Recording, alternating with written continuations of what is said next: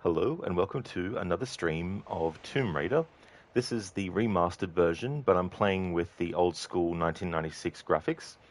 This is the complex jumps and movement challenge playthrough. We're up to the city of Khamun, and so we're in the Egypt levels, and we'll be finishing the game in this stream. We've only got the Egyptian levels and the Natla levels to go. Hey there, Ave! Now this is an early stream. It definitely is. Tom the Braider was like, no, we need to jump up and do it now. Quick, quick. How's it going, Ave? Hey there, Starlight. How's things been? Hey there, Code. How's it going? Hey there, Max. How's things, dude? Good morning to you as well, Max. Indeed, Starlight. Yeah, Tomb Raider. Need to grab this while it's still $9. That's a good price. That's really good. Back when these games originally came out, they weren't called DLC at the time, but these remastered versions, you also get the expansion slash DLC that were made for them. So it's good too in that way. That's right, Ave. Tom the Braider on the job. Absolutely. There's lots of hair to braid. Hello there, Sona. I hope things are going well. Code a very early morning, 2 a.m. Wow, so it's 2 a.m. for you? Definitely very early then. Or late, I guess, too, if you've been up for a long time. I hope things are going well, Code. Hey there, Lucinda. Good morning. How's things? So for those who don't know what the complex jumps and movement challenge means, that's the long name for the playthrough. The short name is complex. So essentially, it's a playthrough where when Lara's jumping to a ledge or jumping at a ledge to grab it, she can't just stand square face on with it. So for example, Lara can't just stand square like that on with it and do the jump. So she has to be on an angle. It doesn't have to be a very specific angle, just as long as she's not facing square on with what we need her to jump to. So for this instance, we would just move like that and then go there and then jump like that on an angle. Things like this, which are something Lara can vault over, I can't do that. However, Lara can step over things. So for example, if we look at the slope here, it's low enough that from this angle, Lara can just walk forward and she'll go on top of it. That's okay. But actually vaulting over stuff that is at least waist high, can't do that, have to actually jump at an angle onto it. In combat, there's no restrictions. So let's say there's enemies and Lara is jumping around. It's okay then if she jumps to a ledge while shooting enemies. But when there's no enemies, I can't just have her pull the guns out and be like, I'm in combat, and then just game it or cheese it. I can't do that. So it has to be only in combat when there's actually enemies that Lara can do things without restrictions.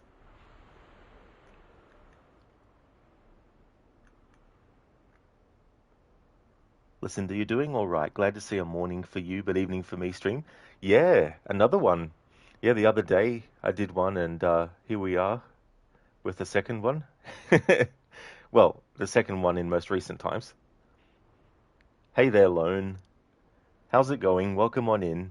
Thank you very much, Lone, for the 10 stream streak. That is excellent. Thank you so much. Starlight, you've been playing a lot of 7 Days to Die. Your husband and you tried a tier 5 POI and had your asses handed to you, but it was so fun since it was a bunker with intercoms working, saying shit like, remember a protected bunker is a safe bunker. Together we can survive the apocalypse. That's a shame though that you got your asses handed to you. Like I imagine that could be very, very annoying. But that does sound like fun. You gotta love messages in games like that. Code coffee, bread slices with sausage, cheese, and pickled cucumbers and chili. That definitely sounds like a great, well, I guess it could be considered breakfast at 2 a.m. Exactly, Max. Lara be blasting. I mean, if all else fails, just pull out the guns. Lucinda, at 7 p.m. your time, which is when you're usually watching streams after work and dinner. That is true. Yeah, that's the thing about time zones and things like that. Avi, by the way, Rod, I don't know if you said, but you finished a Plague Tale Requiem and you don't know what to say. It literally broke you. You felt like an empty shell the rest of that day and the entire following day. I do not blame you, Avi. Like, there's a lot of onions that get in my eye at the end of that game. And it's one of those games too where it's very hard for me to do two playthroughs in a year. Because yeah, it's like, and then when you replay the first game again, it's like, but that's great that you finished Requiem, and the prequel to Innocence and Requiem's coming out soon, and the character of Sophia that's in Requiem, she's actually the main character in the prequel called Resonance: A Plague Tale Legacy. Starlight, it was fantastic. They were naughty recording people turning tut tut, wondered why the bunker didn't survive. Yeah, it probably became a thing of, work together and potentially everyone survive, or fuck everyone, everyone for themselves. Hey there, Not Fry. Welcome on in. Earlier stream today, huh? Absolutely. Another earlier stream. That is true. How's it going, Not Fry? Yeah, you're gonna 100% it, but you ain't touching that for the rest of the year. Yeah, it's, like you spend so many hours, you know, across the two. Oh yeah, you saw that. Pretty cool. Not sure what you feel about it though, as the gameplay gives you more AC Odyssey than a Plague Tale. But you have faith in the story being good, great nonetheless. That is true, are they? It's a real big shift that they're doing, and they're also going into the realm of like Tomb Raider and Uncharted, as well with the traversal and things like that. So yeah, fingers crossed that it'll still be a good game. Listen, to turning tut tut, is that a phrase you're not familiar with? It's, what I think about is like when someone is like tut tut tut, as in kind of thing. Not Fry, not too shabby. Trying some Black Ops 7 zombies. Oh, nice. That's good, Not Fry. And so, how's that game going?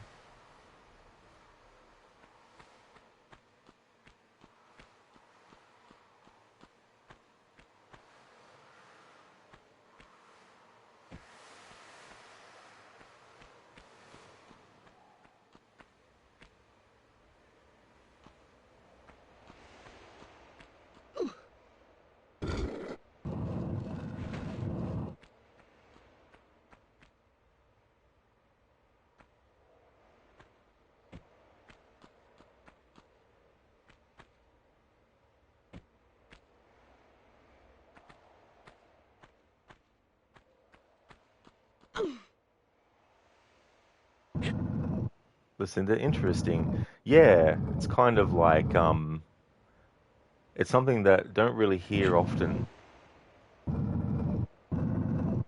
Pretty good, Not Fry, surprisingly. Oh, that is good. I mean, that's the thing too. Like with Call of Duty being like one of the longest running franchises as well.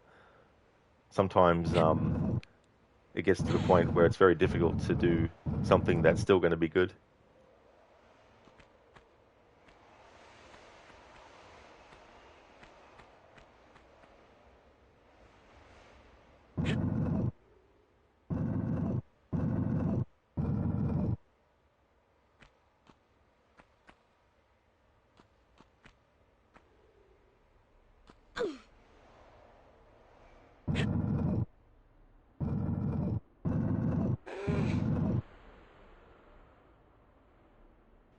Sona, Kowakujo's boss is brutal.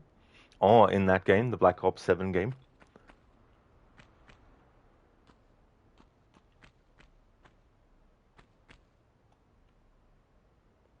You'd lie if you said Sophia was your favorite character in the game. She got you stuck a couple of times, which broke the stealth. It was irritating, but oh my god, Anna Demetrio played her really well. Really made her feel like a responsible guardian, somewhat looking out for those crazy kids. That is true, are they? Like that conversation that she has with Hugo and Amicia on the boat after that big event happens. Like that's one of my favorite scenes with Sophia because it really shows that she actually gives a fuck about them and that they're not just some kind of like, burden, but she's not going to put up with any shit as well, so she's wanting to make sure that they understand just how, severe things are. And Anna will be coming back as Sophia for the prequel as well, so that's really cool too.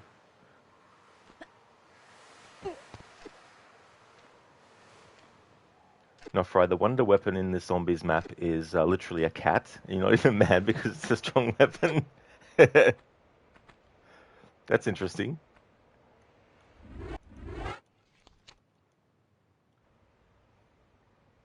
Yeah, that scene was great. That is true, some great acting in that scene too.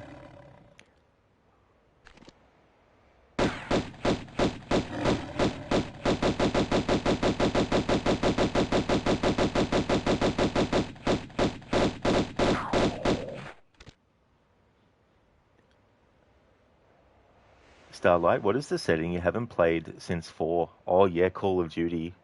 Yeah, the last one that I played back when it was new was Call of Duty Modern Warfare 3, the original one. Avi, that's good. It would be insanely stupid to get a new voice actor for Sophia, even if it's like 15 years before. That is true, Ave, And there's several things in A Plague Tale Requiem about her character that is still a bit of a mystery. So it's going to be interesting in the prequel to actually see the things that led to certain, decisions that she made, to not kill and, unless it was absolutely necessary.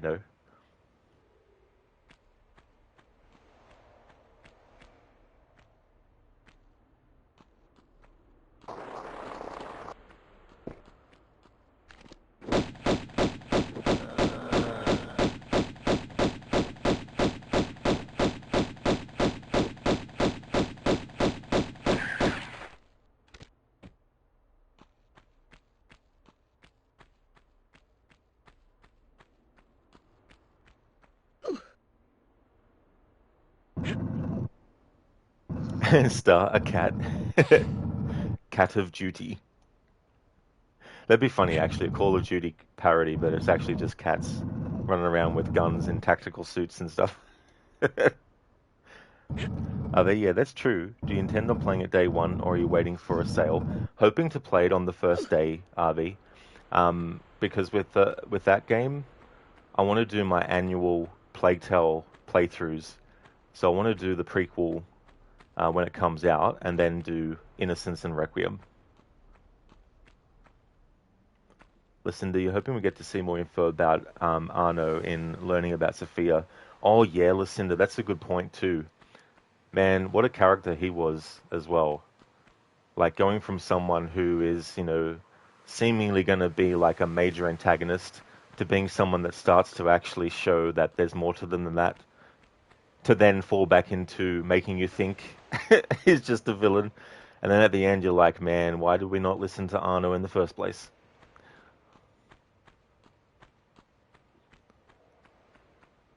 And that, well, I like to call him cunt.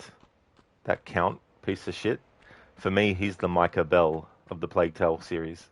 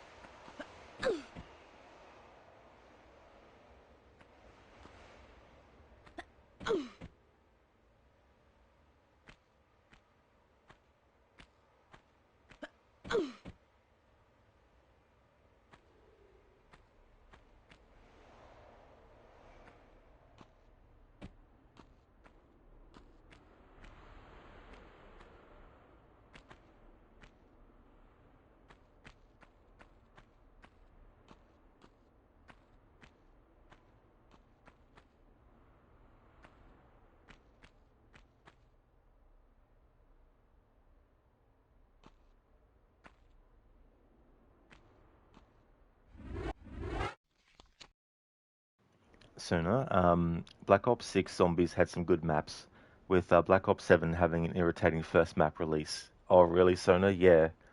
I mean, that's the thing about those games with the multiplayer. The level design and that would be one of the top things that players expect to be top notch. They are nice. Looking forward to that. Me too, are they? It's definitely cool when there's a series and you want to play them in like the timeline order, even if the release order is, the other way around. Listen to, yeah, exactly. There's a lot of character in that NPC. Absolutely. Oh, yes. Like, oh man, if only he got killed the first time you see him. Like, but we wouldn't have a story in the way they wanted to tell it then. Aveo Arno was such a good character to me. It sort of felt like he played a father role to Hugo and especially Amicia needed in their lives at that point in time. That is true, are they? And it's not one of those forced things either, where it feels like they do it just because they need a trope. You know what I mean? Because Hugo genuinely takes Arno at the value that he sees in him. You know what I mean? Because Hugo's the first one out of him and Amicia to actually accept Arno's help as well. But it's understandable from Amicia's side of things, because she's older than Hugo is. So Hugo still has that kind of like, innocent mindset of, which is, surprising considering all the hell that he's gone through even in the first game, and all that kind of stuff. You have more respect for the disgusting Grand Inquisitor than the damn Count. One thing that disappointed you is that the Countess just disappeared in a swarm of rats. You wanted to see her get ripped to shreds. That's true, Ave. Yeah. They're like, well, we can't show this. Maybe there was some kind of limit. Because with ratings for movies, I know that sometimes just a few seconds of a shot is enough to make a rating go over the rating they want, so they have to trim things or be very selective with what they show and when. Lucinda, that's right, spelling. You couldn't remember Arno. Oh, that's all good, Lucinda. I definitely knew who you were meaning. Hey there, Ryu. How's your day going, dude?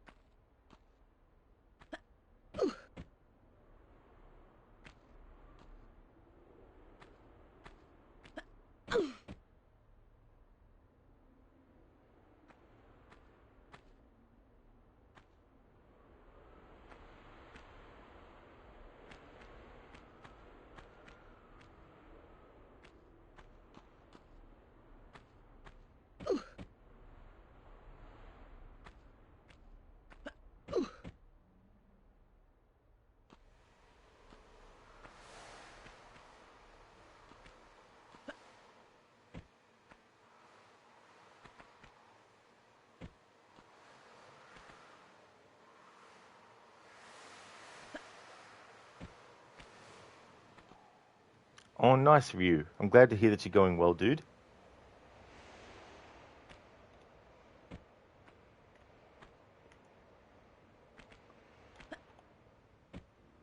Okay, so Lara won't actually grab. Oh, now. Okay, good. There we go. I finally got it.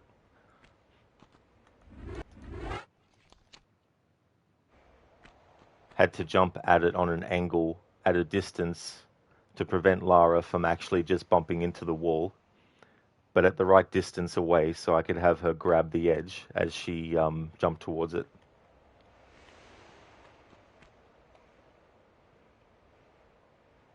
Glad to hear that things are going well, Ryu.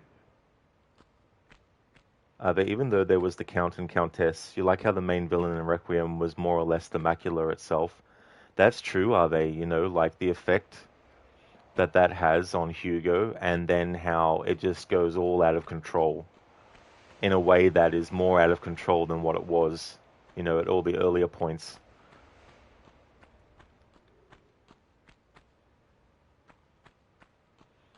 Because that's the thing, in all of it, Hugo's a victim. He's not, at fault because it's something that is beyond his control.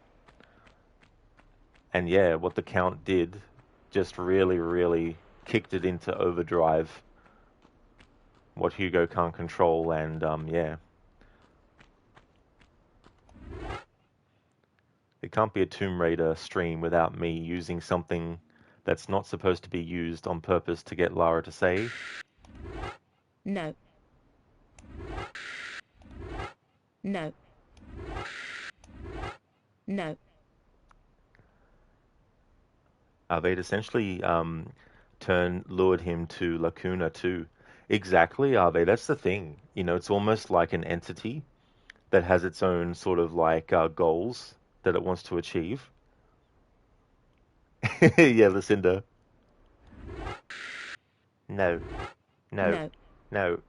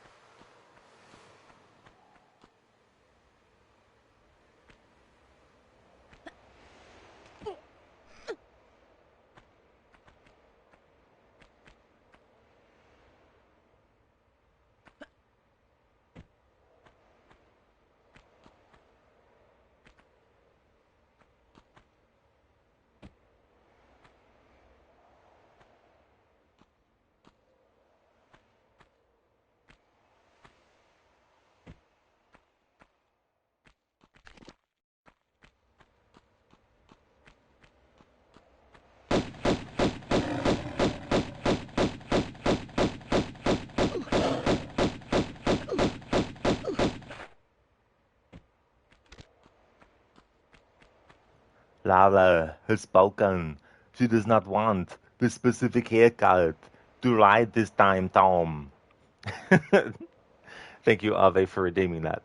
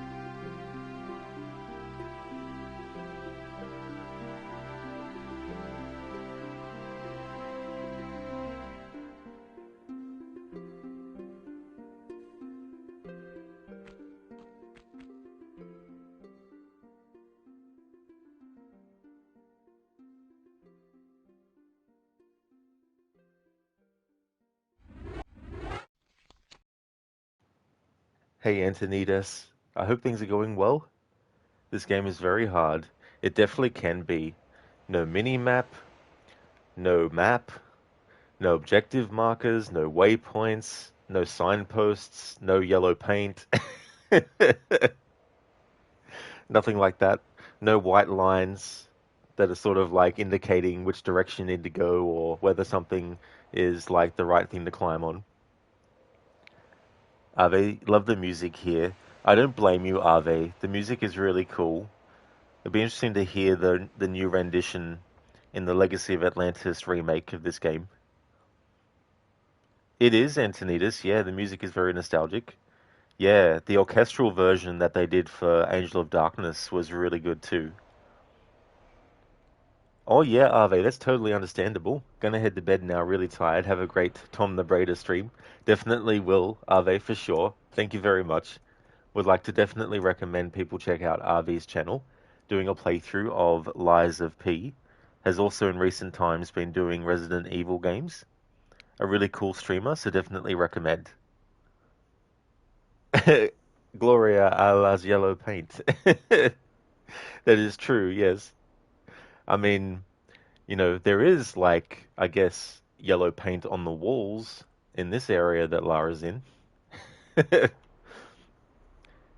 That's no problem at all for the shout out, RV. That's all good. I hope that you have a good one. Get some good sleep. Antonidas, am I into JRPGs? I think I asked you this before, but I forgot. I haven't actually really for a very long time. I mean, when I was younger, I really liked Secret of Mana, for example, and also a game that in some places is called Illusion of Time, but it's mainly called Illusion of Gaia, for example. Um, Secret of Evermore, I really like that. Although that was developed by the Western division of Squaresoft back in the day. So I don't know if you would count that one as a JRPG. Um, but in terms of like more kind of like, I guess, modern ones over the years, haven't really delved into that too much. Would you consider the Yakuza games a JRPG? Um, haven't played any of those before. There's also Shenmue as well. I haven't played those. For this challenge, because what I need Lara to jump to is way too high for her to reach it by doing a angled standing jump and grab from a standing position or even from a run and jump. This is an exception where I can have Lara jump on the spot and grab something above her head while facing square on with it.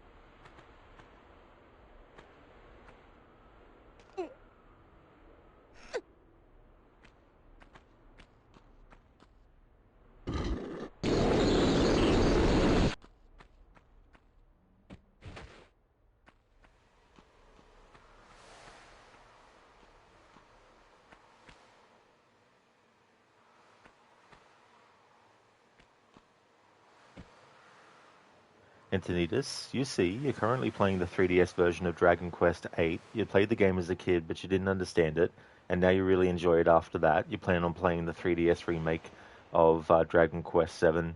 That is cool, Antonidas. It can be a surreal feeling too when you revisit a game that you played as a kid, and it's been years and years since you have played it last. And there's things that you recognize and notice that you hadn't before.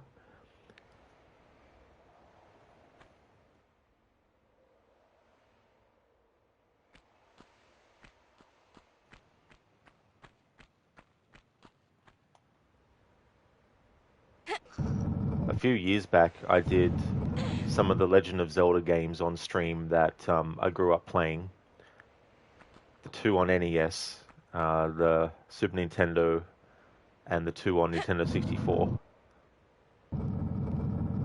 And it had been like 10 plus years since my previous playthroughs of those. Even longer, probably, for the NES ones. And so it was really surreal replaying those ones.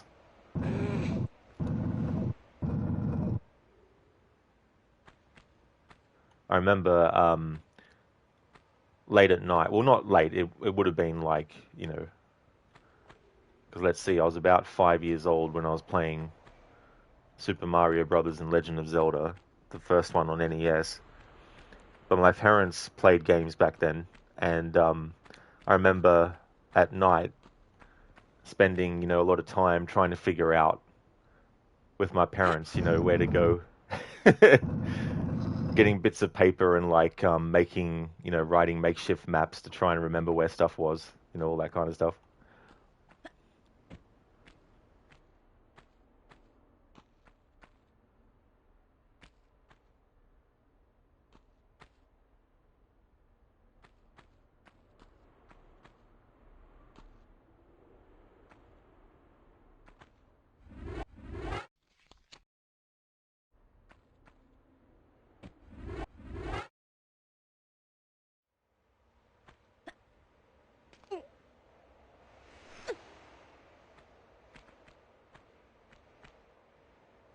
Oh, it really was, Antonidas. It was lots of fun.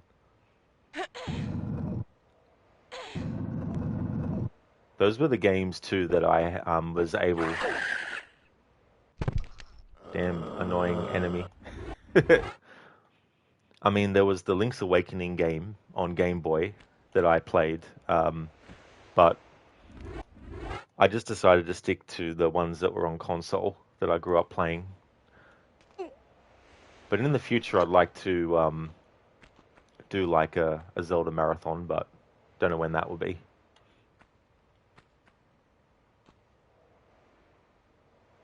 All right, let me see with other weapons. All right, so we've got the magnums.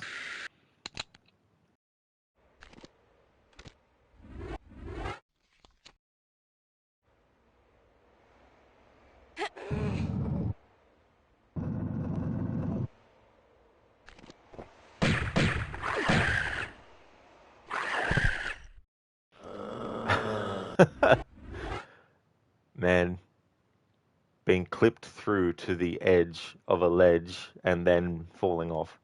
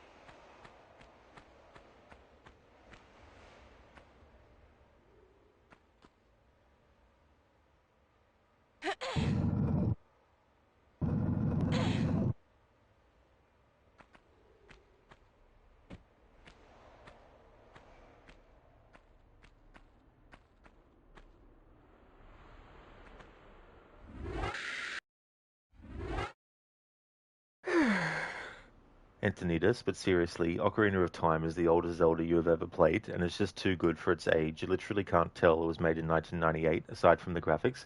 Oh yeah, Antonidas. The atmosphere in that game, I remember for the first time going through the Lost Woods, you know, And plus the soundtrack is just chef's kiss too, as well. One of those soundtracks that once it gets ingrained in your memory, you never forget it.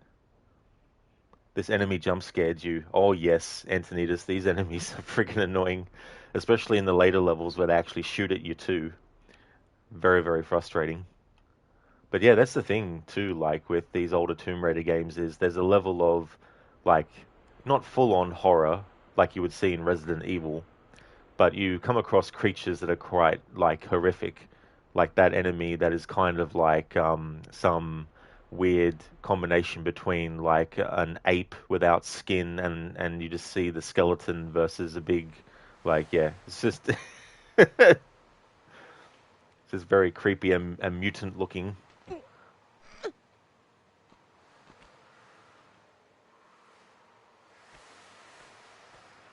So this is an example again of a jump where we can't do an angled jump or running jump to grab the ledge up the top there. So Lara, in this instance, is allowed to be square on with it and then jump up on the spot.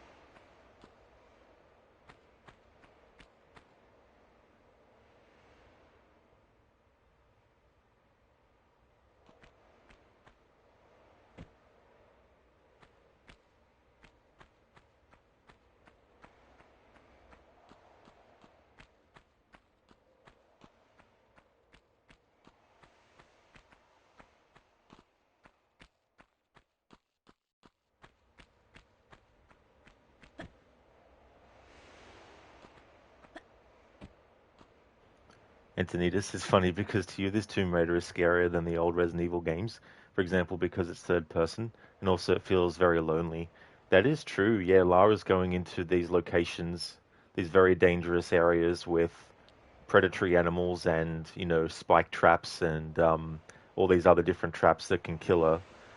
And because there's not like constant music happening, and just like the ambience and the eeriness of things like the wind howling and stuff that you can hear, and also like the caverns with the dripping water and the echo and everything like that. And they really make it feel like Lara's going into a very sort of like kind of lost or forgotten kind of location, because in a lot of ways she is going to those locations, but with no backup or anything like that. There's no Zip, there's no Alistair, there's no other characters that she's talking to constantly, things like that. So, be interesting to see how much of that the remake coming up will actually do. Because Anniversary stuck to that kind of thing, which was the first remake they did.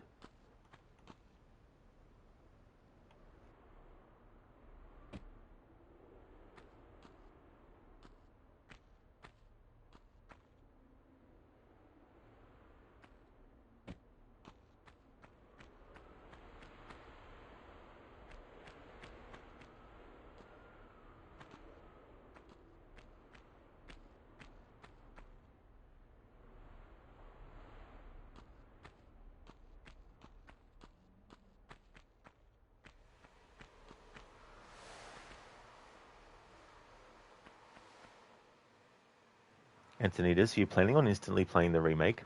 Well, that's the thing. Like, I'd love to, so I'll have to wait and see, like, with the timing of it.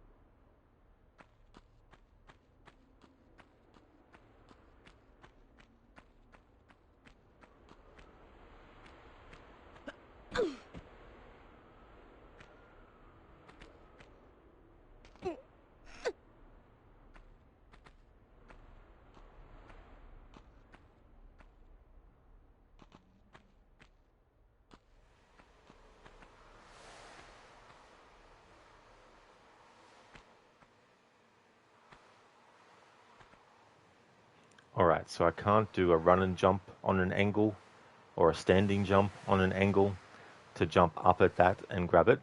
So I'm allowed to have Lara stand square facing it and then jump on the spot and grab and pull up.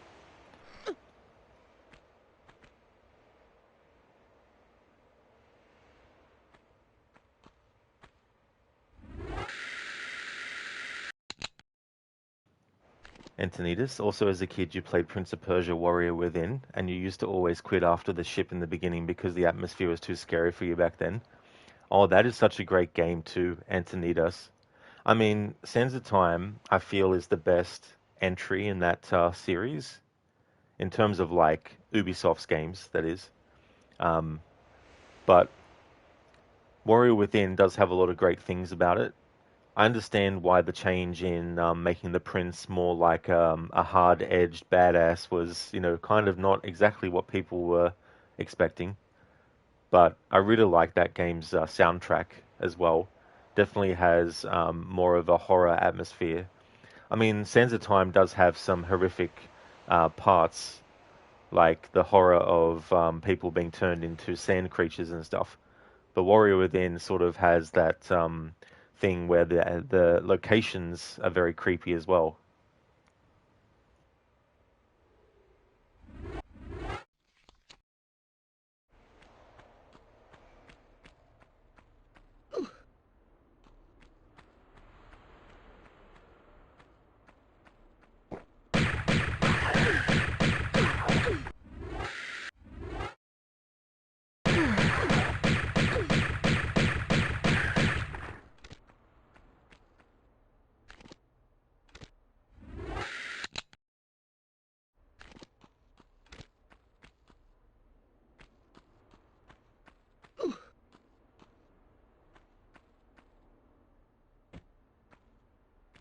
So again, we have a wall here that we can't do an angled jump at to have Lara grab the top of the edge of it.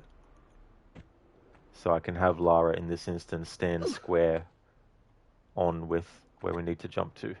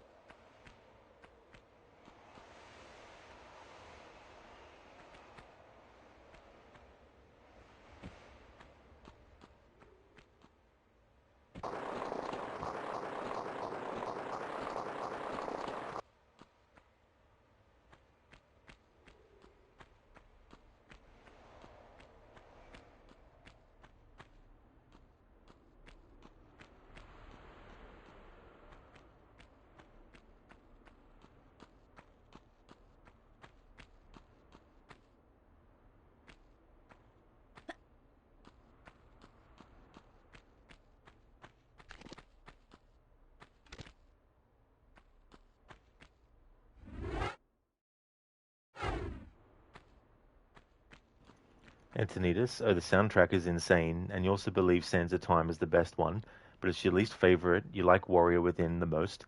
But the Two Thrones is just special in a very personal way to you. So the Two Thrones wins first place to you, and the Prince is best written there, in your opinion. Very nice, Antonidas.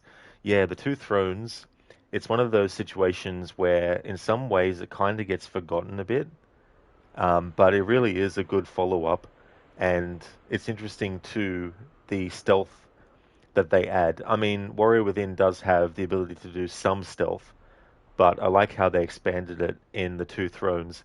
And then when you take a wider view at the fact that Ubisoft was working on another Prince of Persia game around the same time, which of course 2 years later became Assassin's Creed. Well, it didn't take 2 years for it to become Assassin's Creed, but they changed it into what we got in 2007, which was Assassin's Creed. But you can definitely see the seeds that were being sown for what they wanted to do for the next Prince of Persia that ended up being Assassin's Creed. Sona, thank you very, very much for the 25 stream streak. That is excellent. Thank you for that.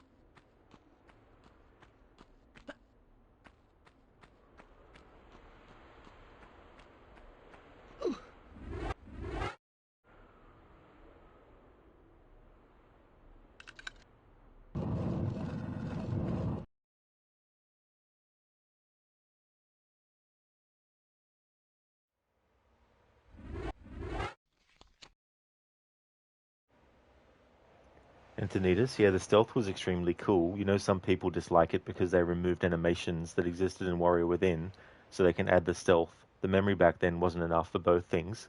On what platform are you currently playing this game? Yeah, that's the thing too, when there has to be something, sacrificed in order for some new mechanic to be utilized. And the thing about the Two Thrones as well that I liked was the duality of the Prince and the Dark Prince, where it was kind of like all the emotions that were negative that the Prince had that came into like some kind of twisted version of himself. But it started small and subtle before it started to overpower. So this is the remastered version, but I'm playing with the old school graphics, and this is on the PlayStation 5. So this is the PS5 version.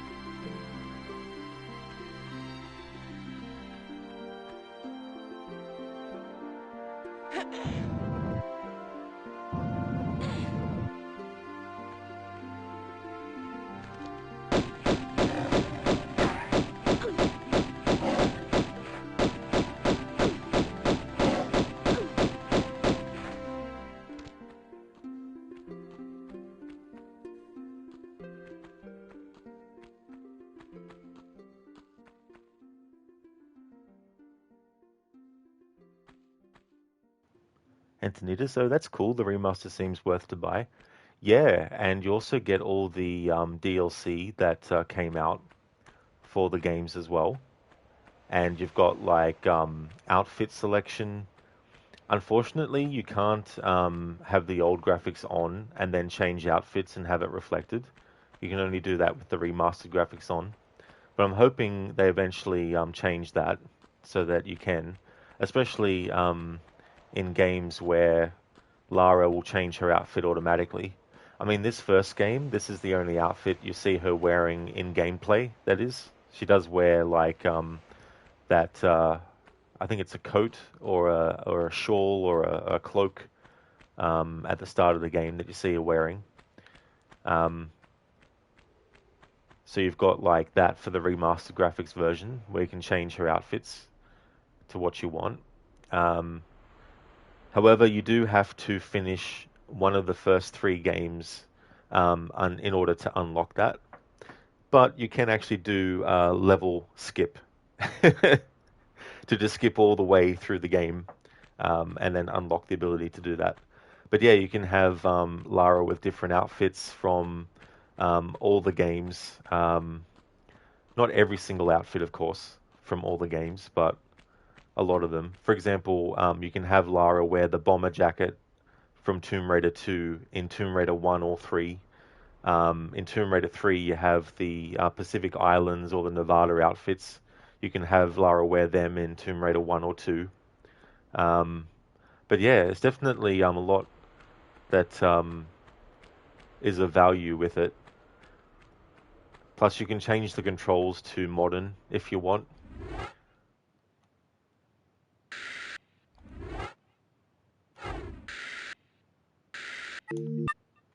I've got it set to tank controls, so you can change it to modern controls. You can also toggle on or off an icon to appear on the screen or a prompt to let you know if something can be picked up or if something can be interacted with and stuff. But I've got that turned off. And you can also turn the health bar on for enemies too if you want to have that visual guide to let you know if you're close to killing an enemy or not. But I keep that stuff turned off for myself.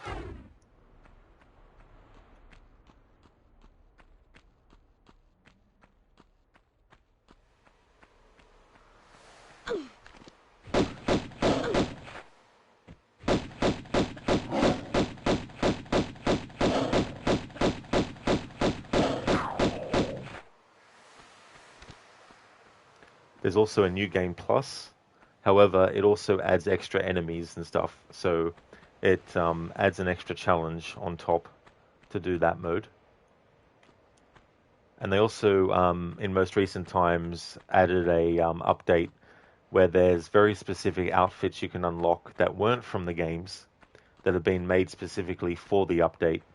But there's various things you need to accomplish in the games to unlock those, though.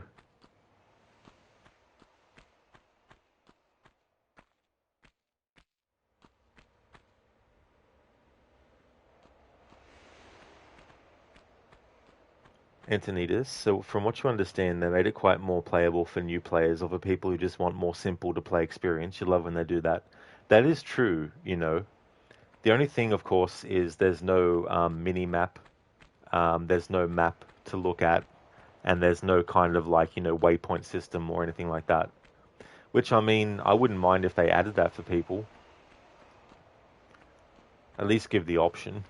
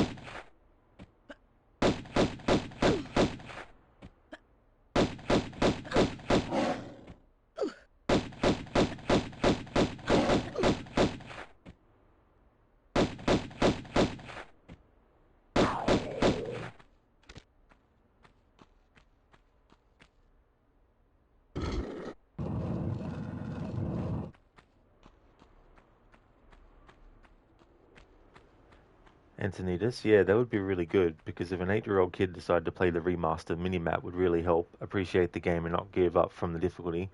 That is true. And then when they get to the point where they remember where to go, then they might, turn the minimap off as well.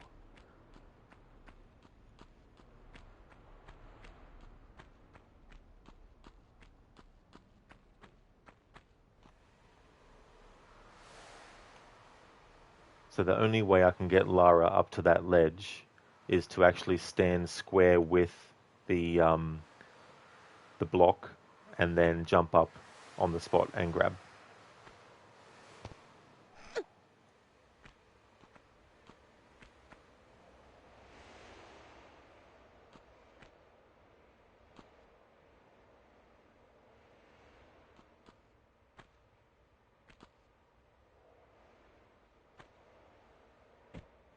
And it's the same for that particular wall too, so we can be square on with it.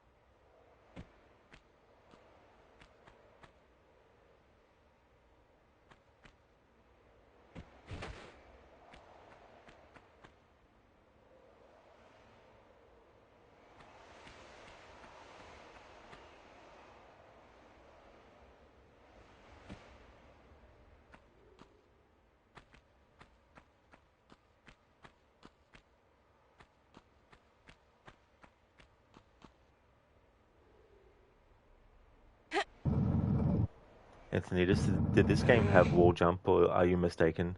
Oh, not this one, Antonidas. Yeah, the wall jump was something that they introduced in Tomb Raider Legend, except it's with the grapple, so Lara can't just free run along the wall like you could in Prince of Persia games, for example.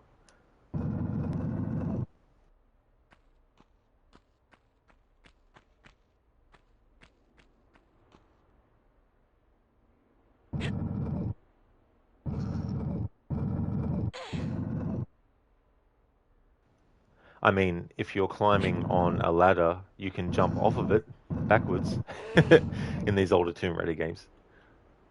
But yeah, you can't do like a wall jump, as in just run up at a wall, kick off of it, and then grab a ledge behind you.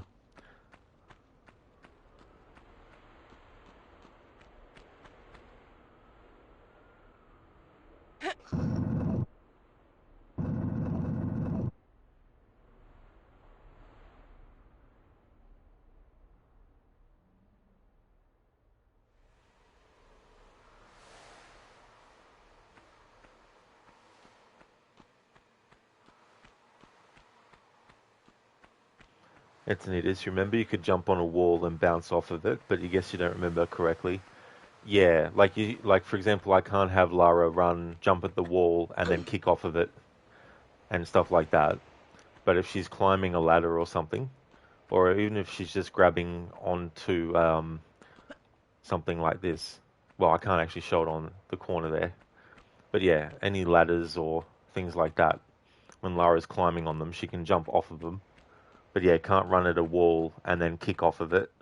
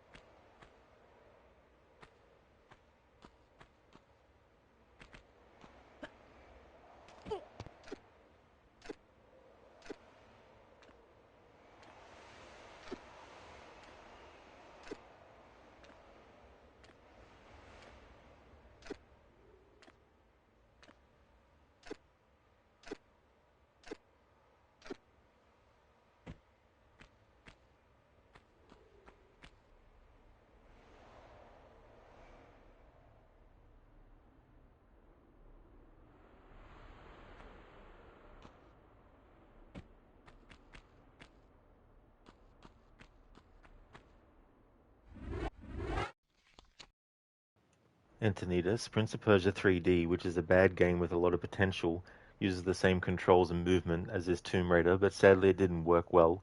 It's a shame because the game looked stunning and it had very good atmosphere, but very bad development events. That is true, Antonidas. Yeah, I remember having Prince of Persia 3D, and I never actually finished it back then. It wouldn't be until a few years back where I did a Prince of Persia marathon that I did. However, I couldn't get that game to run, so I had to do the Dream. Was it the Dreamcast? I had to do the Dreamcast version emulated, which does have differences, of course. So it's not the exact 100% same game, though. But in the future, I'd like to eventually, hopefully, play that. But I think they would probably need to remaster it, I imagine. It was interesting too because it went back to the whole, well, it was still, sorry, it didn't go back to, it was still the whole one-on-one fighting thing.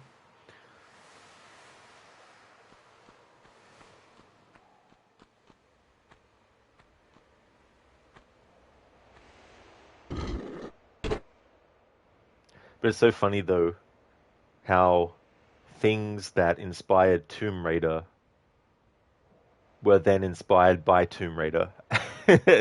Like you say, Prince of Persia 3D had the same controls and movement as Tomb Raider, but the Prince of Persia series existed long before Tomb Raider, coming out in 1989, the first Prince of Persia game.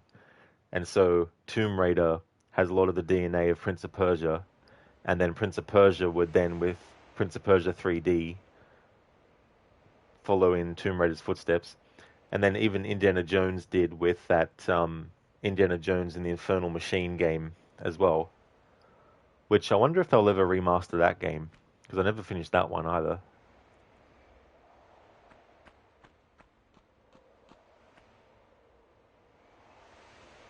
I don't know who would own the rights to that game though.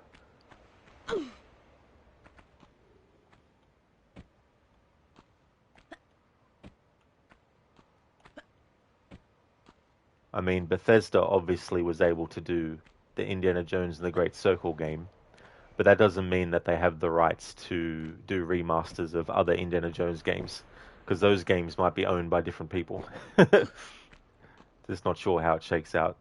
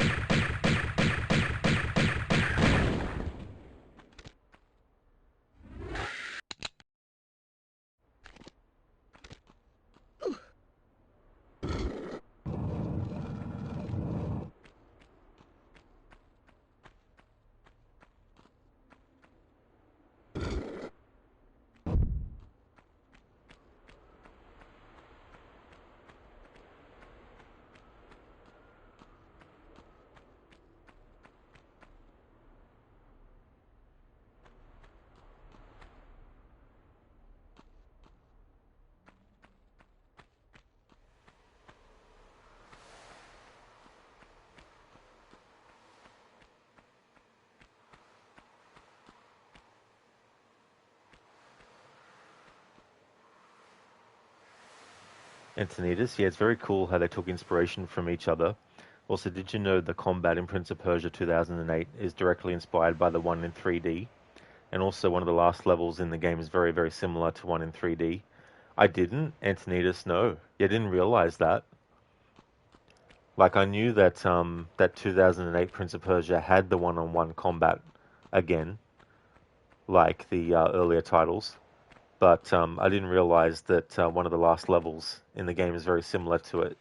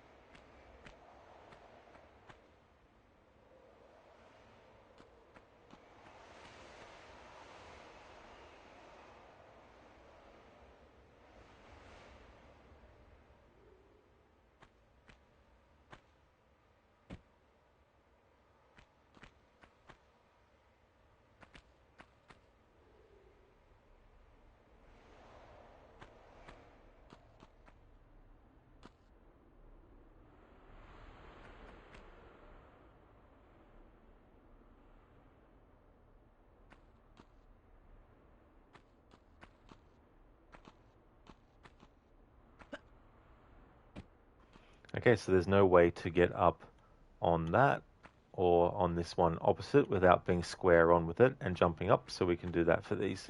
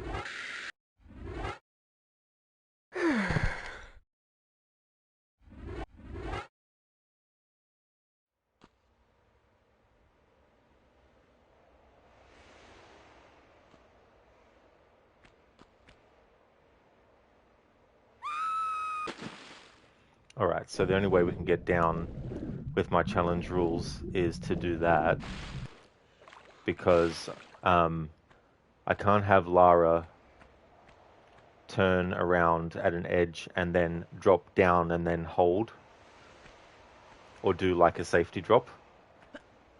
I can only do that if there's absolutely no other way to get around anything. Be right back.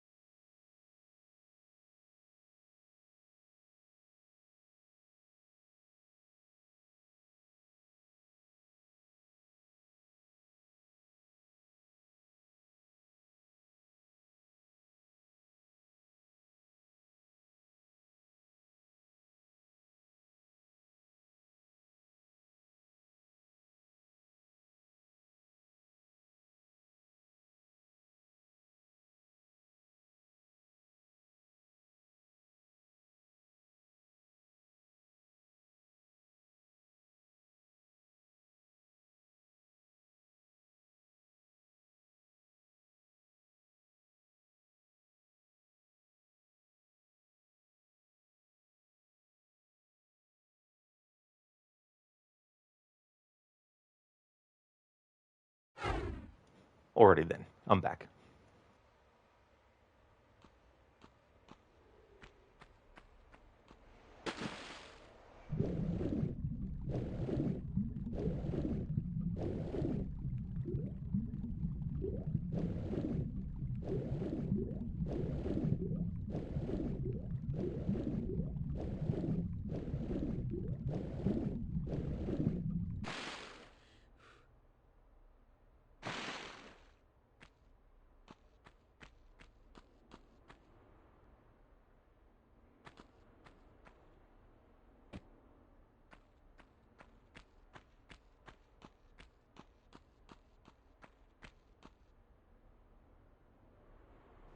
Thank you for the welcome back, Lucinda.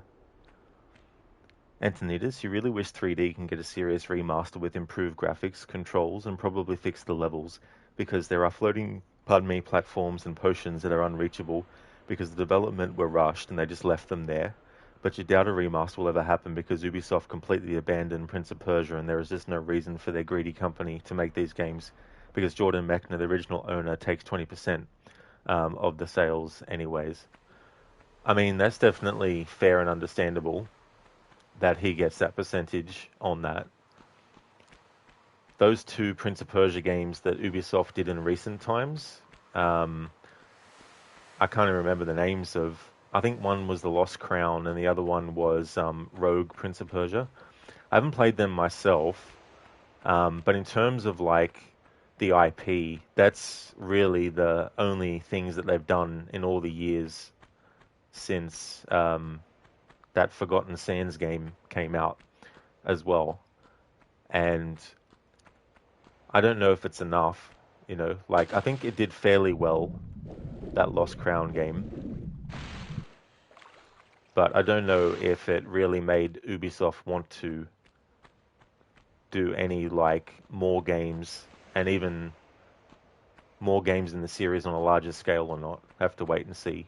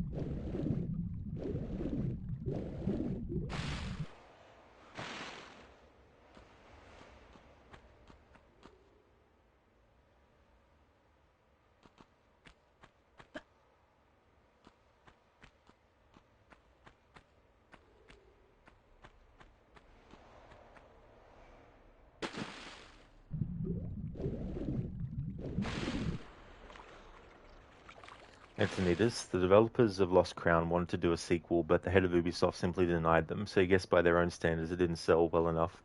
Yeah. I don't know, I mean, the thing is too, like, they have had the IP for a very long time, and since the biggest things they've done since 2010 was those two games coming out 10 plus years after after the previous one. It's kind of like, maybe they should think about actually selling the IP to someone else.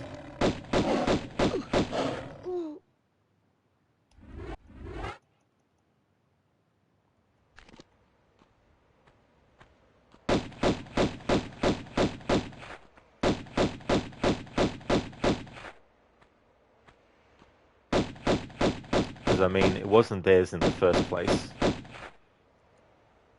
So getting someone else to take over the franchise wouldn't be a bad thing.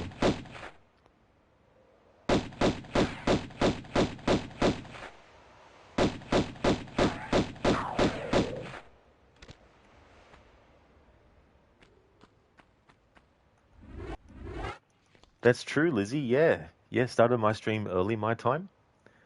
How's things going, Lizzie? Antonita, so that is your dream. Trust you, a lot of studios would be up to taking it. You're sure? That is true.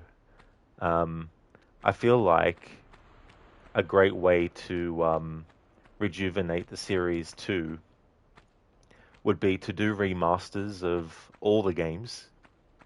Especially too if there was like a Prince of Persia collection that was all the different versions of the original game that had been done, all the ports, all that kind of stuff. So I think that'd be kind of cool.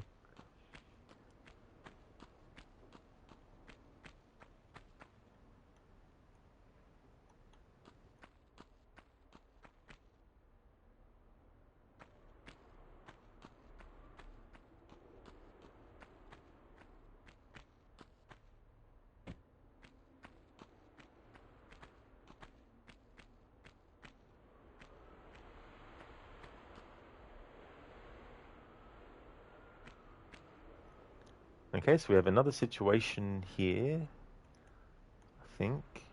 Yeah. So another situation. Hang on, I just want to double check something first before I that.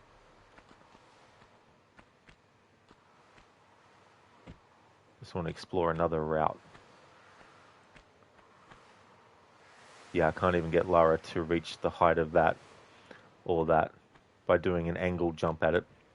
Okay, so this is another example where I'm allowed to have Lara be facing square on with something and then jumping up on the spot to grab the edge of the ledge.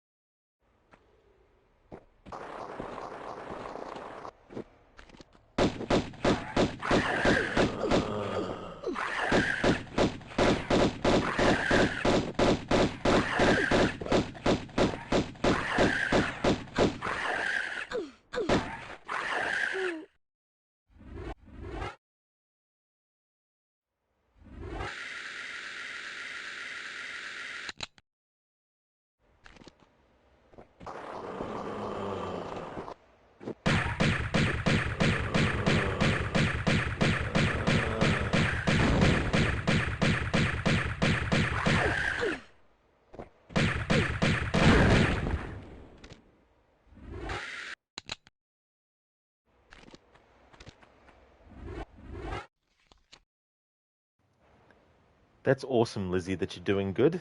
Excellent. Things with me are going well too. Having a good morning. Can't believe another week is almost finished.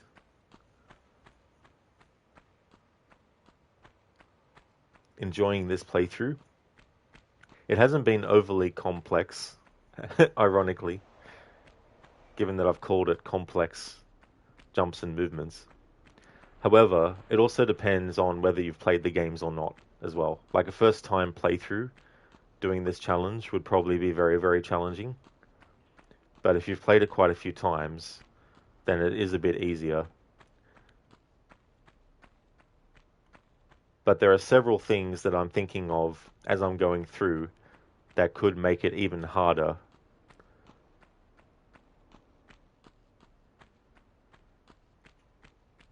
So maybe I could do a future version of this that's more extreme.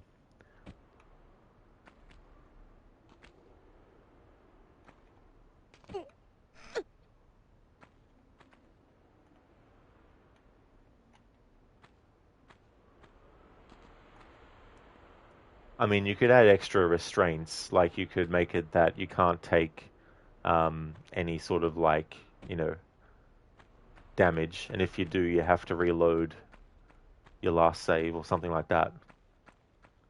But I mean more sort of like adding extra things that I can't have Lara physically do.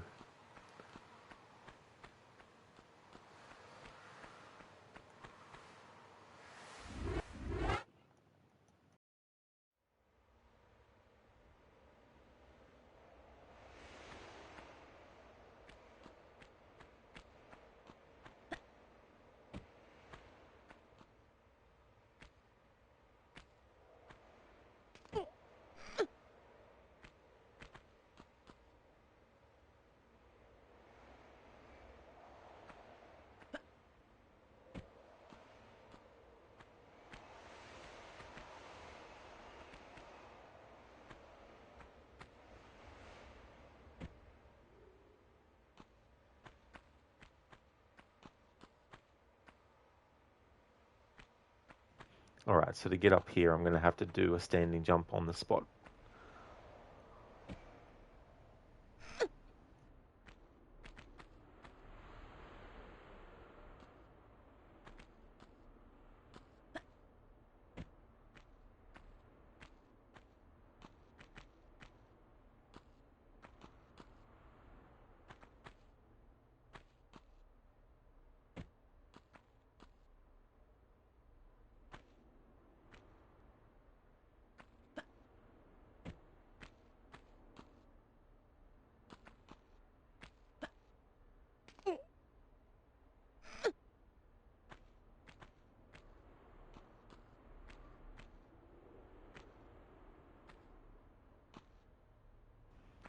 Okay, so I'm going to need to do the same thing for this to get up to where I need to go.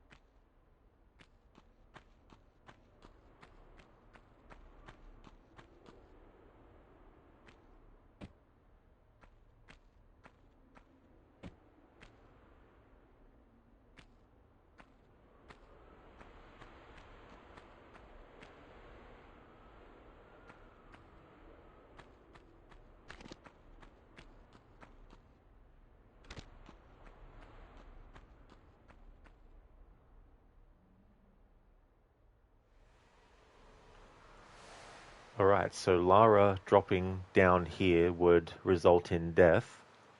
So I'm allowed to have Lara do a jump across to that grey ledge.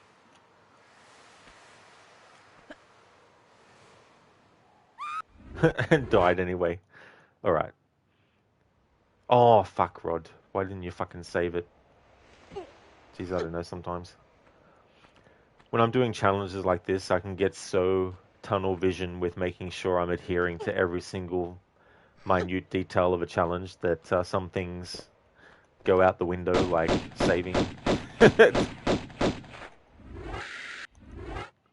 Next time I'll save before I do the jump there at that point.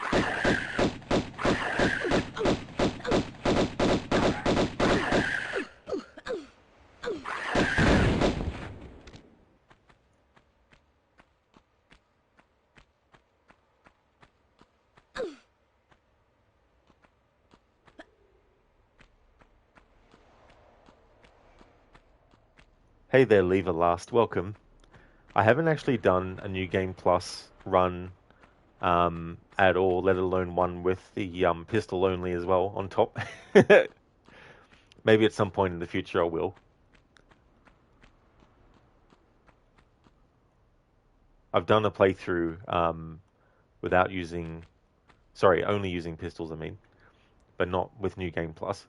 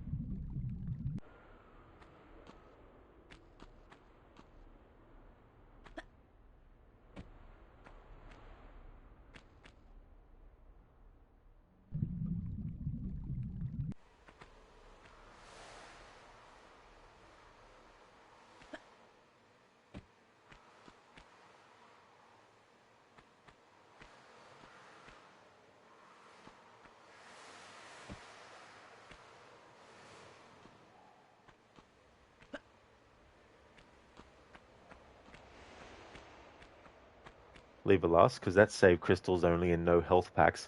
Oh yeah. Yeah, they're the more traditional challenges that have been done with these games, which I haven't actually done no health packs or anything like that yet.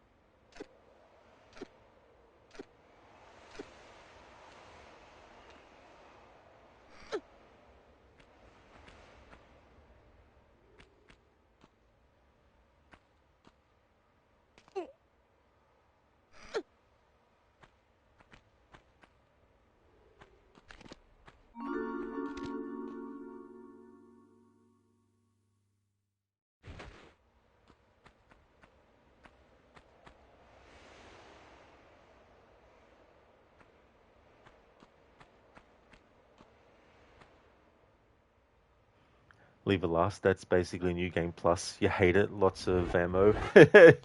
Yeah, that's the thing too, like it's cool to have a mode that actually adds extra difficulty on top if you want to go that route. And it can really make you have to rethink some of your usual strategies too.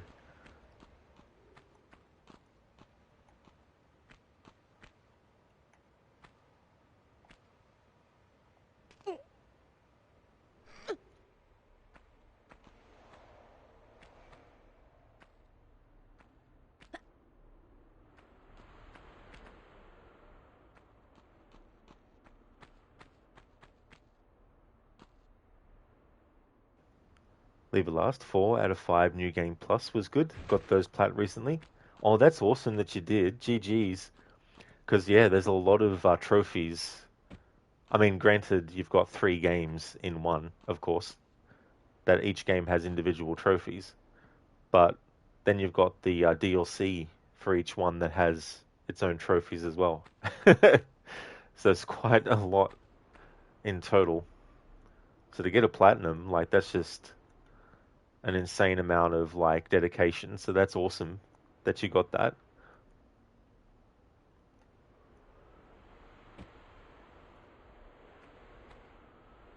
Chronicles you liked a lot.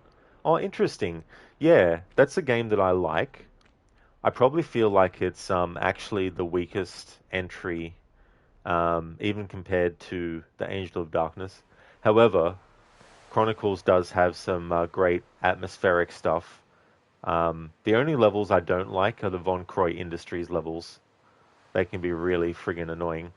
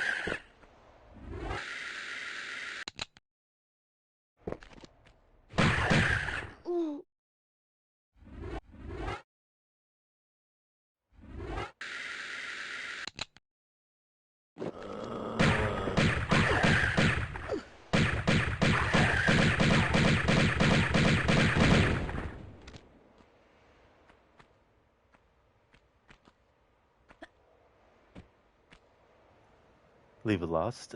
3 and 6 you haven't played yet. Doing 2 at the moment. Oh, very nice. What do you think about Tomb Raider 2? The butler appearing in the nightmare level? Really? Because it's funny when you go to the Croft Manor slash mansion and have like the butler in the freezer. I like in Rise of the Tomb Raider in the Blood Ties DLC. There's actually a journal entry where Winston talks about how Lara locked him in the freezer. I like that callback.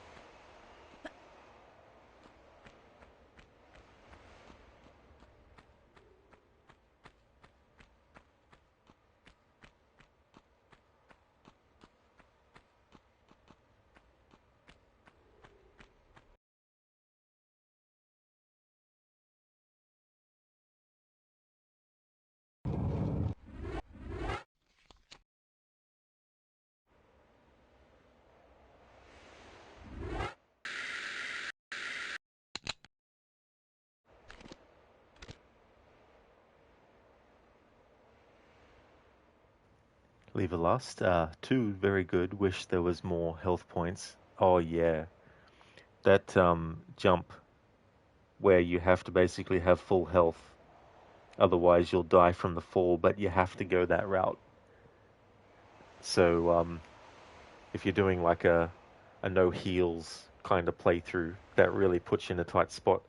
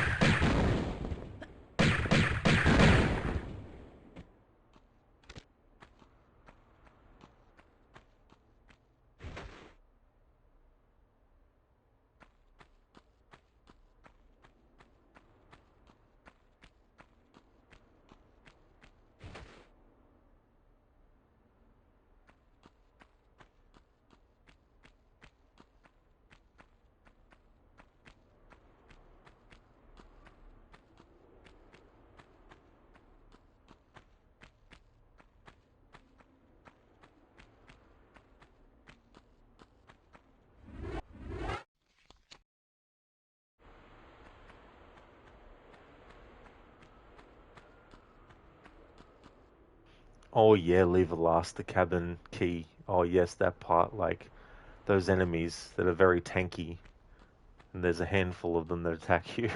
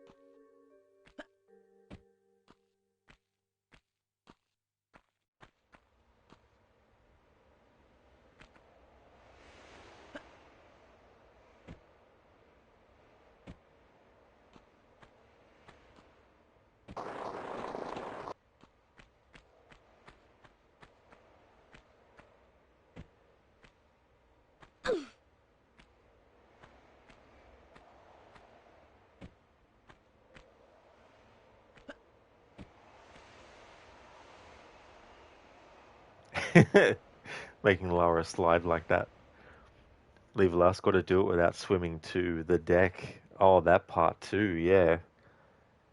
There's so many sections when doing a playthrough like that that would be headache inducing. Leave a last left or right passage. The right one.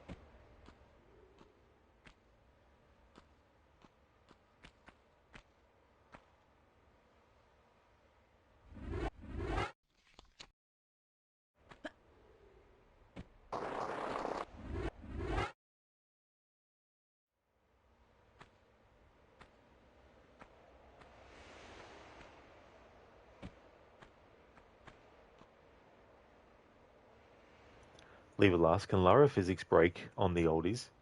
Well, I mean, there's things that you can do, like depending on the top of the structure, like how flat the top of it is, Lara can do this trick where she basically clips and teleports through the structure up to the top of it.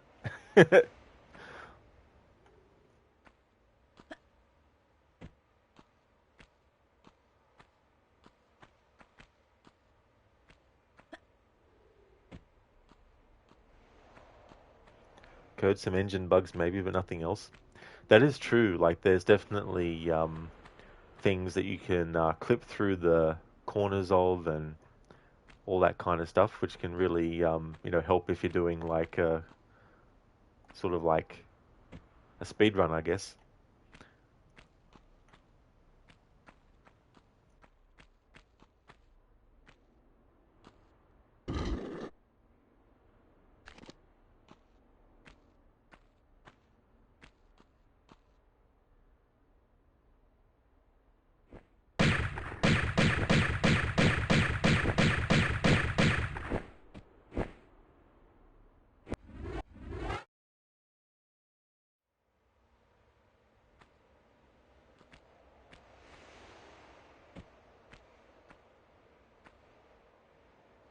Leave it last. You did that in 2 in the Ice Palace. Oh, that part, yeah. Big giant boss that you have to fight in there. Yeah, I mean, I've definitely used it to get out of binds. In this playthrough, though, for Tomb Raider 1 that I'm doing, I can't use that.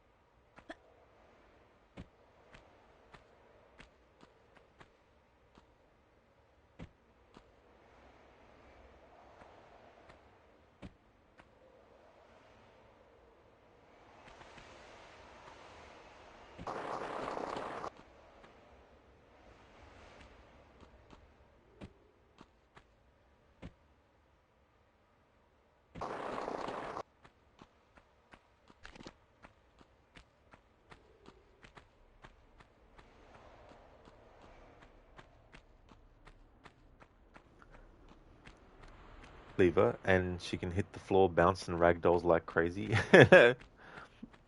Yeah, it's interesting with the remasters. When you have the remastered graphics active and Lara dies, she actually just is motionless and just blinks.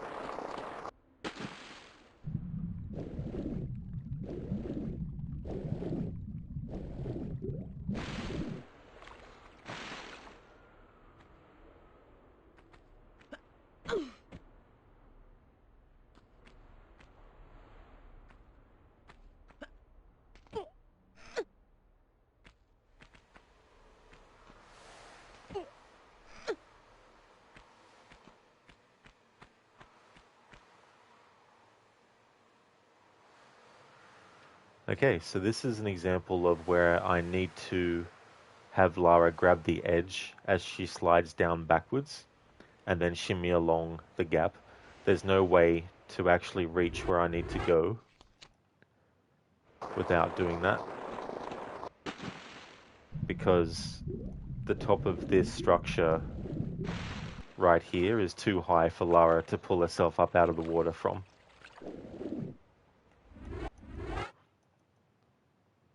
So in this instance, I can have Lara grab the edge as she slides back.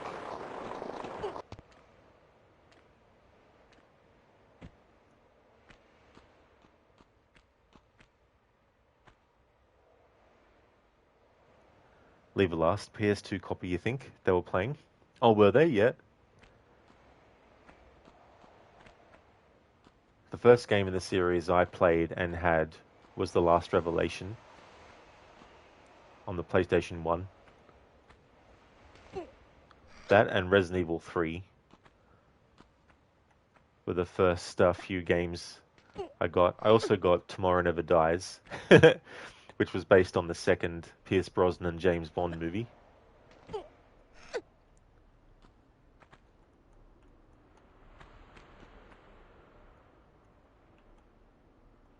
And Siphon Filter was also one of my first PlayStation 1 games I got. That's why my PlayStation profile is Evil Siphon Raider. Evil for Resident Evil, Siphon for Siphon Filter, and Raider for Tomb Raider.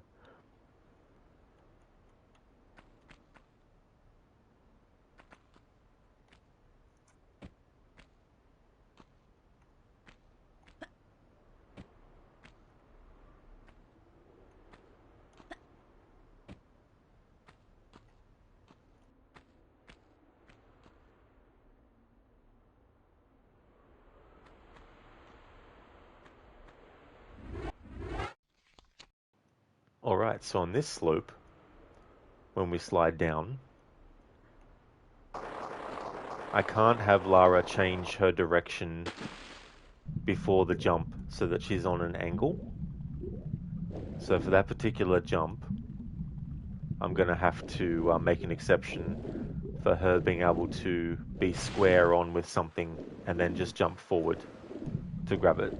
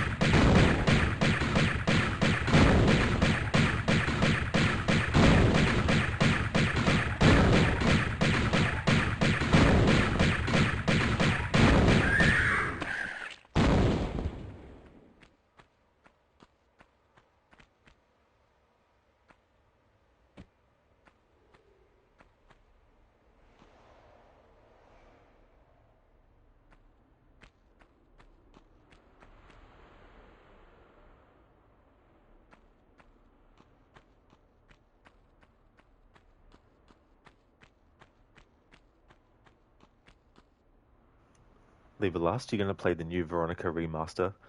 That's the thing. One of the big things about the original that I'm hoping they actually fix is the whole Steve character because he is the most annoying character. I would actually say he's more annoying than Ashley yelling Leon all the time, and also more annoying than Sheva not really helping too much in Resident Evil 5. I would rather that 1,000 times over than have Steve and his annoying voice and everything. So I'm really hoping that they either get rid of him completely, or if they are going to include him, completely revamp his character from the ground up.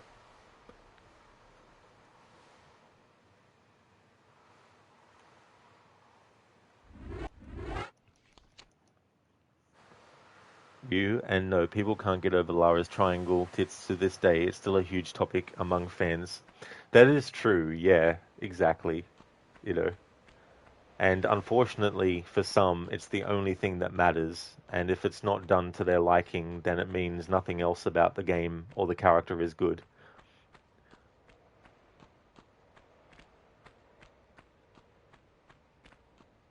Leave Last, did one have perfect jumps? Um, Depends on what you mean, Leave Last. Like, do you mean in terms of like tricky jumps where you have to absolutely be perfect with your timing? Because I'd probably say that the jump from sliding down this slope and jumping forward to grab the edge of this ledge is it requires a lot of it requires the right timing for when you press the jump button to be able to make the distance and grab and hang off the ledge. So if you mean those kinds of jumps, then there's definitely jumps like that in this first one.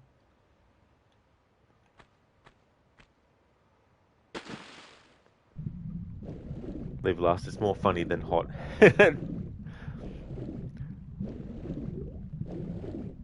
Ryu, who's more hated, Steve or Alice? I mean, I would definitely prefer the character of Alice over Steve. So if they actually brought her into the video games and replaced Steve with her, I wouldn't be, disappointed. I mean, it would make things weird canonically, but it'd be better than having to suffer Steve's annoying thing.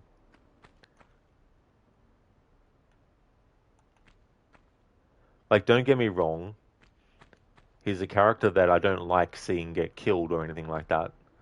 But I just feel like the way that they created his character was just really sort of like whiny and whingy.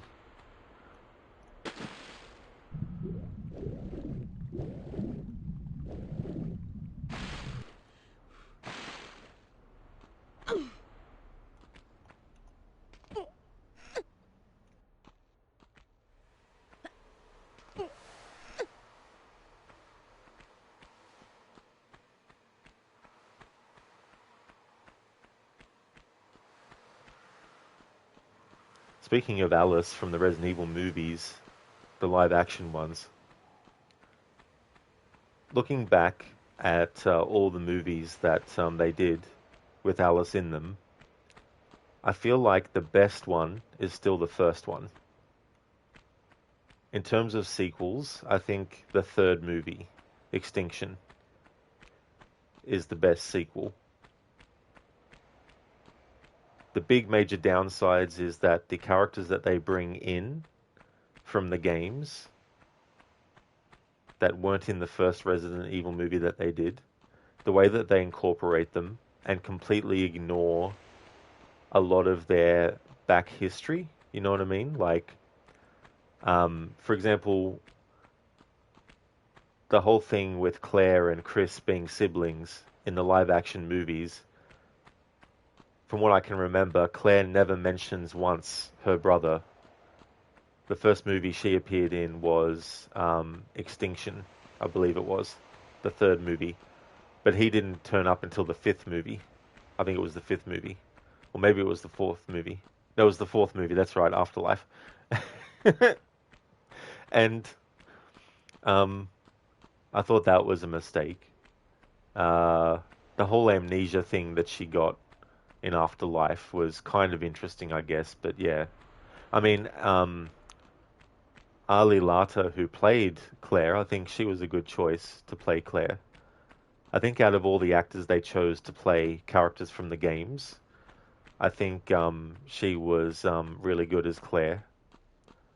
I mean, I can't remember who played Ada in the live action movies, but they did a pretty good job with her character as well. But Leon was kind of like, it didn't feel like Leon. It felt like just some generic character who just so happened to be called Leon as well. um, the actor who played Wesker in the fourth, fifth, and sixth movies, I liked his version of Wesker compared to the one that we see in the third one. Although the guy in the third one, because he didn't really do much, still wasn't a terrible version of the character. But yeah, I think the big mistake when they incorporated the characters from the games is not trying to unify the universes. You know what I mean?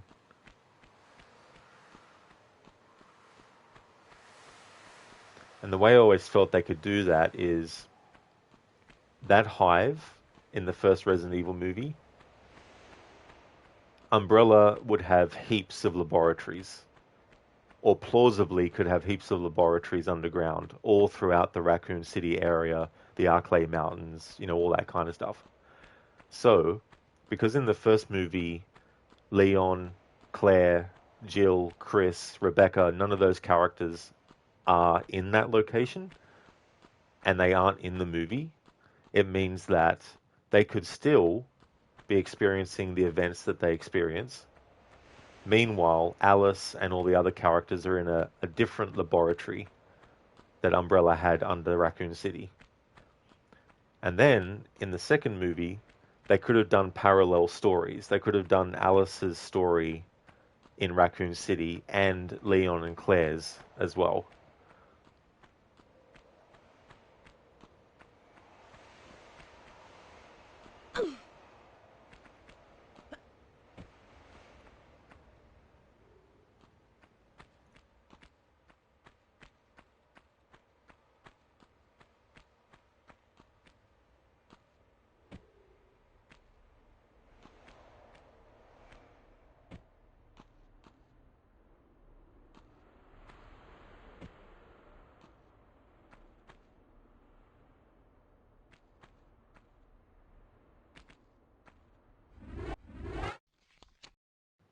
Ryu, to say you like Alice better is a bold claim, but it's well deserved. They had such a solid actress for Claire too, Ali Lata. She could have been Sonya if they continued the Mortal Kombat movies in the 2000s after Annihilation, assuming if Brigitte Wilson or Sandra Hess didn't come back, or if they didn't want to. That is true, Ryu, yeah. Yeah, I think so as well. But yeah, it is a bold claim, but definitely when stacked up against Steve from Resident Evil Code Veronica, I would definitely say that Alice is a much better character and is not anywhere near as annoying or anything like that.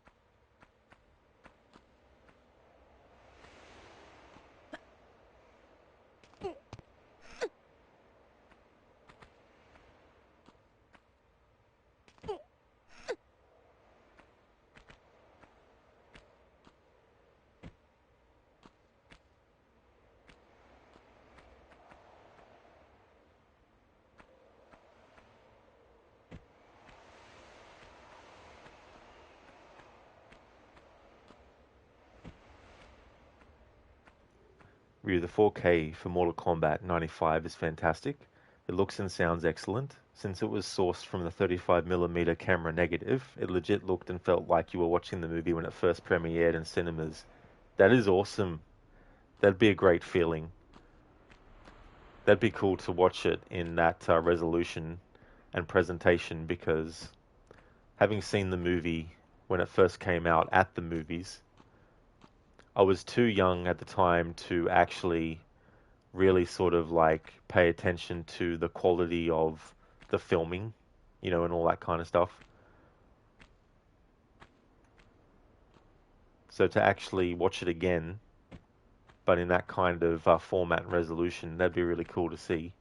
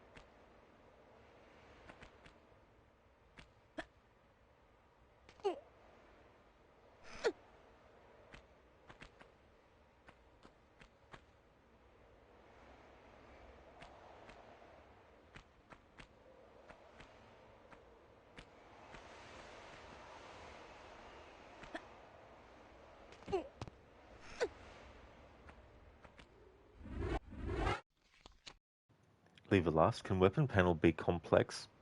Oh, how do you mean leave a last?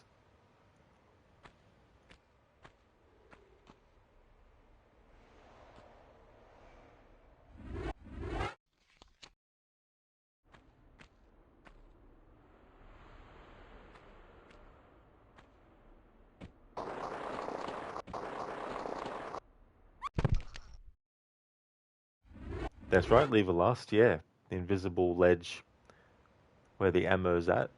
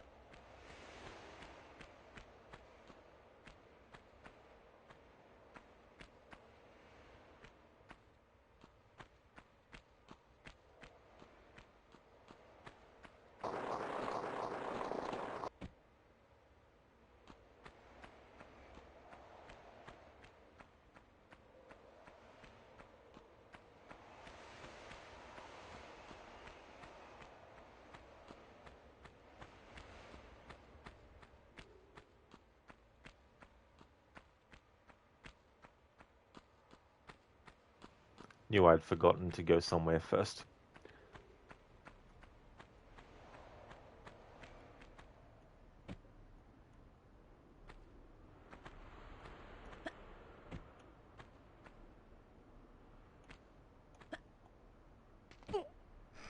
Leave it last. That one took some effort.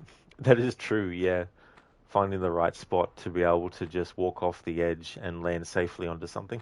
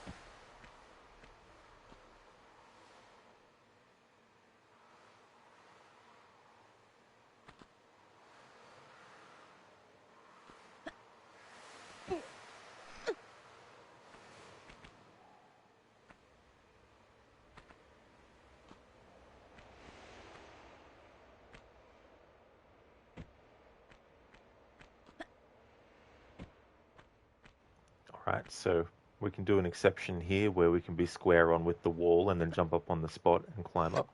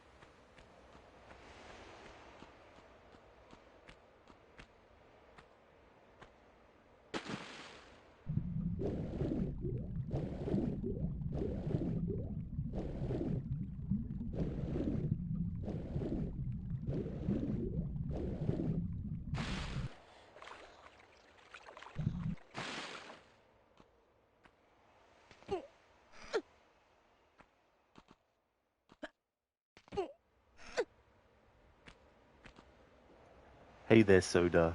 Thank you very much for the 265 stream streak. Damn. Thank you very, very much for that. That is awesome. I hope things are going well.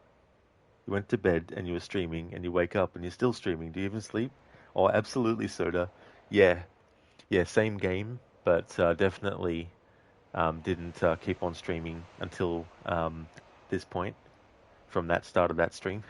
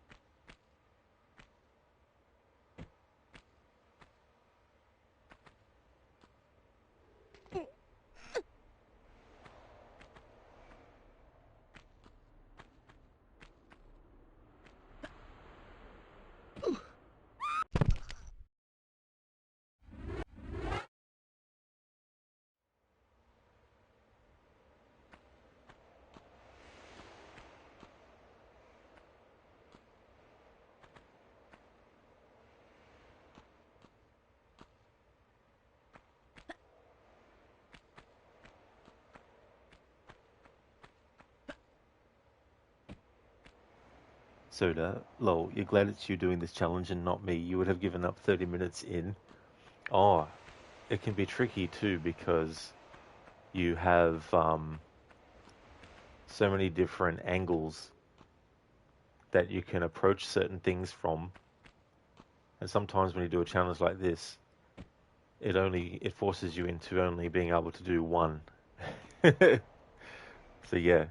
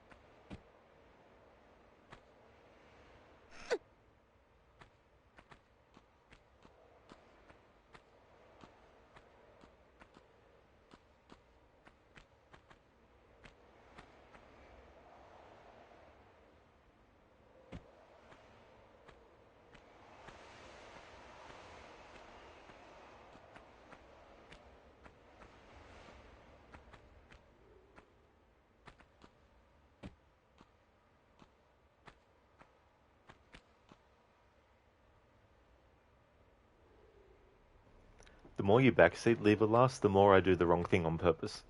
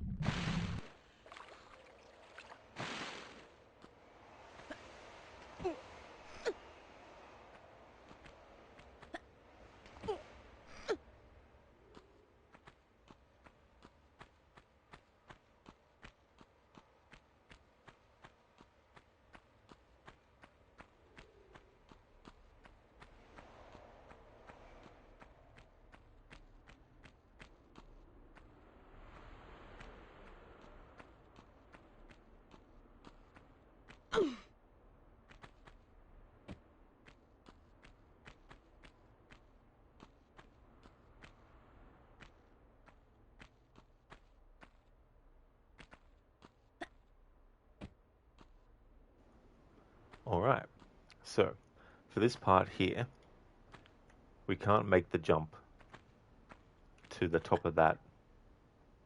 Oh, we might be able to.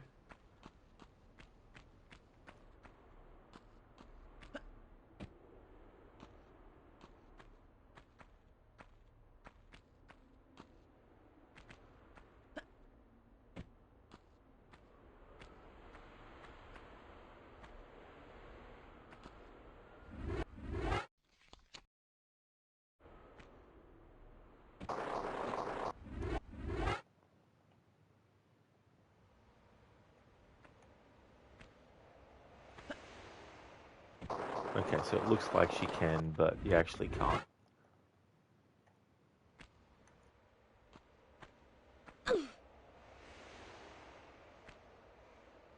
Alright, so for this one we need to face it square on and jump up and grab.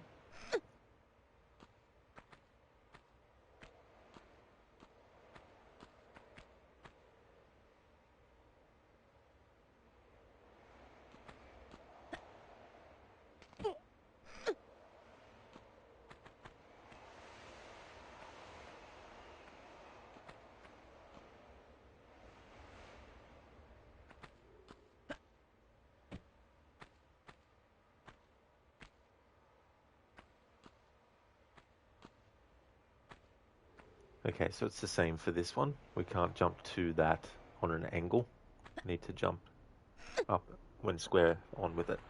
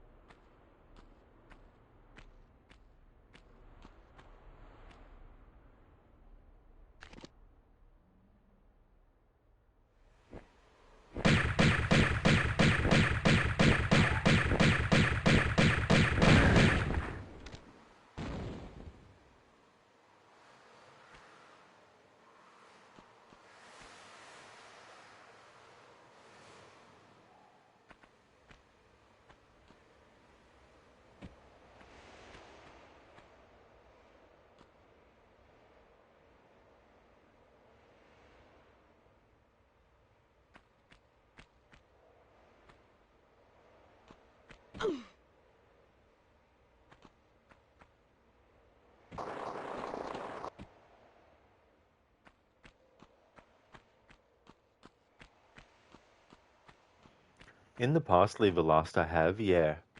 Yeah, I used Stella's guides a lot.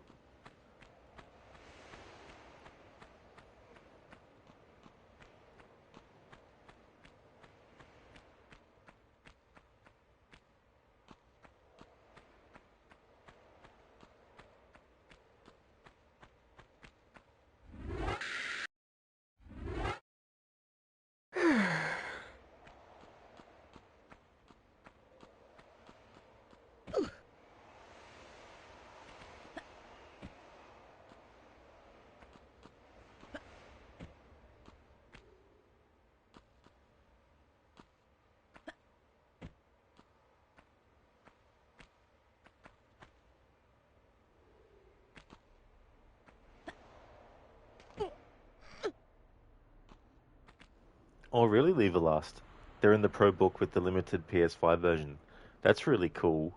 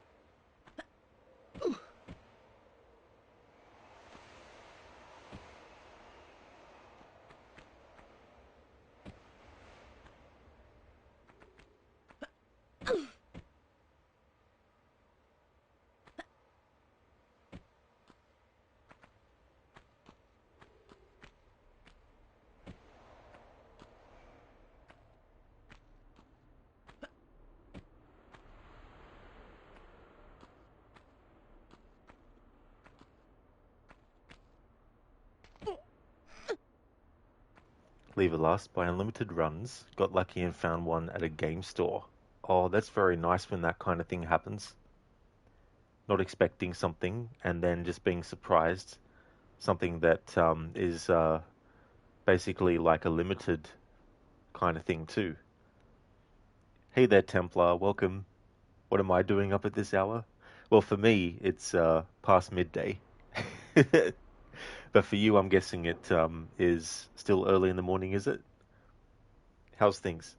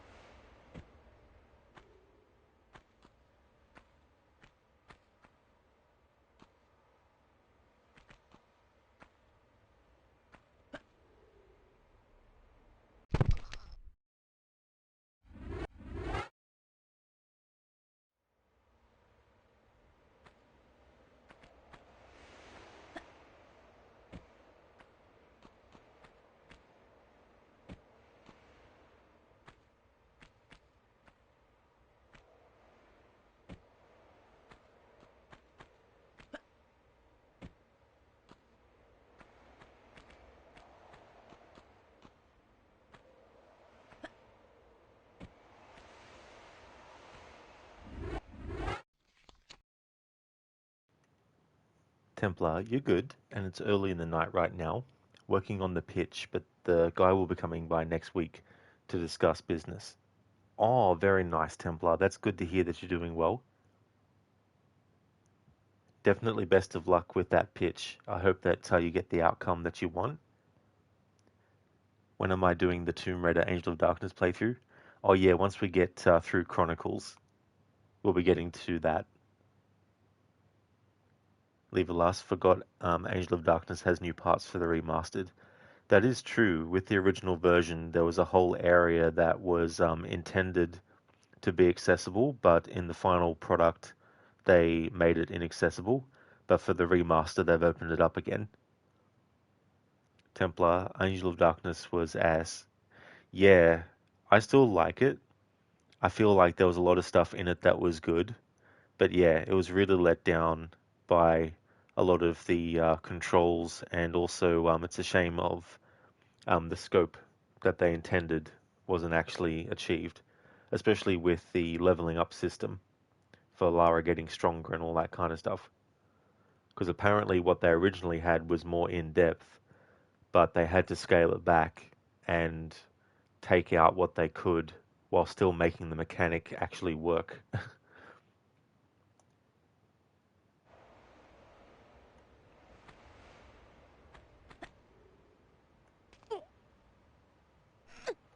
Templar correction was heavily disappointing. Yeah, it's a shame. One of the things about the game too that I don't like is Curtis. So in that game, when you have to play as him, I'm like, can we just skip these levels? I mean, I'm sure there is a level skip for that game, but I mean,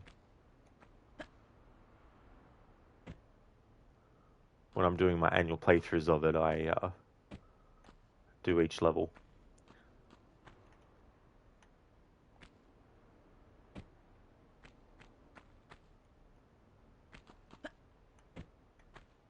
Like, just put all his stuff in cutscenes.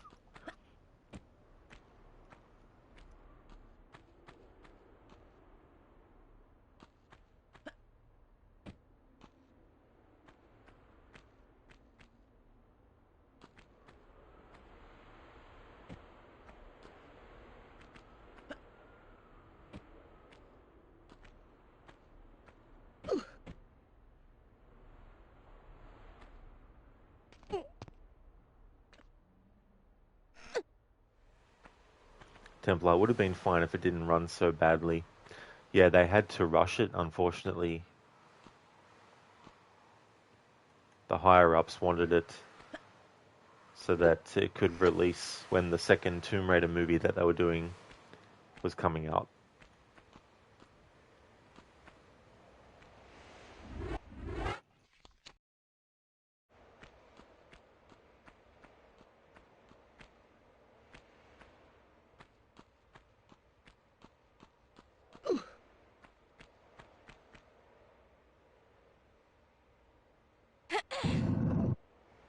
But there's definitely a lot of really good things about the game, which is why I still play it.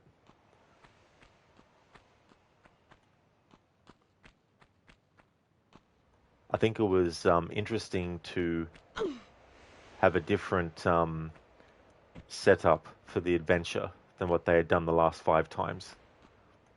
I think it was interesting to have a bit of mystery to the story as well.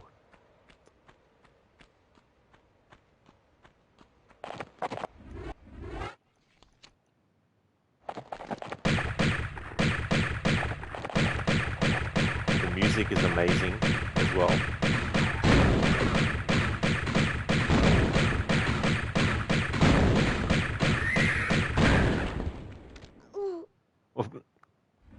I had a feeling that was going to happen.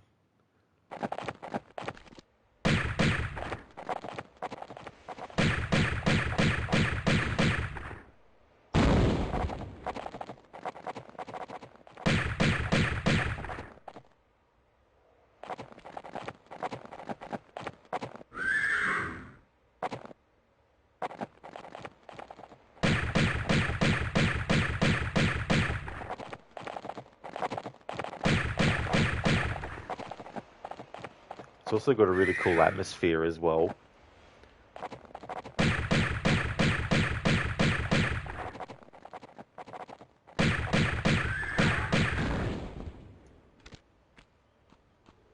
And the redesign of Lara that they did was really good too. So there's definitely some things in that game that I like that are enough for me to not...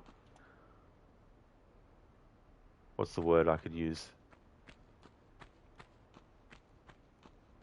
For me to ignore it. But yeah, it's definitely not perfect. It's definitely not a great Tomb Raider game. But I actually do like it more than Chronicles.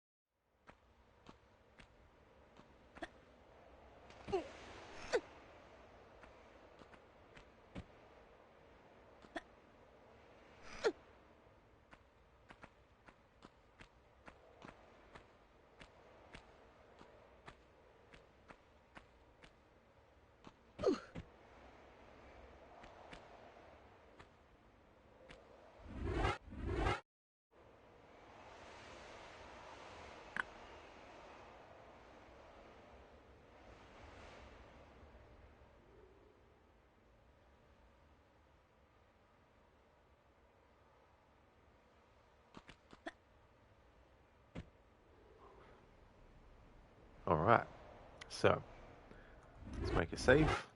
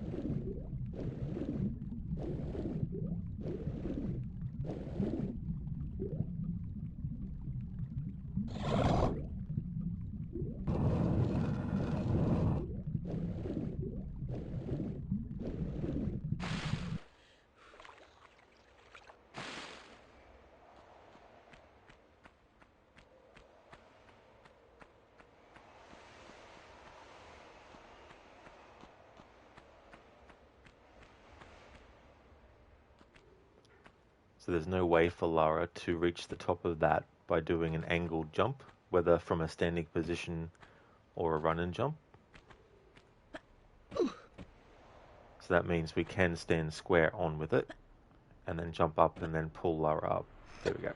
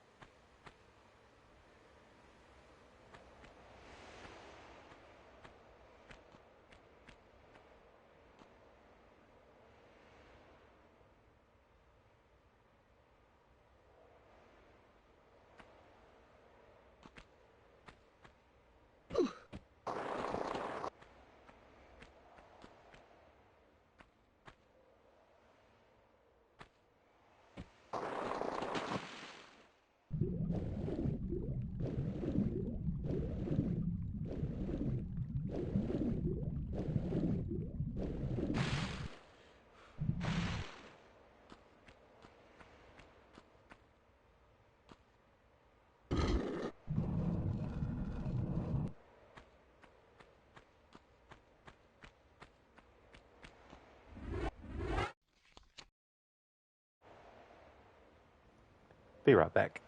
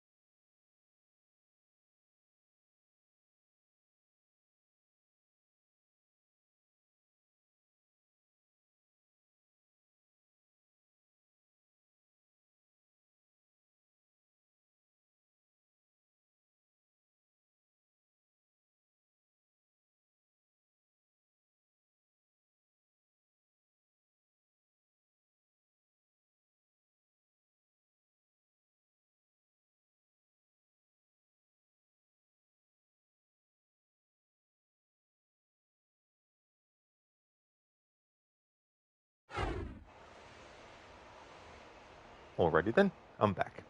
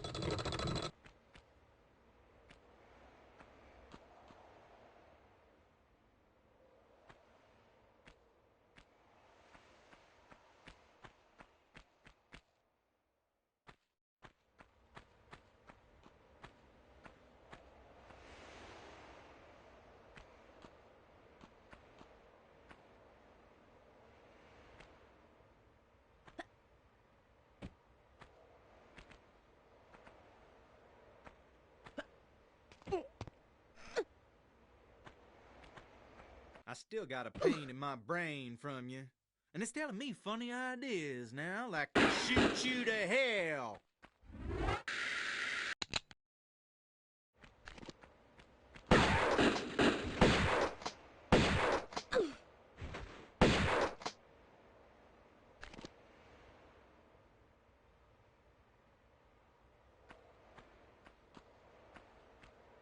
Rest in peace, Larson.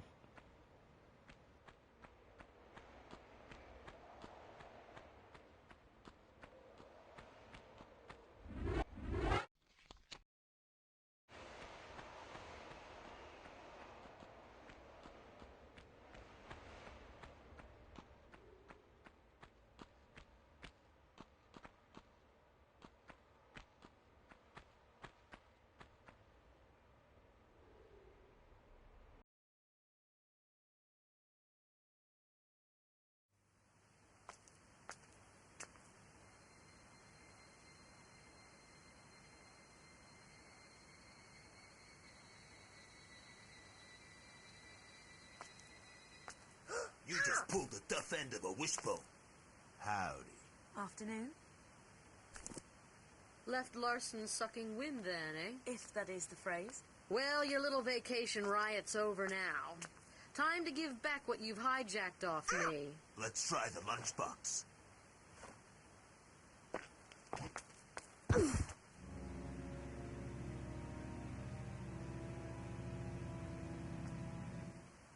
Well, kill her! Hey!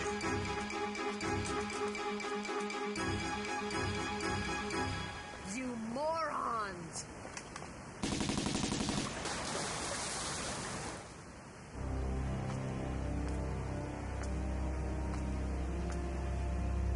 Let's go.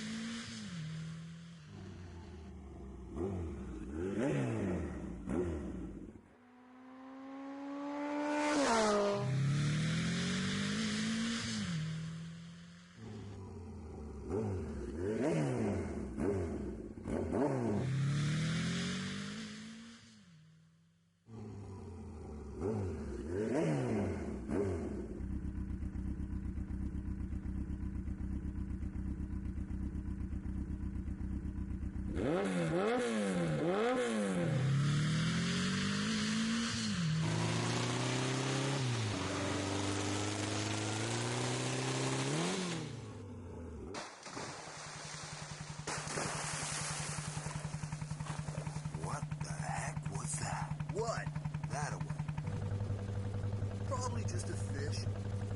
That'd be some fish, kid. Man, you have got to learn to chill. I'm going back inside. You coming?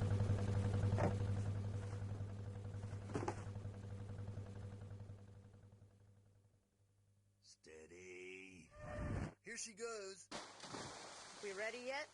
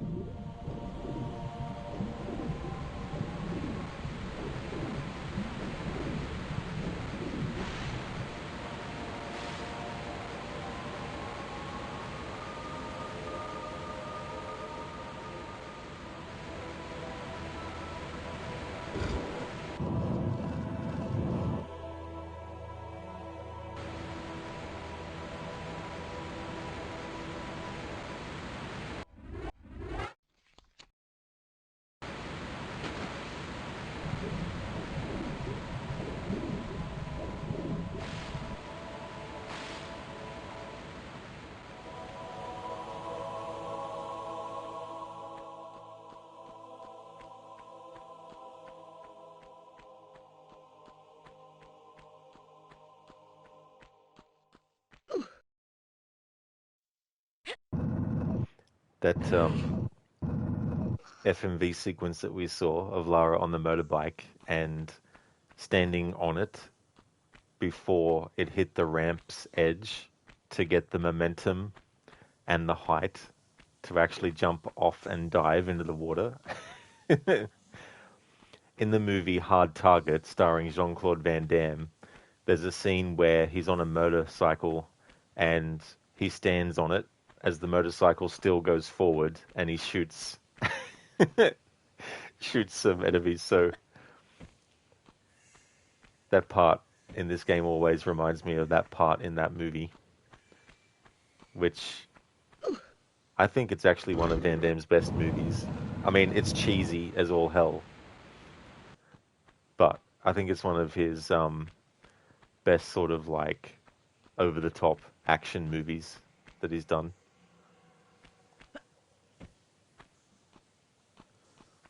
Ryu Van Damme surfing on a motorcycle while shooting at his enemies. Exactly, dude. Yeah.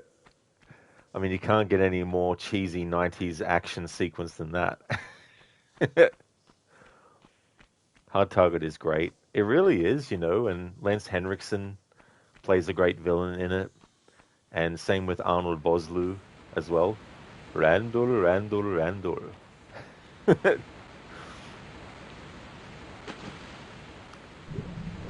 So you can imagine having seen Hard Target before The Mummy in 1999 ever was a thing. It was cool to see him in that movie as the villain Imhotep.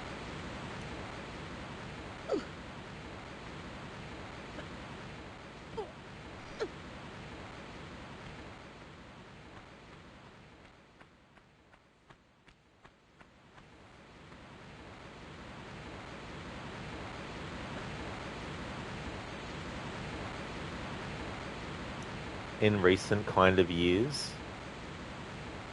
I'd have to say that Kung Fury is up there for kind of getting really close to 90s cheesy action, kind of death-defying and logic and gravity-defying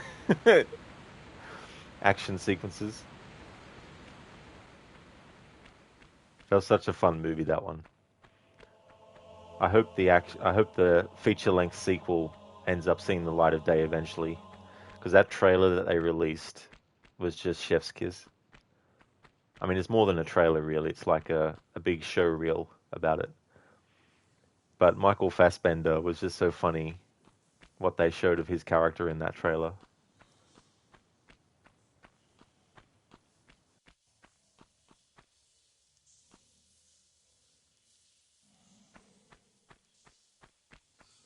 I mean, Arnold Schwarzenegger as the American president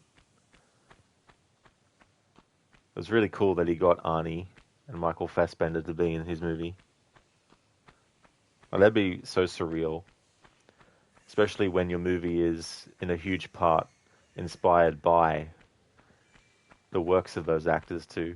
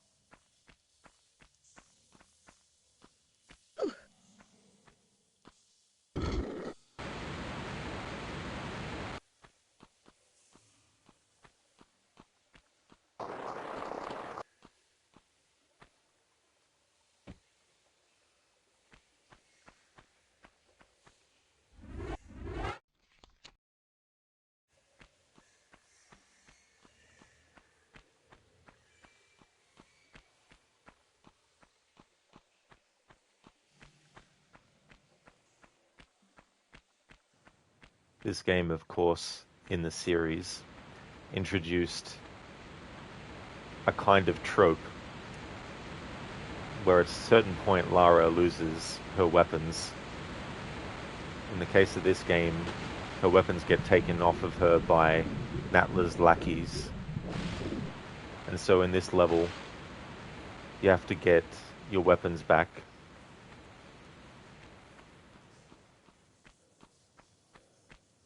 Similar thing happens in Tomb Raider 2 and also in Tomb Raider 3 as well.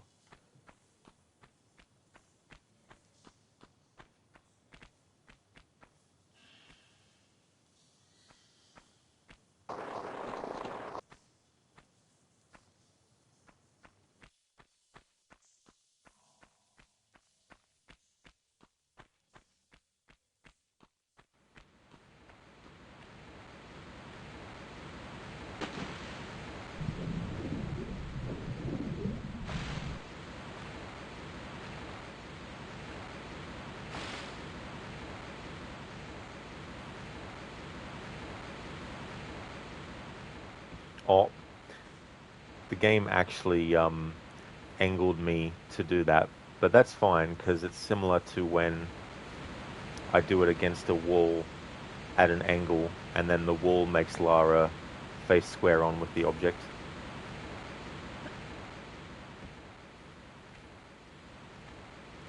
Although actually that's after the jump has already started, so I need to actually redo this again on an angle this time. There we go.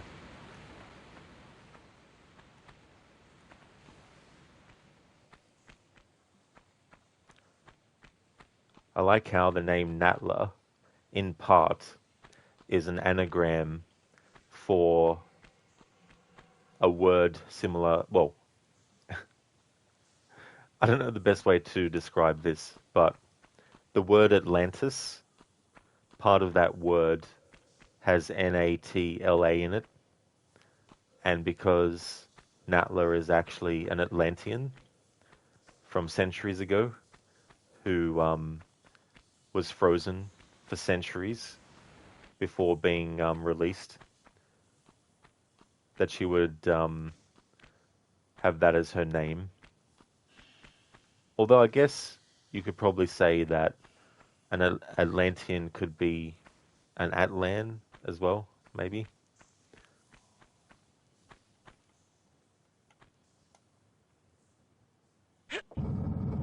Hey Keone, welcome. You finally got water. Oh, excellent, Keone. Damn, that would have been scary too, after a typhoon and having like, lack of water.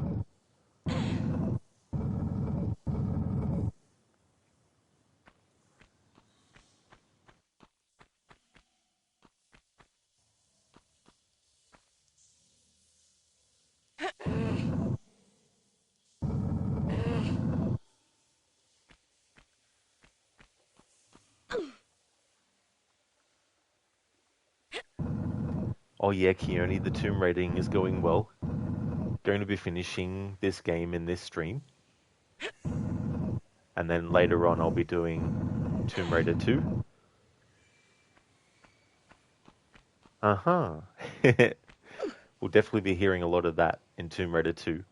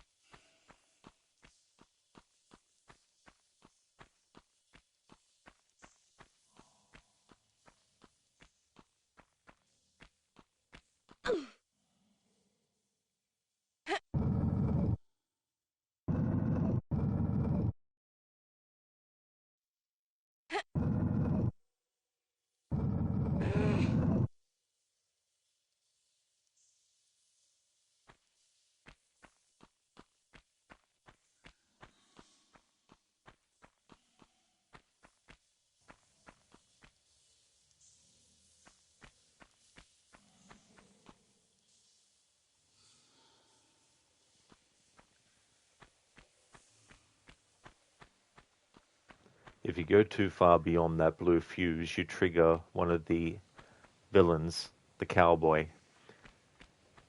So we don't want to do that yet, considering Lara doesn't have any weapons again yet.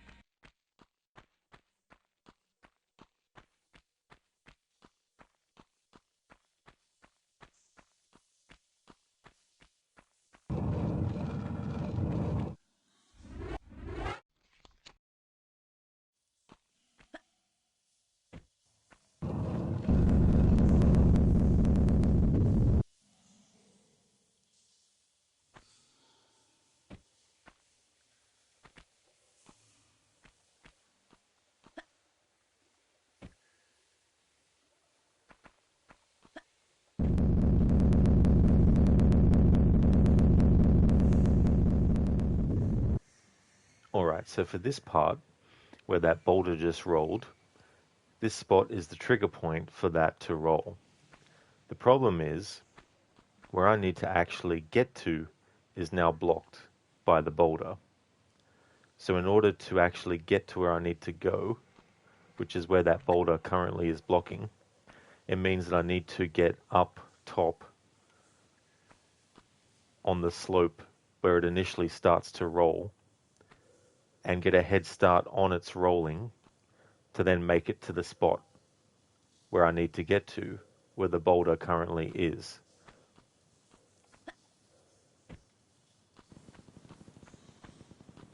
Just need to get through there.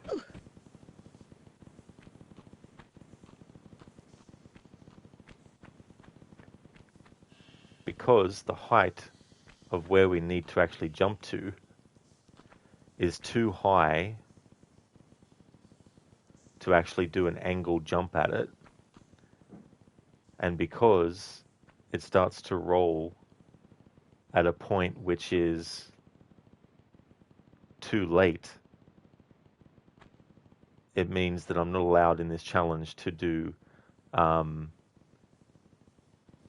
it means that I have to do an exception and have Lara be facing square on and then jumping up on the spot and grabbing.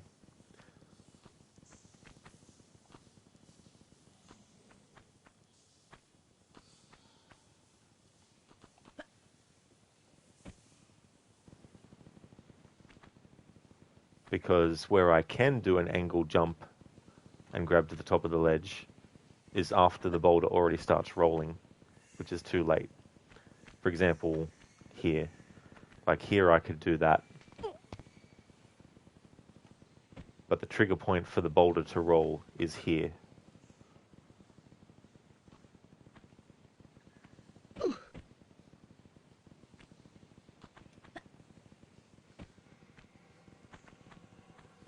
So yep, have to make an exception there.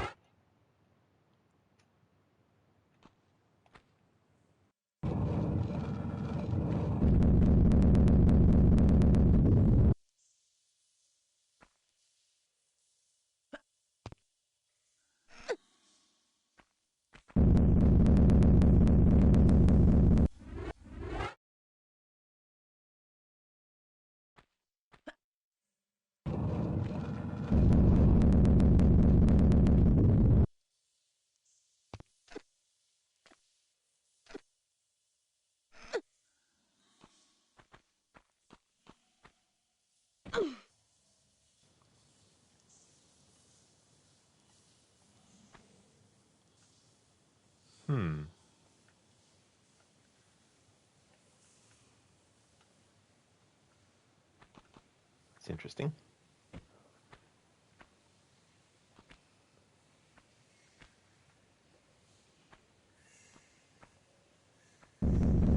Okay, so it's on the ground. The actual trigger for that happens.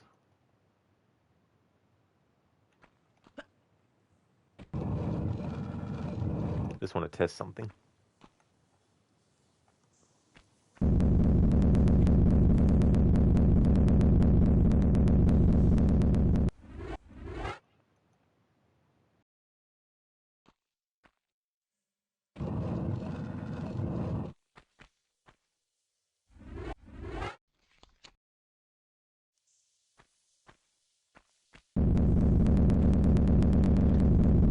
Yeah, so there's no way that I can have Lara do a run and jump and have her go around the corner here to land here.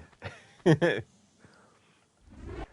yeah, I do after all have to go with the exception here to be square with this and jump up like that. Although I left it too early there.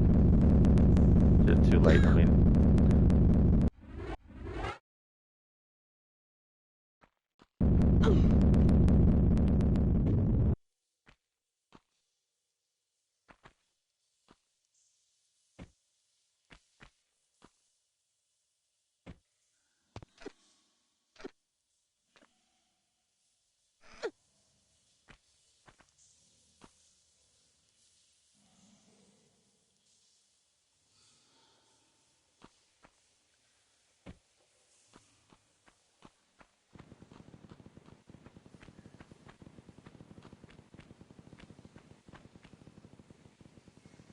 There we go.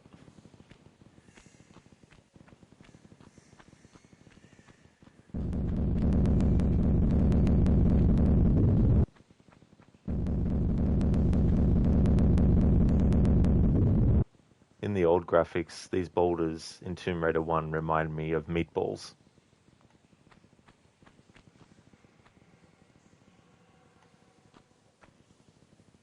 Not Fry? Hell yeah, come tomorrow you'll be playing Black Flag all day probably. Oh yeah, the remake. Well, that's good that you'll be able to give a lot of time to it. God damn, Lara has some crazy hops. Absolutely does. Plus her jumping height in the older games is like so high. She's pretty much got spring legs. Or springs for legs.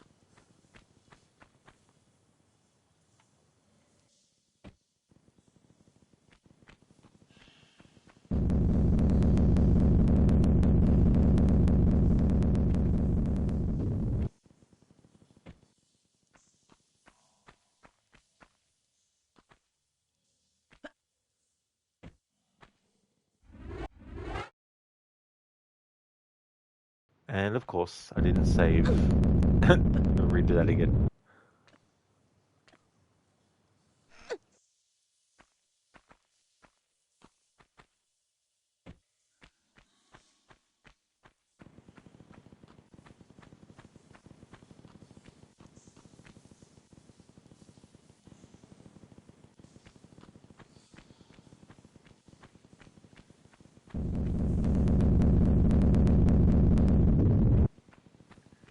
Not Fry, she definitely never misses leg day at the gym. That is so true. Yes.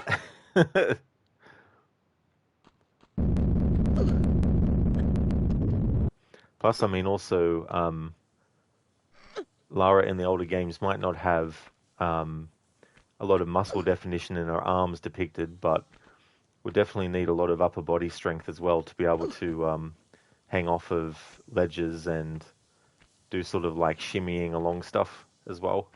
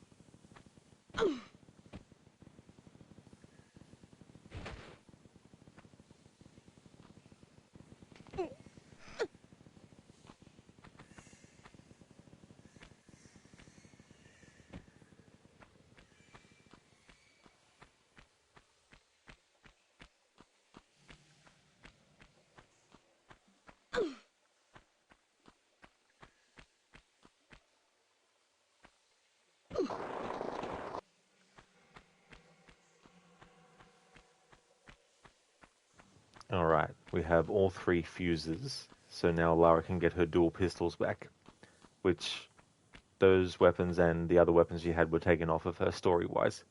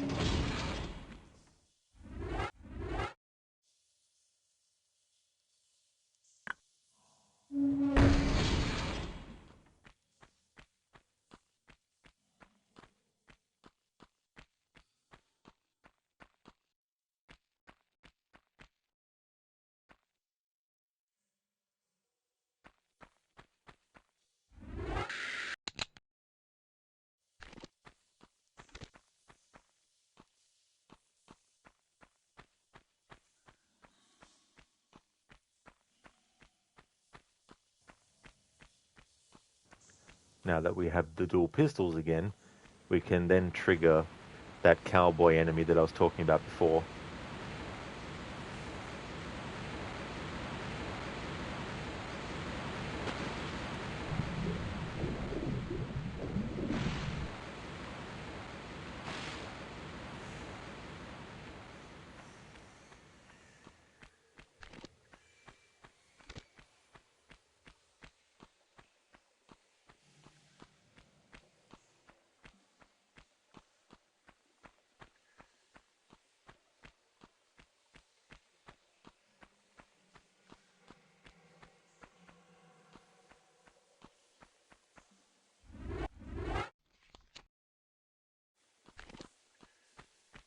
Ain't nothing personal.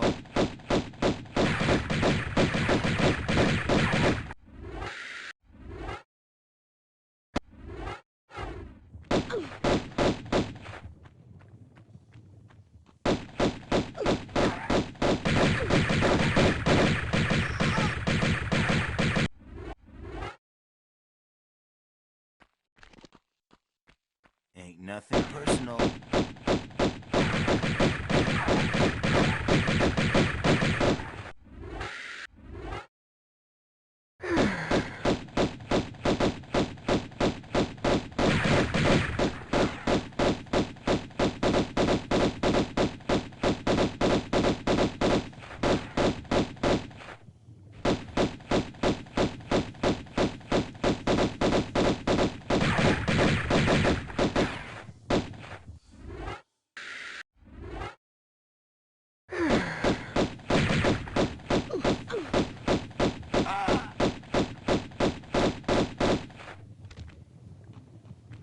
Okay, so he had Lara's magnums, and now Lara has her magnums back. There we go.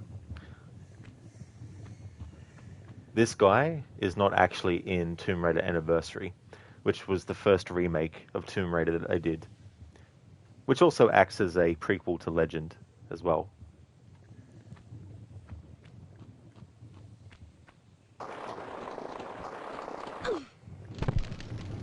Fucking hell. I gotta kill him again because I didn't fucking save, did I, after the fight was when... Ain't nothing personal. Save first, Rod, then trivia.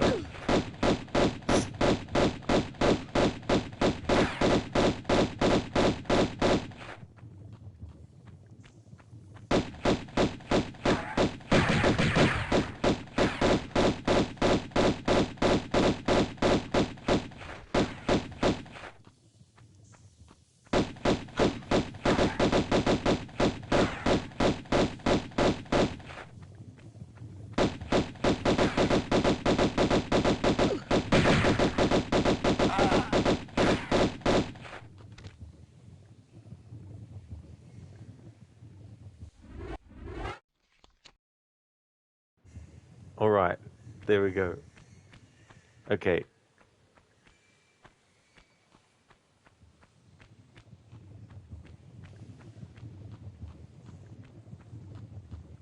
Oof, indeed, not Fry.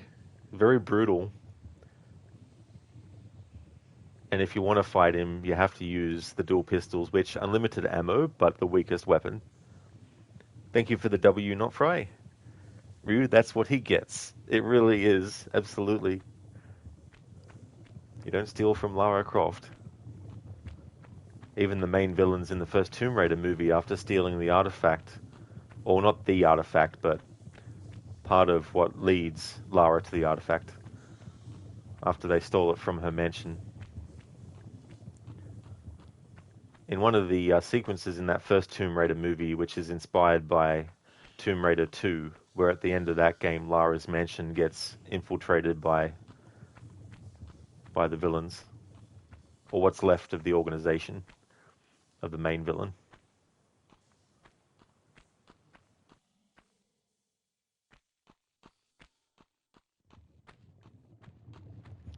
Yeah, not right. That was so funny.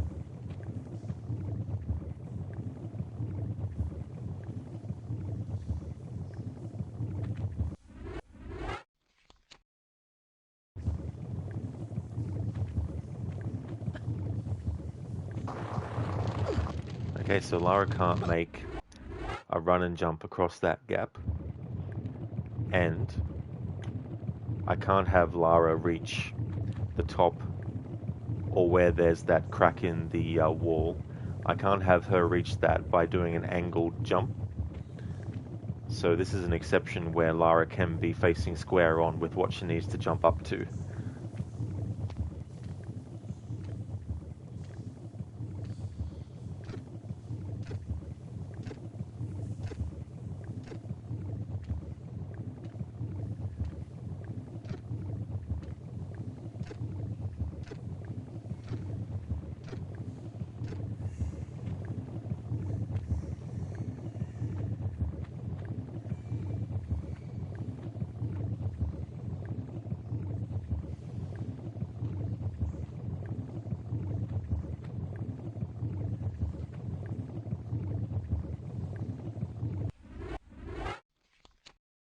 Hey, Bootleg, thank you for the raid. Appreciate that a lot, thank you. Welcome on in, everyone. Welcome to my annual playthrough of Tomb Raider 1. This is the remastered version, but I've got the old graphics active for the playthrough. Hey there, Arctic. How's things? How was Call of Duty Modern Warfare 2? I hope you had a great stream with that, Bootleg.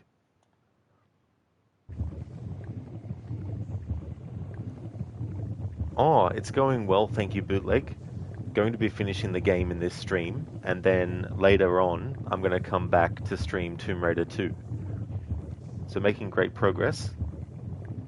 Oh, nice. I'm glad to hear that you had a great one. That's excellent, dude.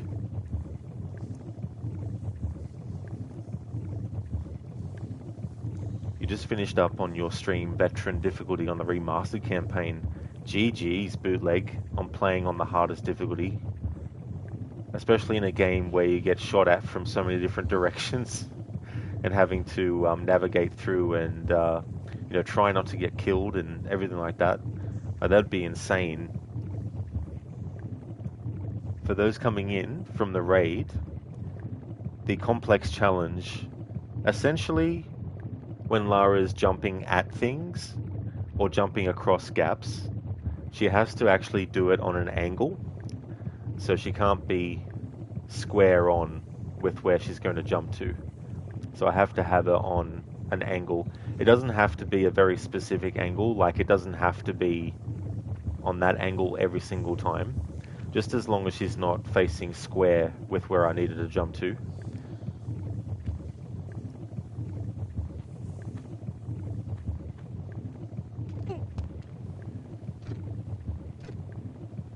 Bootleg, about 16 something hours total, 2 streams. Damn, that's a lot of hours. But I mean, definitely understandable too, as well, given playing on the hardest mode.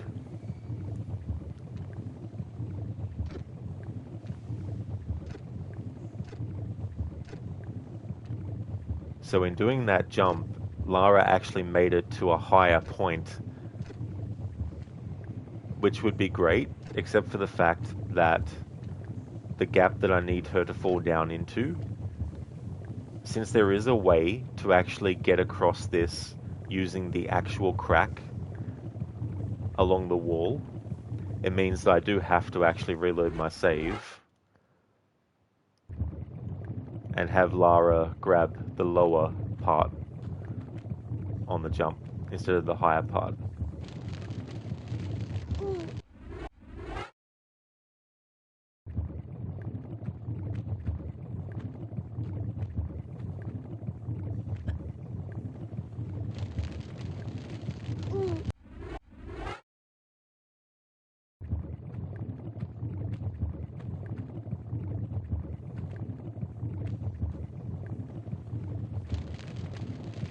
Okay, so Lara's not being able to make it on an angle from a standing jump. Let's try from the highest point of this slope and then on an angle across. There we go, that's better.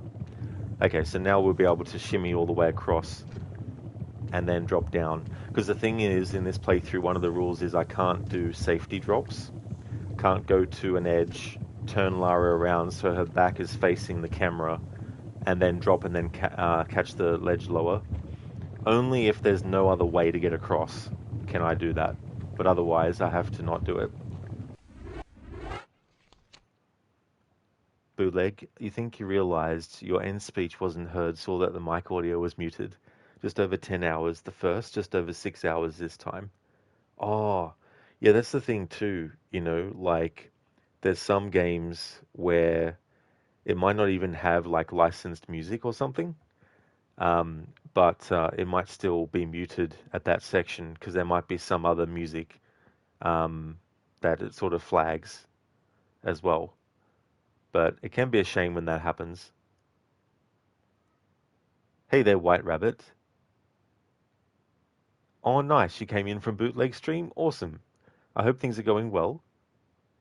As for how far into the game, we're pretty late. So this level is the third last level. So we're definitely getting closer and closer to finishing. Bootleg might try Modern Warfare 3 Veteran when you get it eventually, but you may do the 3 Essentially remakes. Oh, nice, Bootleg. Well, that's good too, to play the remakes of those. I haven't actually played any of the Modern Warfare remakes. Oh no. Sorry, I'll start that again. Bootleg. That wasn't meant to be an Arnie Redeem. Oh, okay. I mean, I can still do it if you like.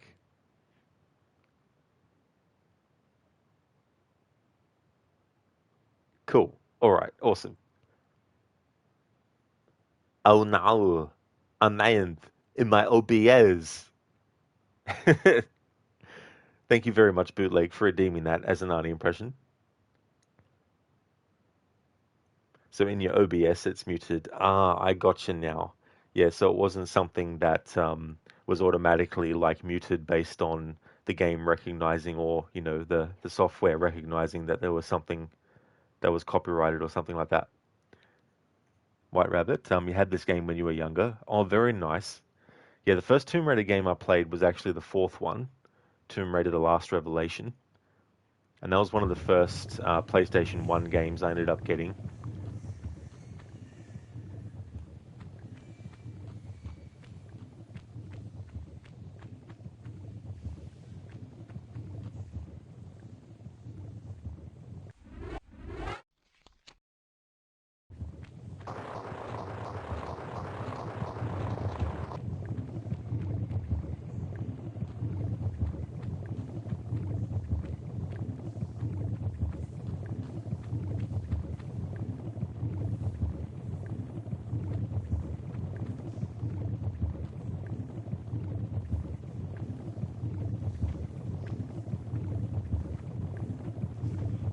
Bootleg, you opened it to type something but forgot you opened Arnie that went to reply to you. Oh, I definitely understand that. I've done something similar with one person's stream when I was watching two streams at once, and I accidentally put in the wrong message to the wrong chat.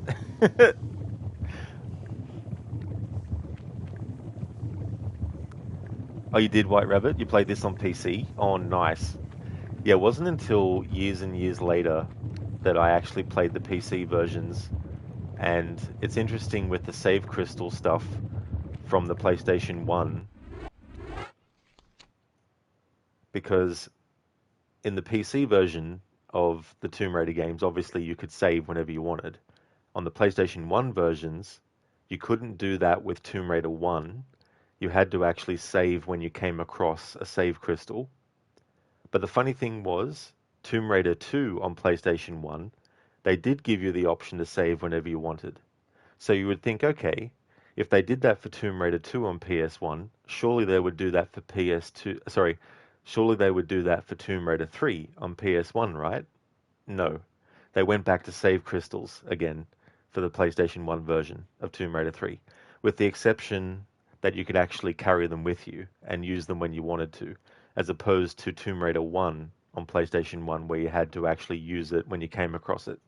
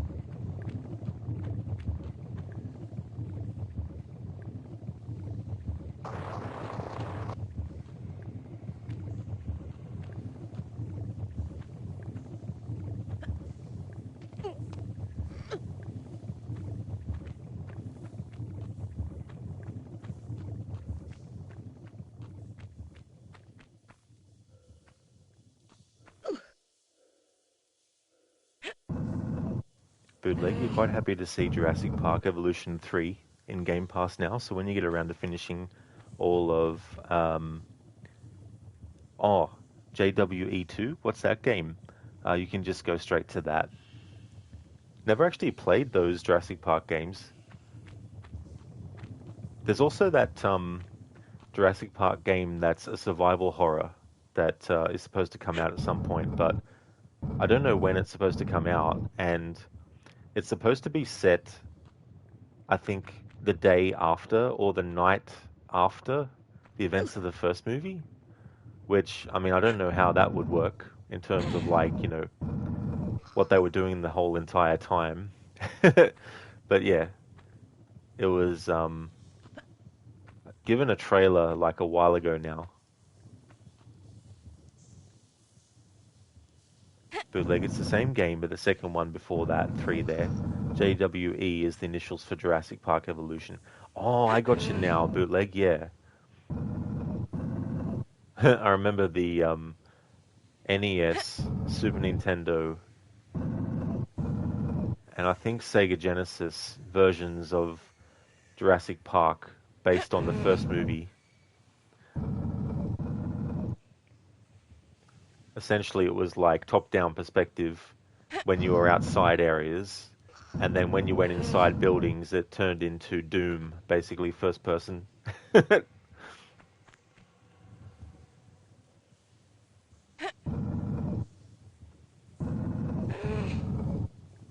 Oh, of course, Arctic. Jurassic World Evolution. Of course. Yeah, because they started to call the movies Jurassic World instead of Jurassic Park.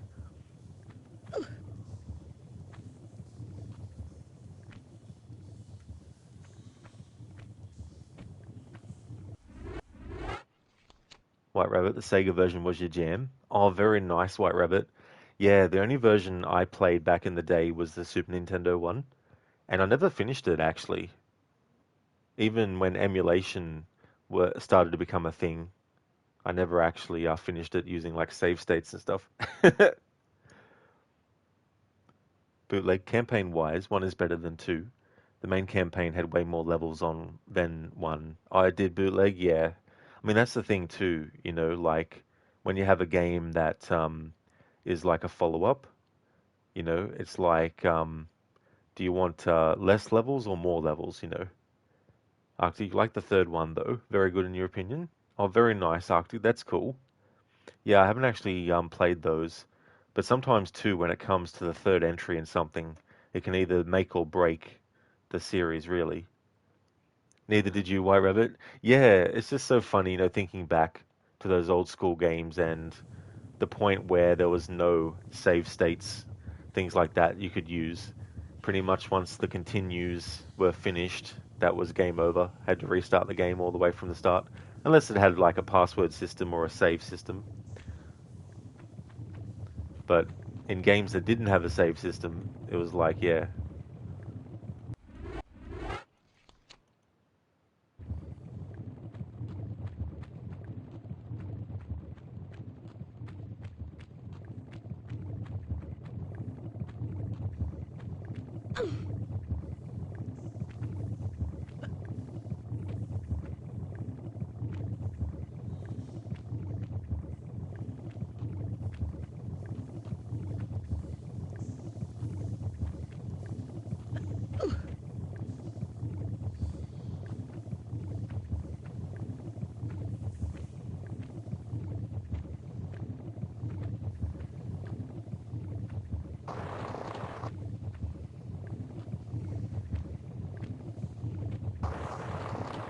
Okay, so I need to get Lara to the top of that ledge, but I can't get her up there by doing an angled jump. So this is an exception where we are allowed to face square on and jump up and then grab and then pull up.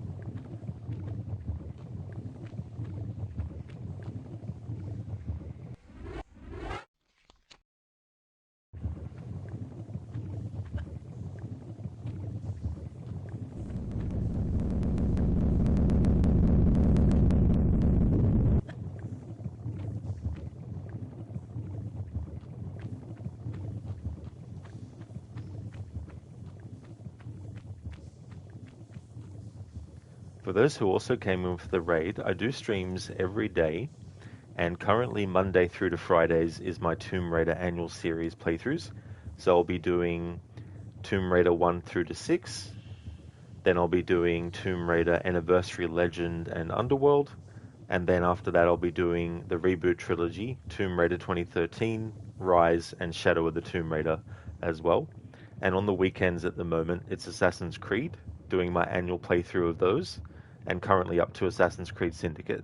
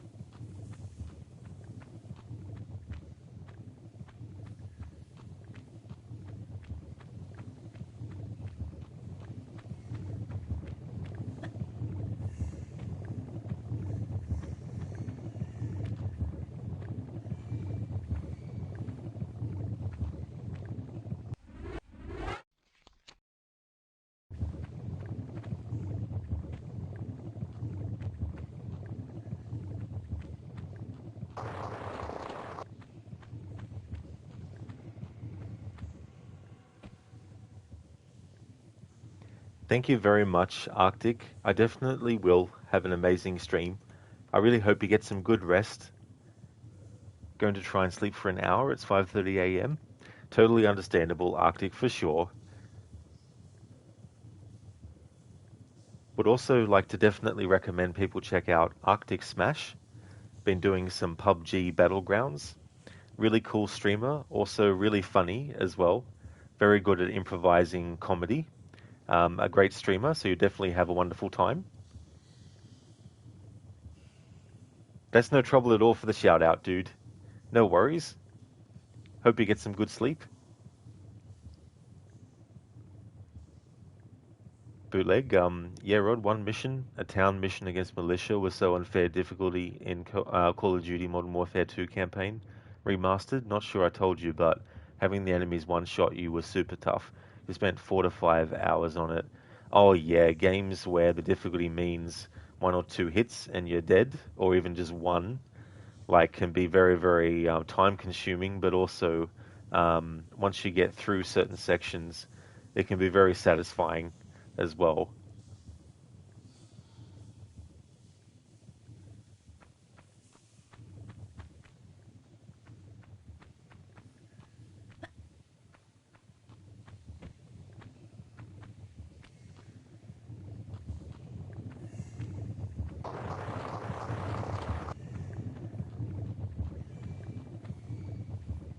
Okay, so we have another boss fight, or mini boss, I guess, coming up. This guy is the skateboard dude. You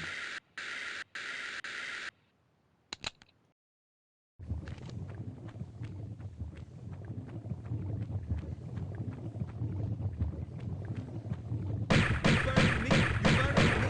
Ain't nobody else, so you must be firing at me.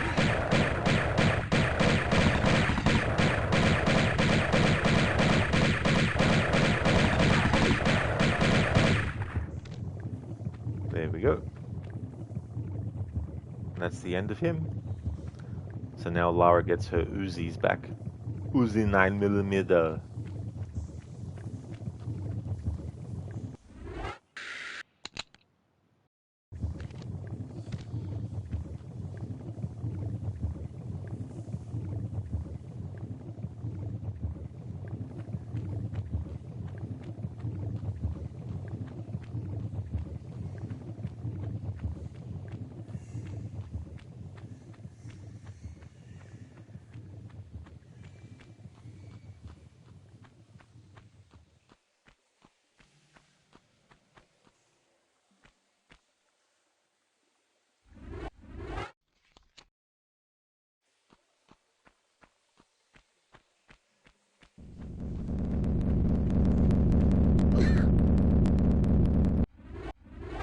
Pancake Lara.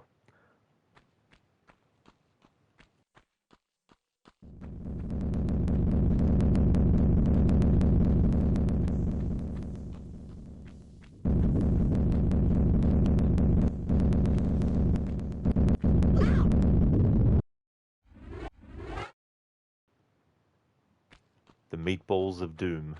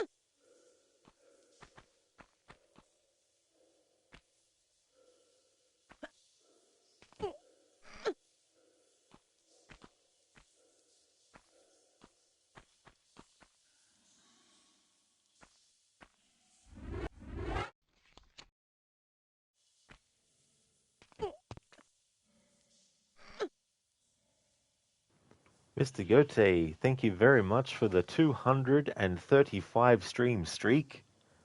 Excellent, dude. Appreciate that a lot. How's things? Bootleg? Oh, look, level 3 blossom. A little blue flower is growing so strong. Oh, yeah. That's right, next to your username. There we go, got to level 3 on that. Cool.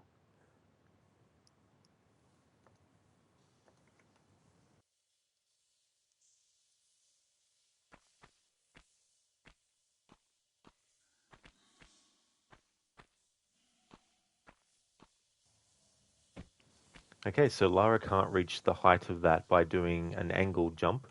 So I'm allowed to have her facing square on with the wall and then climb up.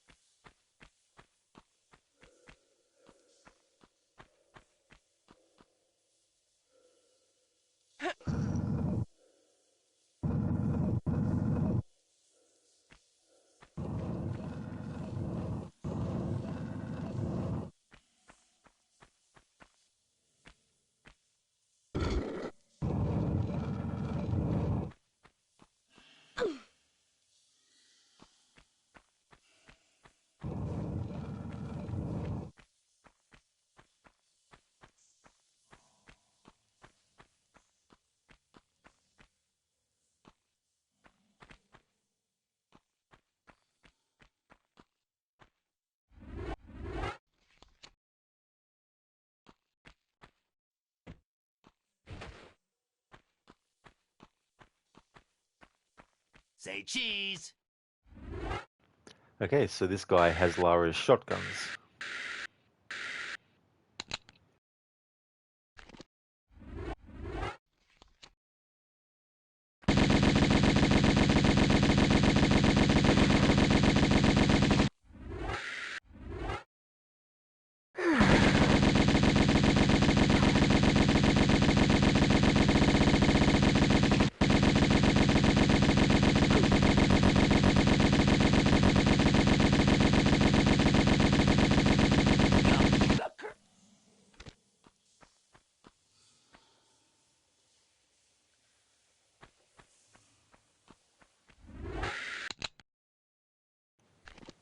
Oh no, Lizzie, we got through the Egypt levels.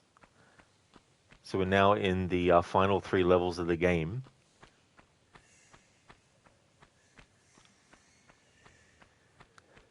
Not anymore, he doesn't. That is true. Now Lara has her shotgun back.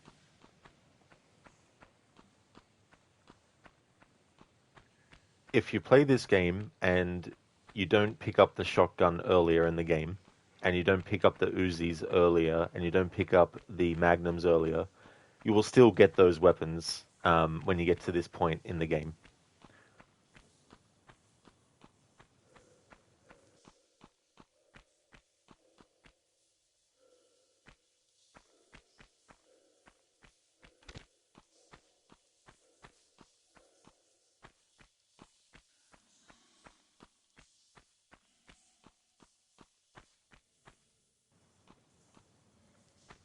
Mr. Gote, good old Lara.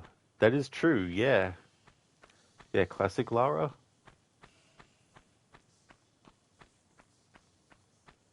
Who in the classic games was in her 30s. The reboot trilogy, she was in her 20s. And it's been confirmed that the new Tomb Raider game coming out next year, Legacy of Atlantis, is actually the reboot Lara, but much older than she was in the reboot games. So I think that's kind of cool because people don't stay the same every single year for the rest of their lives. I mean, some people might, of course, but some people do change over time.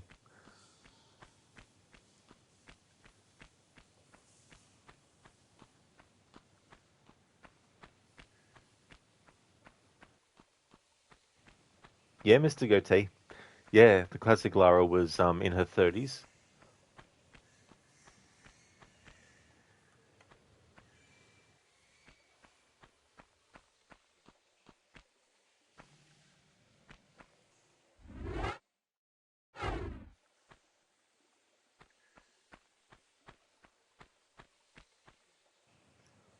Okay, so we need to get up to here, and we can't do an angled jump and grab the top. It's too high. So Lara can stand square on against the wall and then jump up.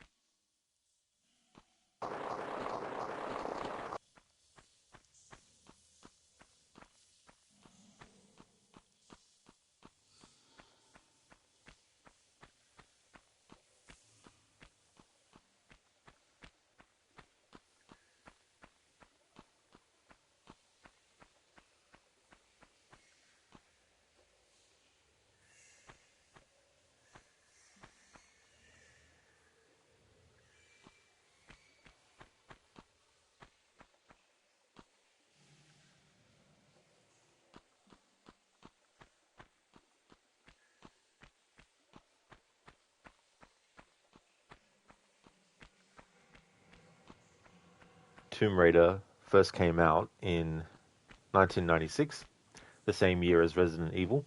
So both franchises are celebrating 30th anniversaries this year. And I do plan to do playthroughs outside of this annual series run of Tomb Raider to celebrate that anniversary. And I'd like to actually do a Resident Evil marathon for its 30th.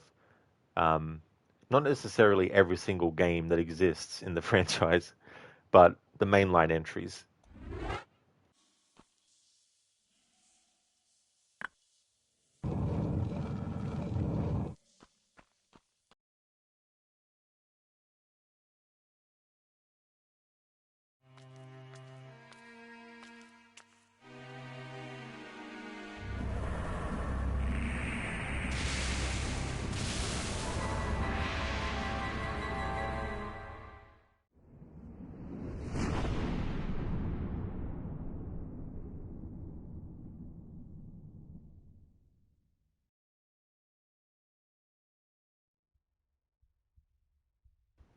I mentioned this before, but with the remastered versions of these games, when you actually switch to the old graphics in gameplay sections, when you actually get to those FMV sequences, not what we just saw now, but the FMV sequences in this game, the remastered version, if you have the old graphics on in gameplay, those FMV sequences will have the jagged, pixelated kind of like edges around stuff. So you have to press the button to switch to the new graphics to get rid of that. But then when the FMV sequence is finished and it goes back to gameplay or goes back to those loading screens, if you want to stick with the old school graphics, you then have to press the button again to switch it back to the old graphics. So from time to time in my playthroughs of the first 6 games, you'll sometimes see the remastered graphics appear, but that's only because my timing is off for pressing the button to do the switch. I really hope that in the future they're able to make it so that regardless of which graphics you have selected, that the FMV sequences will always be the better quality ones. But yeah, for now, sticking with the old school graphics, I have to do that switch when there's an FMV sequence. So you saw a bit of the loading screen in the remastered graphics there before I switched it to the old graphics. Bootleg? Ah, dang it, Sai. It's fucking Thursday and you missed the bin, guy. Oh no, bootleg. That kind of stuff is really annoying when that happens.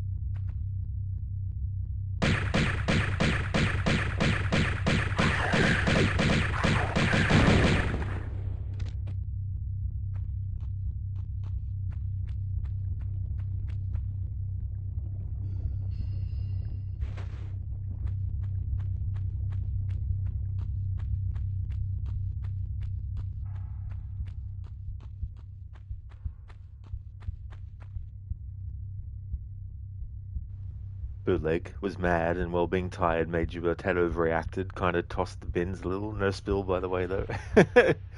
Well, that's good, because that would have added extra annoyance if that had happened.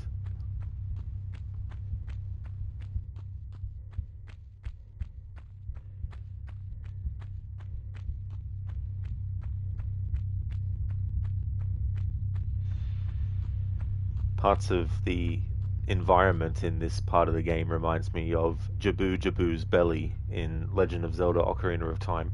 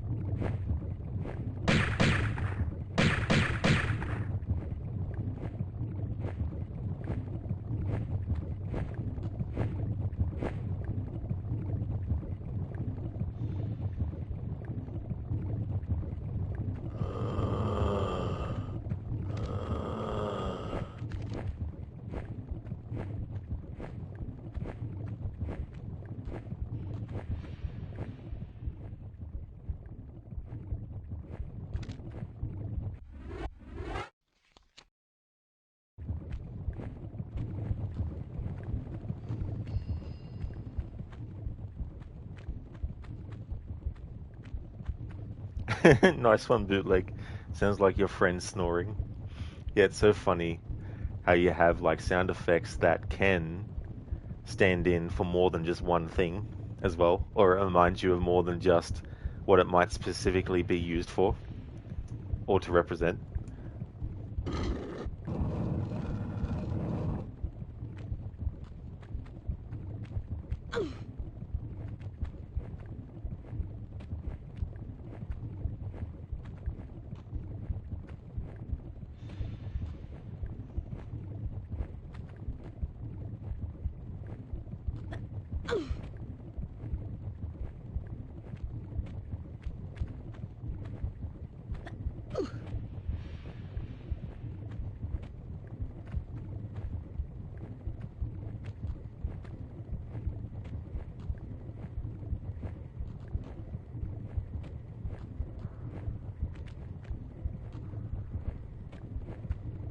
Okay, so this might be the first exception I've had to make in this game based on vaulting up and over objects, because even jumping at this at an angle and holding the grab button, Lara won't actually grab to where I need her to grab. And one of the other rules is Lara can't vault over objects, has to do an angled jump on top of or over it.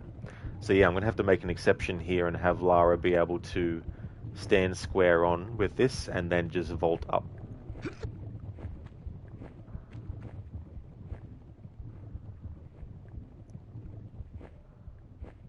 But yeah, it took me until the second last level of the game to come across a vaulted section where I have to actually vault up to get over.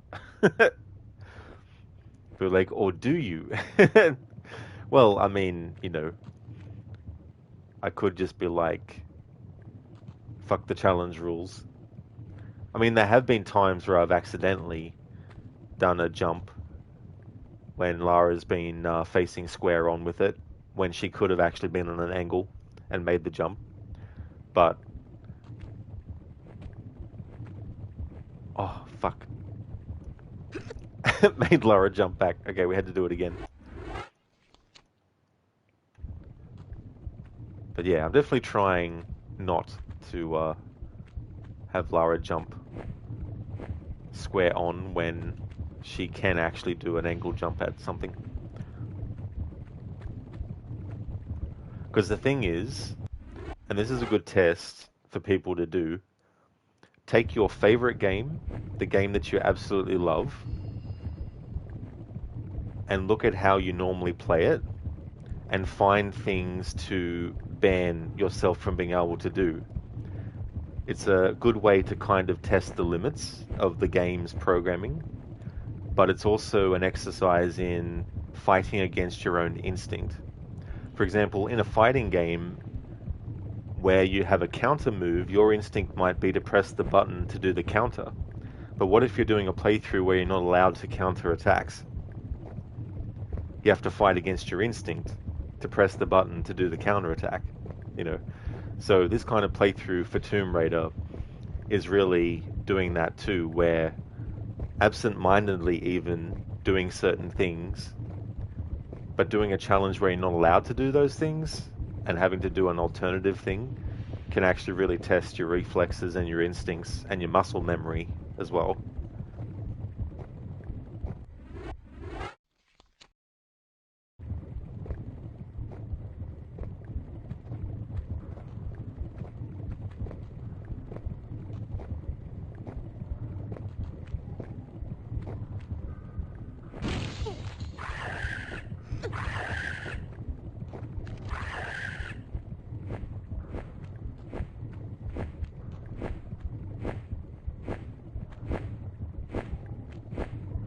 Shit.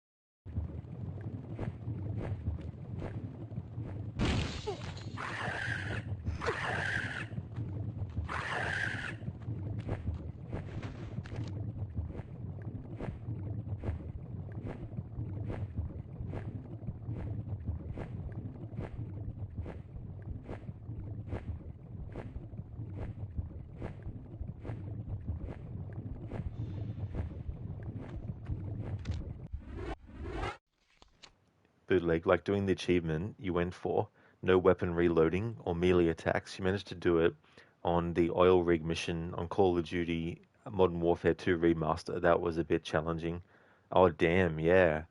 Like, reloading your weapon would definitely be something that instinctually you would just do, but not being allowed to. You have to really sort of make sure you don't.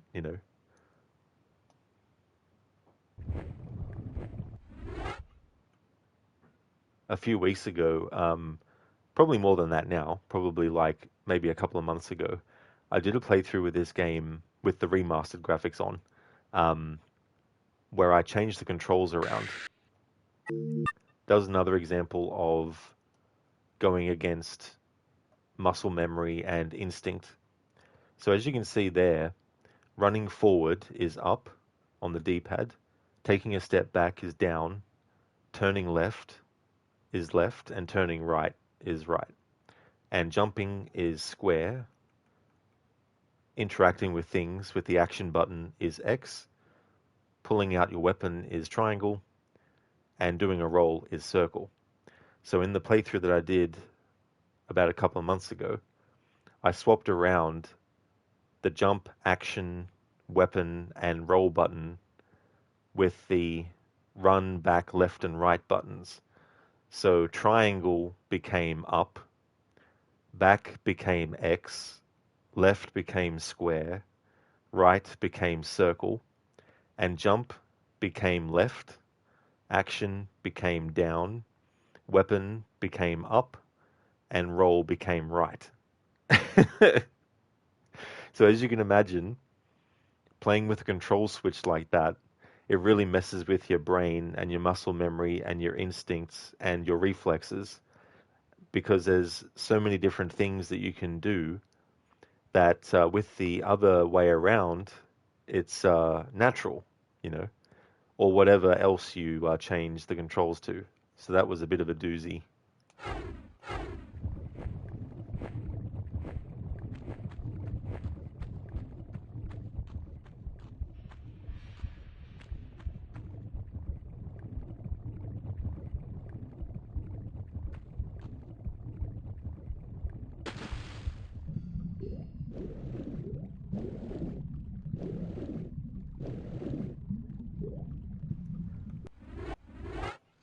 Bootleg. You had to pick up enemy weapons as a loophole. The fact you did it on veteran is something. Oh, that's a good idea. See, that's a great example of coming up with an alternate way to get through things when one way is banned by yourself, you know. But to do that on veteran is definitely impressive as well, because you're adding that extra layer of potentially, depending on what the difficulty changes, you know, one hit and you're dead, or enemies take a lot of hits to kill, you know. Well, oil rig, then the mission transition to the gulag. I gotcha, yeah. Yeah, the oil rig in Splinter Cell 1, that particular level can be difficult.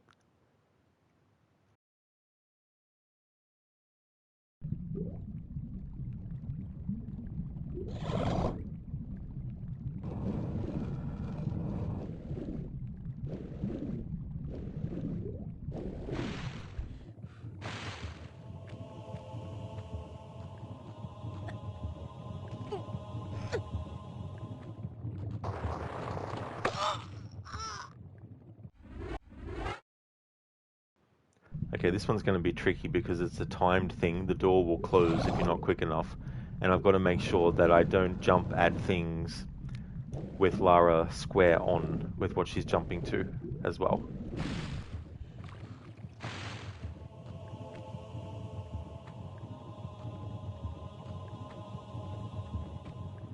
Okay, well I'm going to have to make an exception for this because she can't reach that height. And the other way, where you go on the slope, I can have her jump, but it would be jumping square on. So either way, I have to make an exception. It'll probably be quicker, I think, to actually just do the exception for this part, where we can be square on and jump up.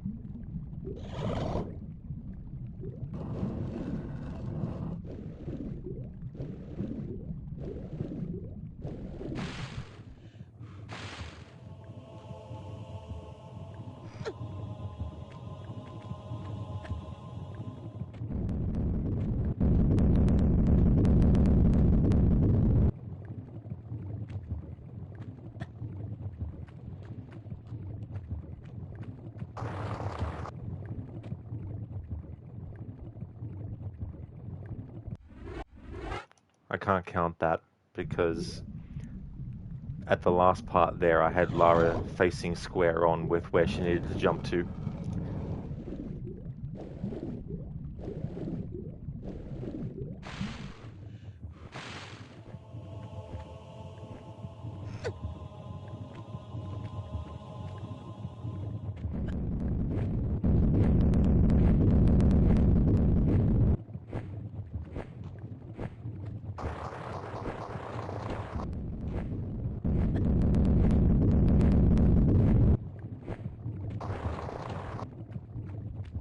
There we go. That's better.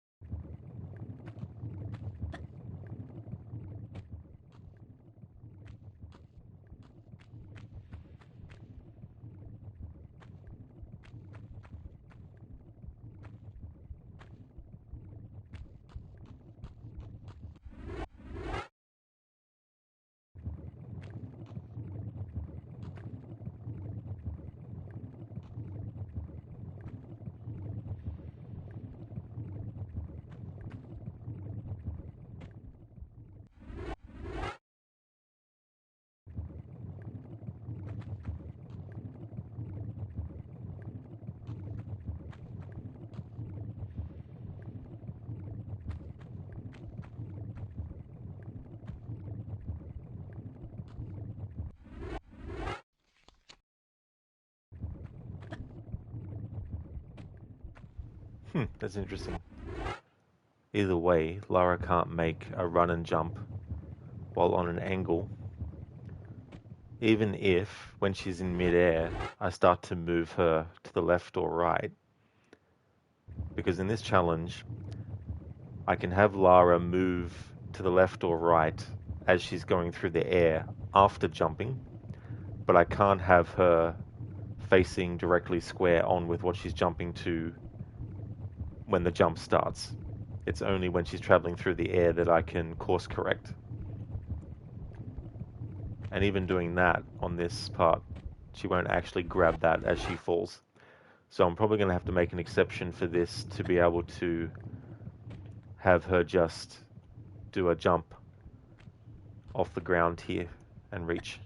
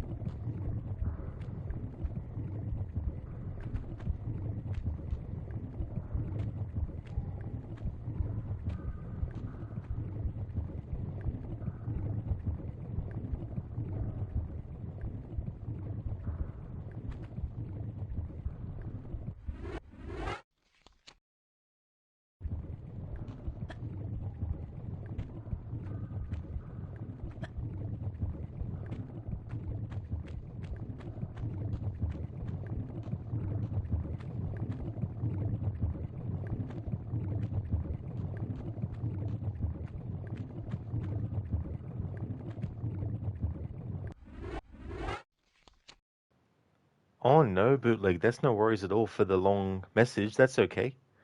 It's all good. It's only if people do like spam messages or do like big blocks of text within a matter of seconds of each other, you know. But that's all good with big texts like that when it's actual, you know, content of something.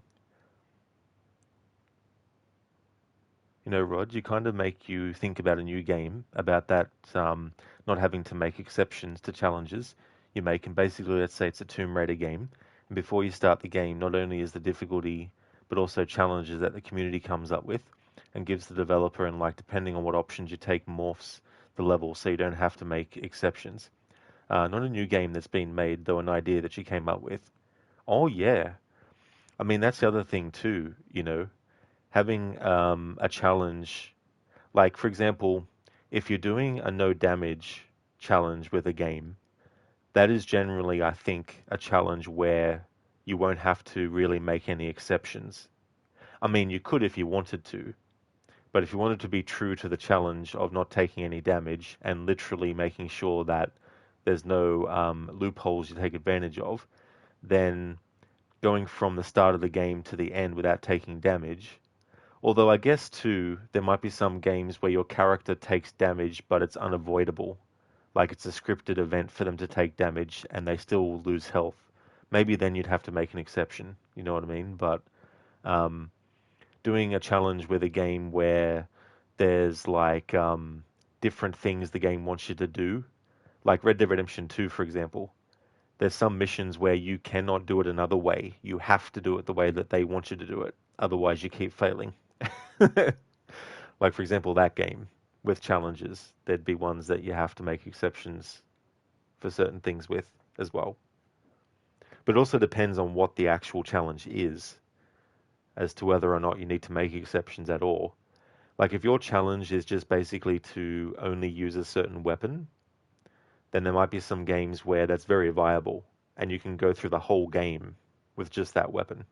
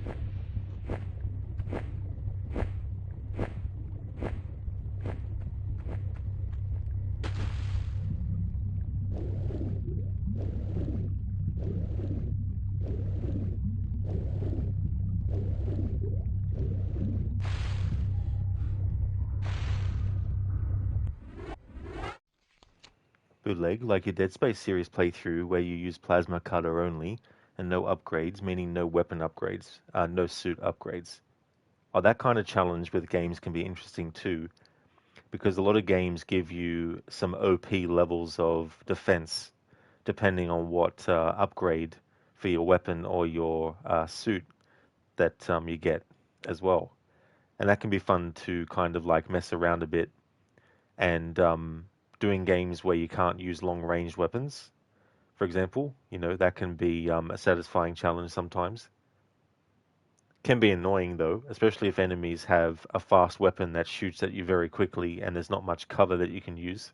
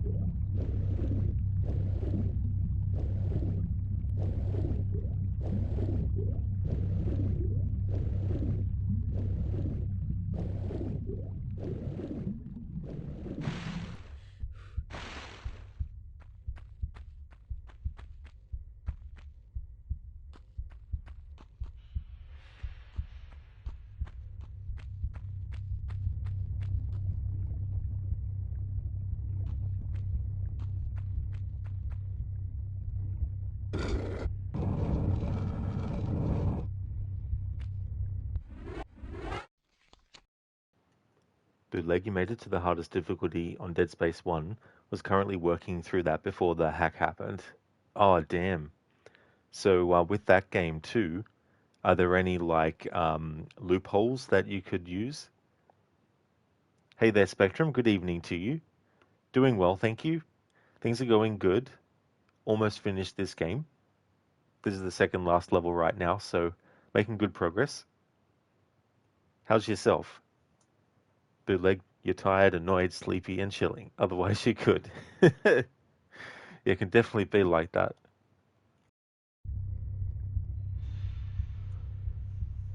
What we have here is a situation where basically when you run forward, there'll be a boulder that rolls in front of that opening all the way in the distance there, ahead of Lara.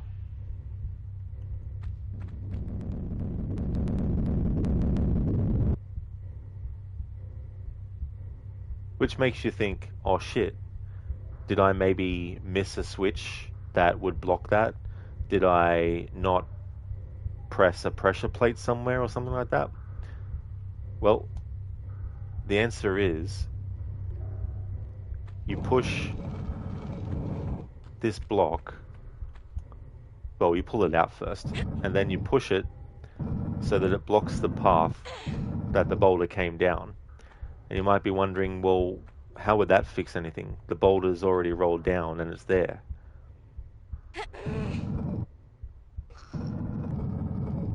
That's because it's a magic trick.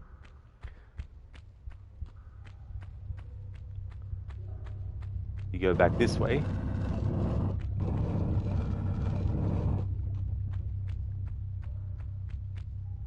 And then interact with this again. Huh, where'd the boulder go?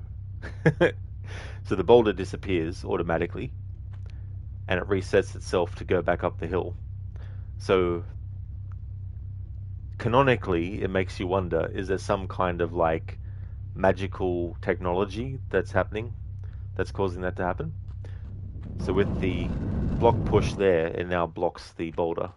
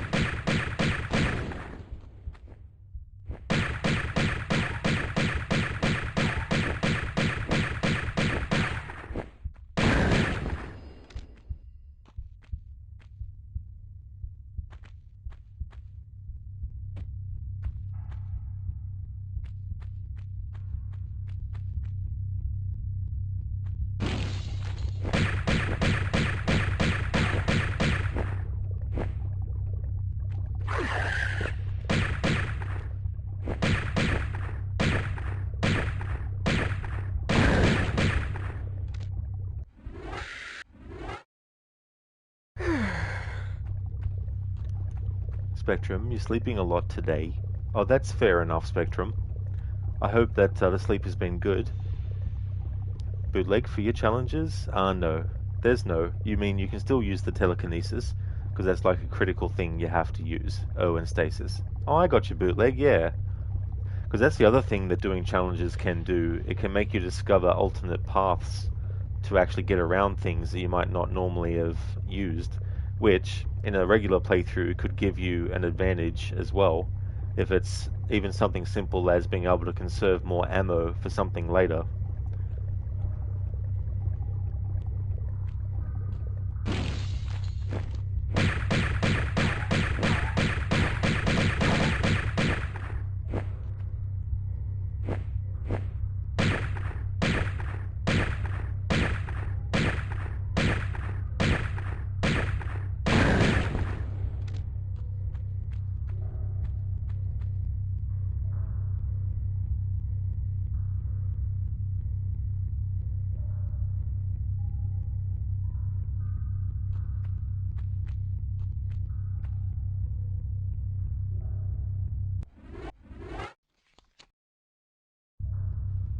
Okay, so as Lara is sliding down, there's no way for me to change her angle.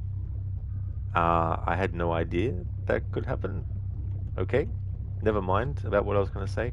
Although maybe it'll still have to stick because while it's cool and all, I can't have Lara do a square on jump. Although I'll have to make an exception anyway, because if we do a jump of any kind here, Lara's going to die. Or not. Or yes. Okay, there we go. Alright. So as I was saying, on this slope here, you can't make Lara change direction as she's sliding down like you can in, not necessarily, well, I guess later games in this series. But yeah, we can't slide and then change direction while we're sliding to be able to jump on an angle at the end of the slide. So I'm going to make an exception here where we can slide down and do a straight on jump.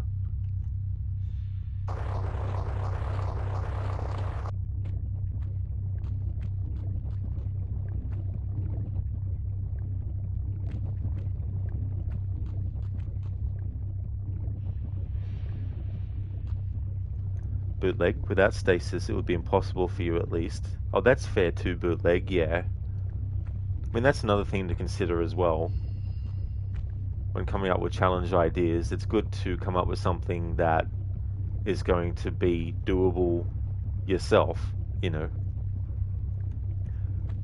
Because if you make the challenge way too complex, you might get to a point where you feel like you're bashing your head against the wall.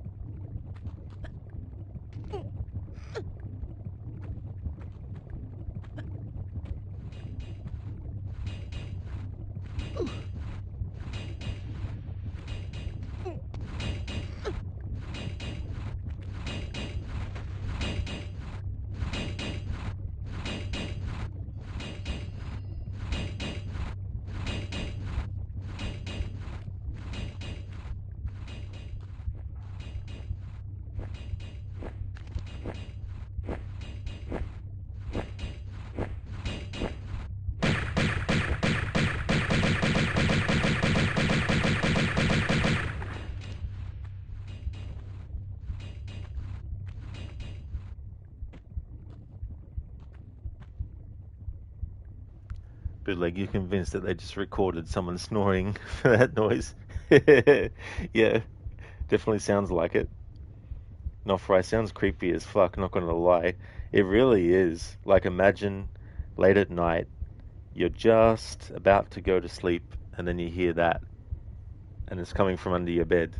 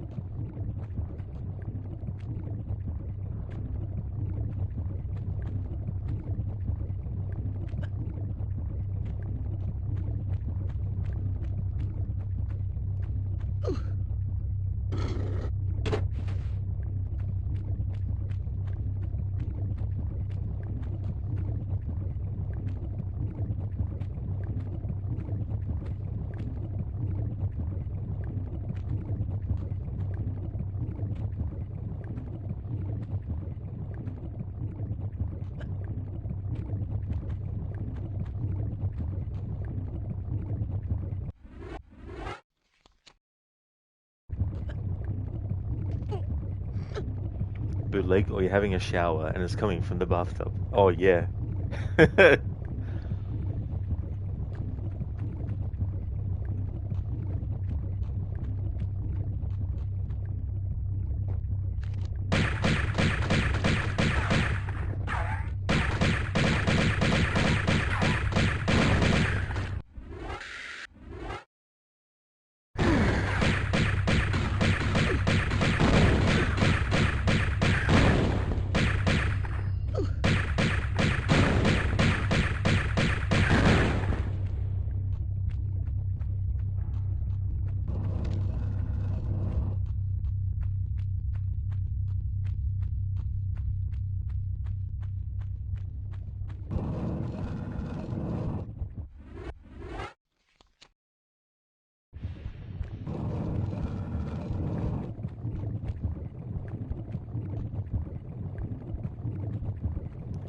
Alright, first I want to test this. Just to see if there's any way for me to jump at this on an angle and get up there. And there isn't. Okay, so we're going to have to make an exception and do a jump with Lara square on with that wall. However, we do need to actually pull this switch, which will make this lava flow very, very quick. But yeah, there's no way I can have Lara reach that without doing a jump up square on with the wall.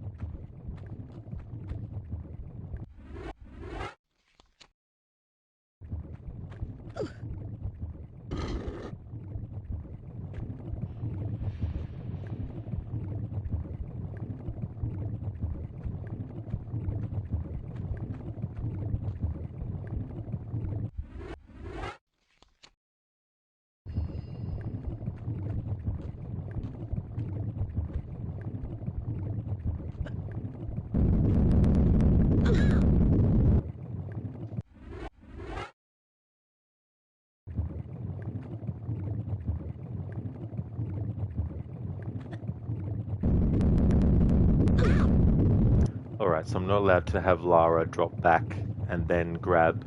However, I might need to make an exception for this part.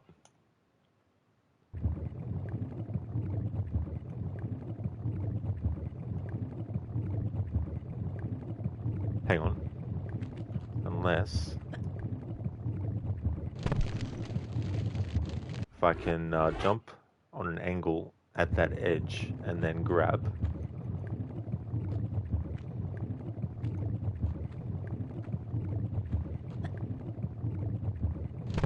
Okay, so that overhang, the ceiling part there hits, so we can't do that standing jump from there.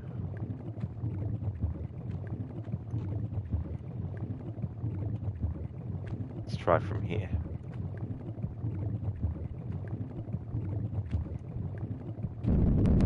Okay, that was too close, so she landed on the ledge.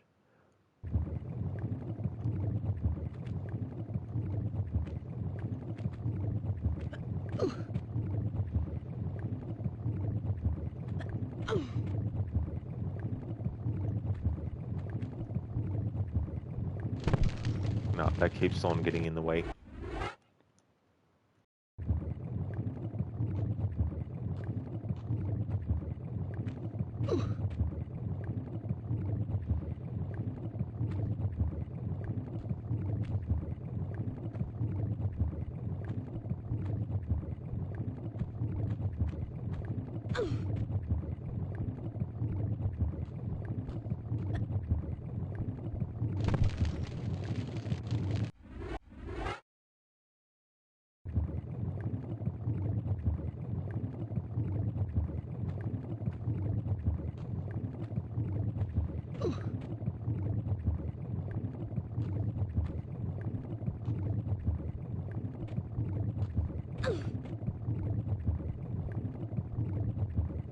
Yeah, gonna have to make an exception here where Lara can do a back step and then grab as she falls.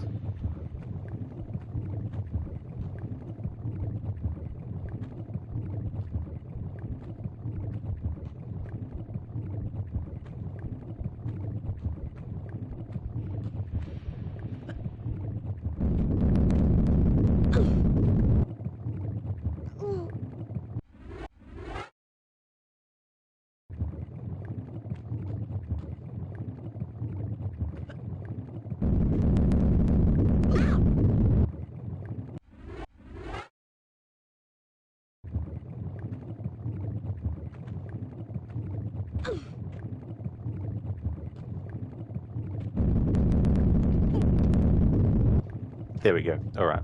So I was able to angle Lara and then jump, and then had to make an exception for the backstepping part to then drop off and then grab us falling.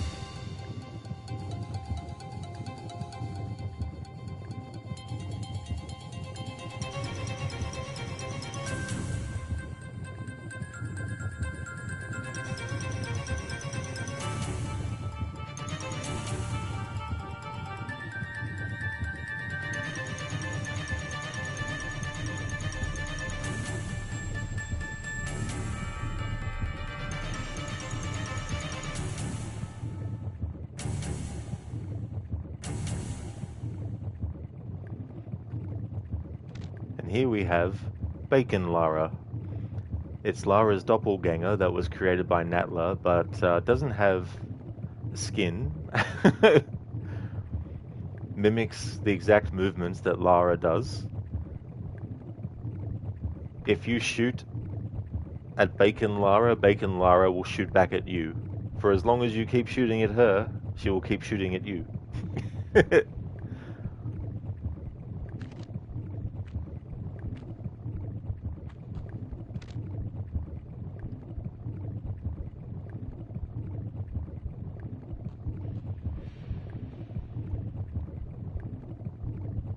There's a lot of things in the old school Tomb Raider games that are kind of like, whether intended or not, references to Prince of Persia.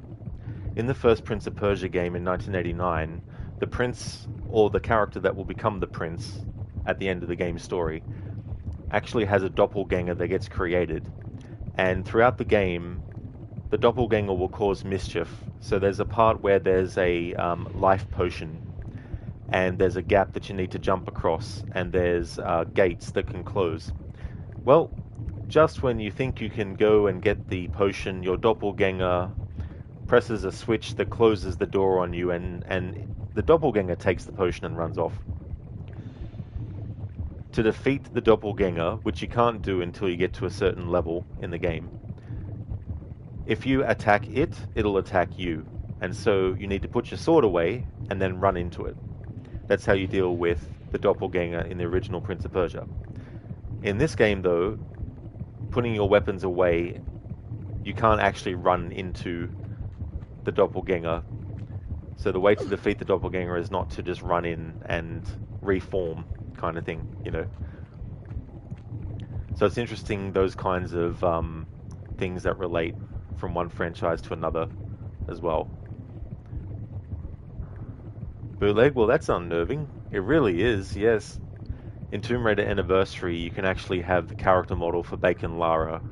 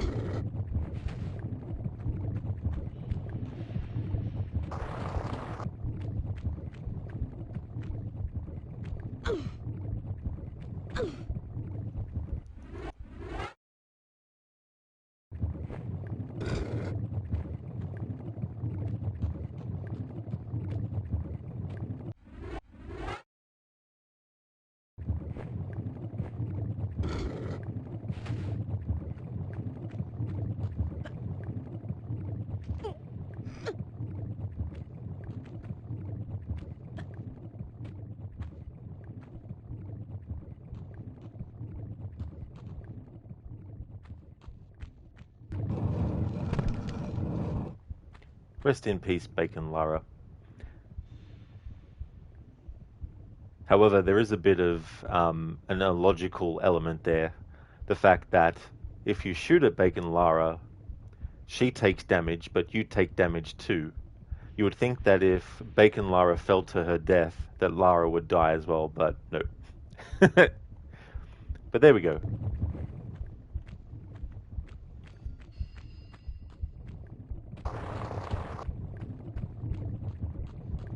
But like, pretty sure that's more than just bacon. Yeah, definitely like skeleton and bone there for sure.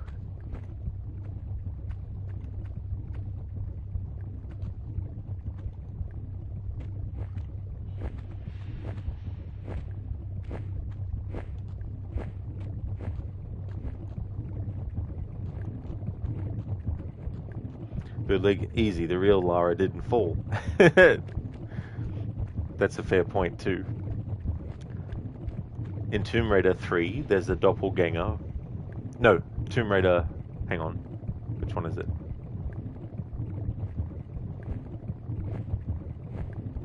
Oh no, The Last Revelation, that's right, Tomb Raider 4.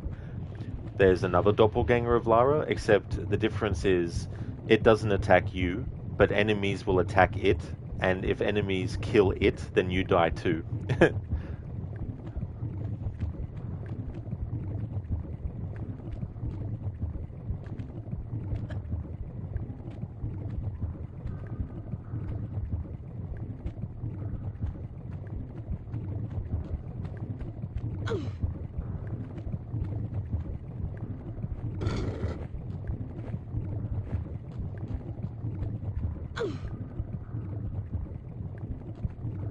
Alright, so to get to that, I need to actually do a jump being square on with the wall. I can't have Lara jump at it on an angle and reach the top.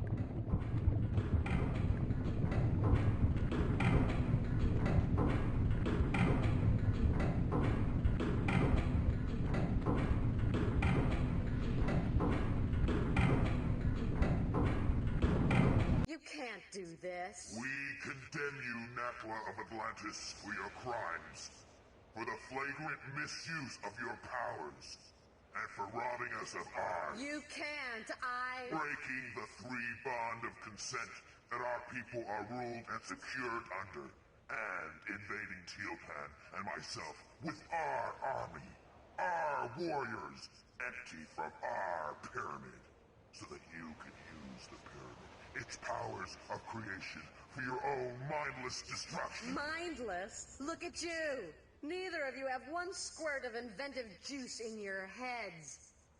Wasters. Let's just do it. Tihokan! You use the sacramental place as a source of individual pleasure.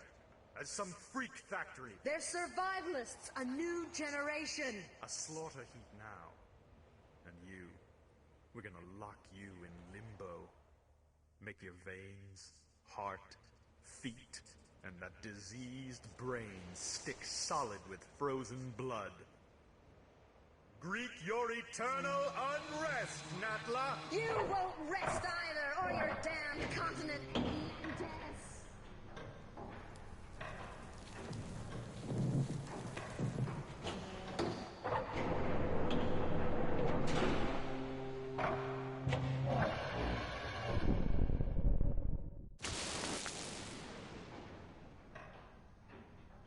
Back again. And you? For a grand reopening, I assume. Evolution's in a rut. Natural selection at an all-time low.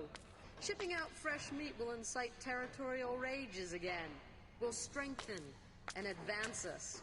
Even create new breeds. Kind of evolution on steroids, then. A kick in the pants. Those runts Qualopec and Tehocan had no idea. The cataclysm of Atlantis struck a race of languoring wimps. Plummeted them to the very basics of survival again. It shouldn't happen like that. Or like this. Hatching commences in 15 seconds. Too late for abortions now. Not without the heart of the operation. No! 10, 5, 4, 3, 2, 1.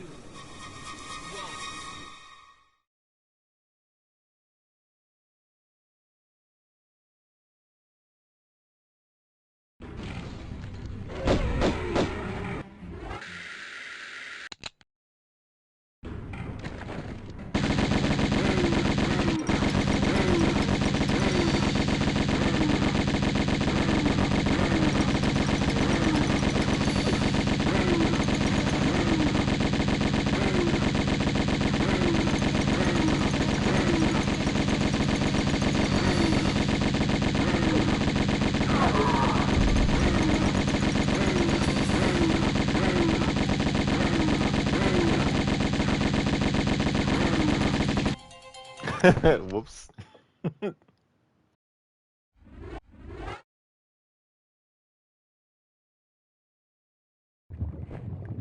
Double whoops. I didn't save it at the start of the fight. But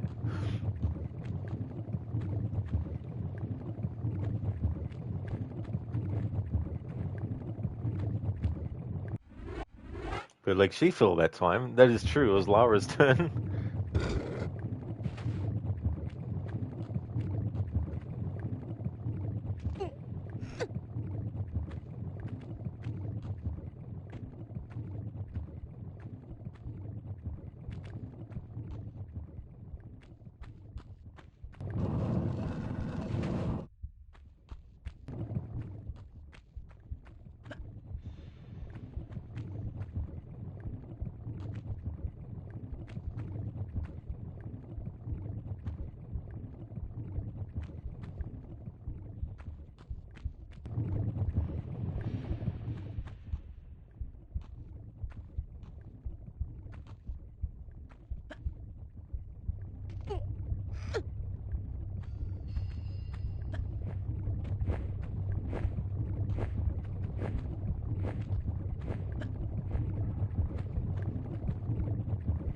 Alright, need to make an exception for this jump again.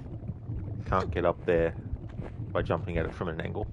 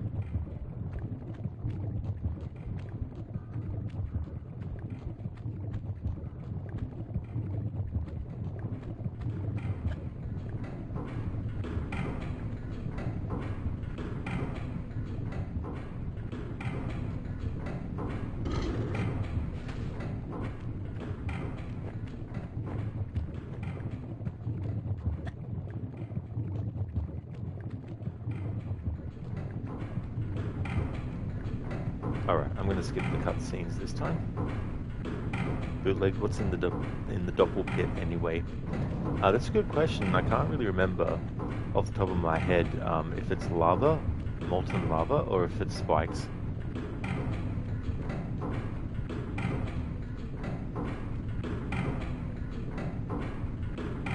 You can't do this.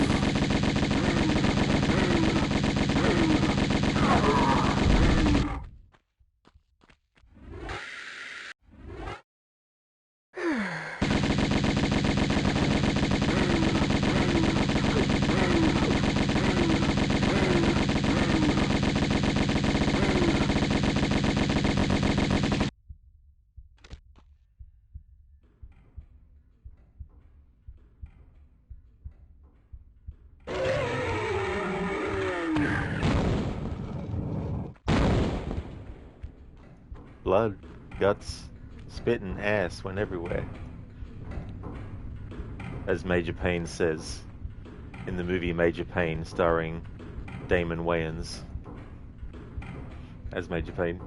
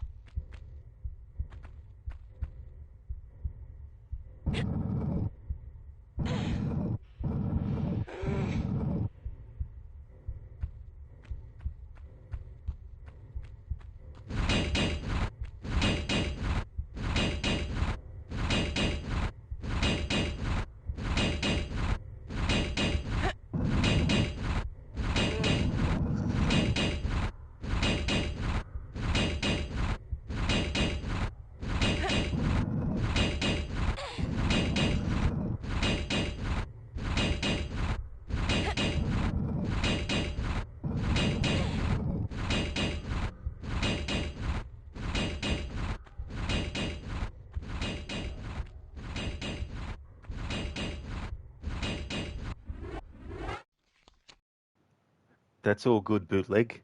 No trouble at all. Eyes are getting heavy. You'll be off now. Catch you next time, Bootleg. Thank you again for the raid as well.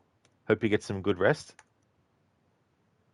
Would like to highly recommend people check out Bootleg's channel, doing a playthrough of Call of Duty Modern Warfare 2, playing through the game on veteran difficulty.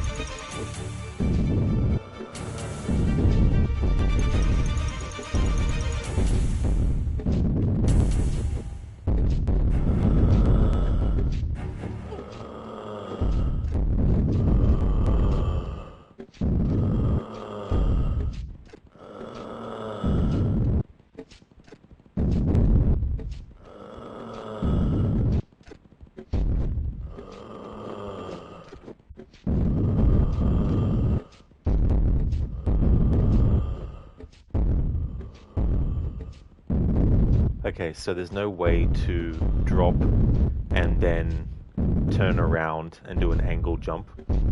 When Lara lands on this slope, she's going to automatically slide back. And as she's sliding down slope, she can't change which direction she's sliding. And so we're going to have to make an exception here, drop, and as Lara slides, do a backflip to get across the gap.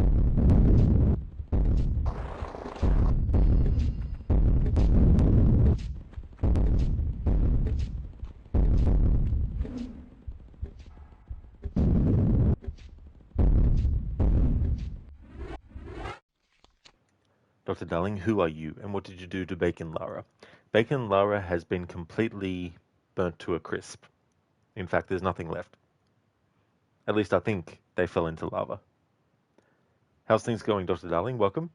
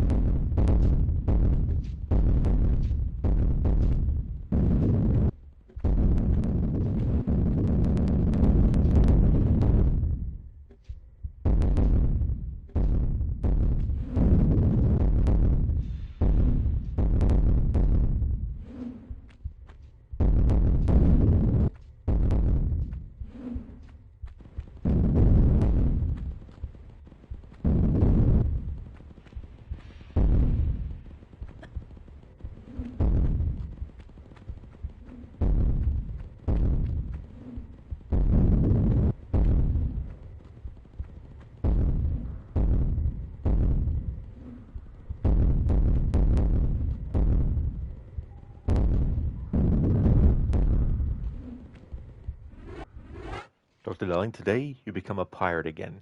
Ahar! Black Flag Remake.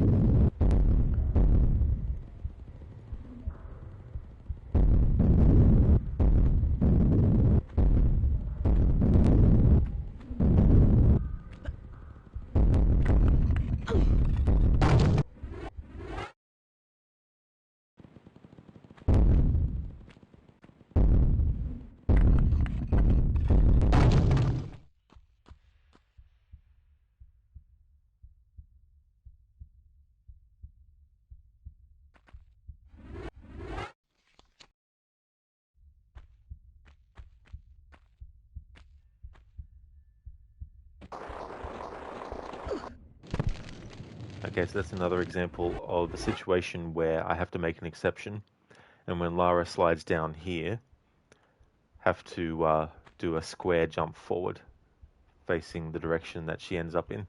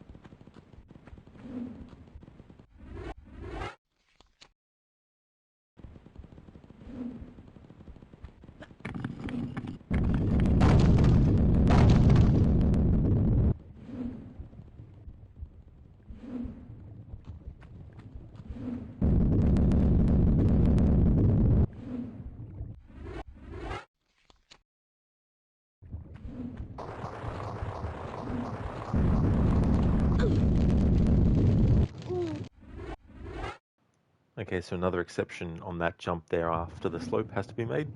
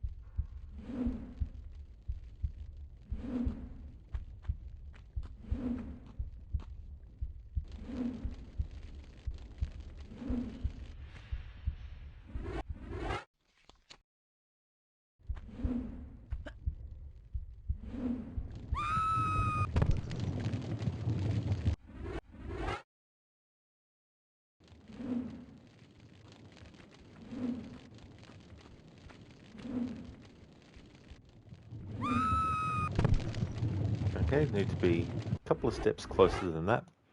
I need to get down there by doing an angled jump. I can't do a swan dive. Although I can do swan dives on angles. Yeah, I can do swan dives on angles.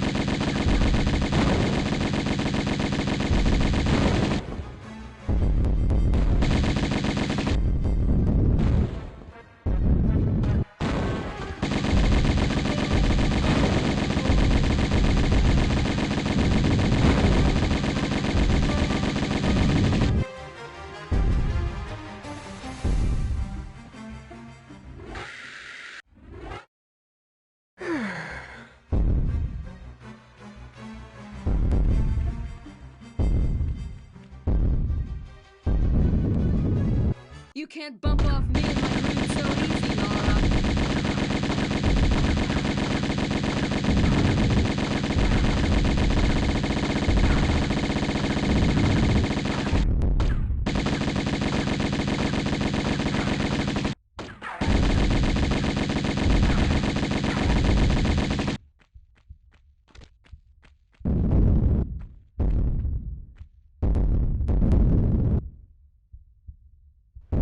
Hey there, Amanda Nicole. Welcome.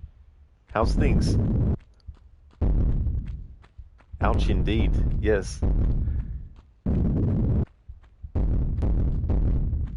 It's funny, I forgot about being able to do a dive on an angle for the entire playthrough up until that particular point, where I'm like, oh yeah, that's right.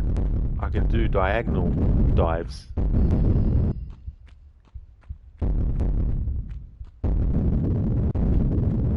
Had my mind so fixated on the challenge rules that I was not remembering about the doing a dive on an angle.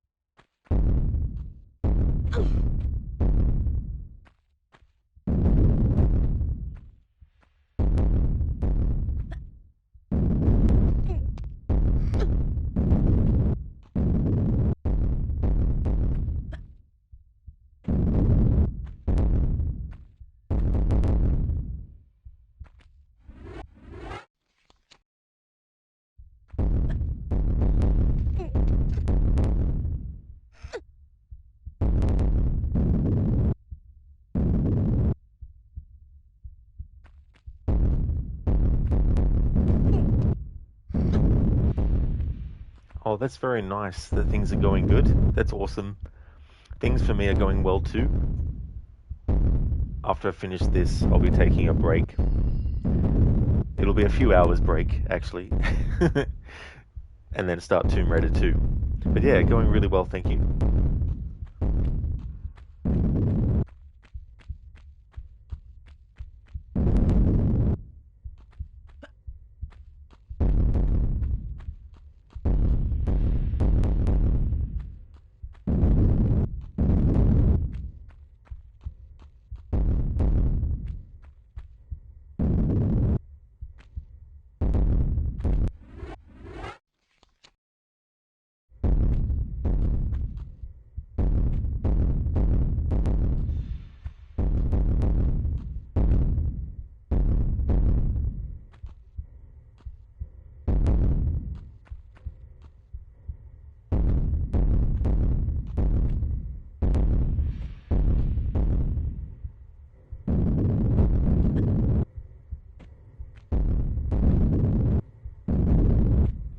Okay, so there's no way for Lara to get up to there by doing an angled jump at it, so we have to make an exception. How ironic for this challenge, the final jump that we need to do, I can't do it with my challenge rules, have to make an exception. But yeah, that's the way it goes.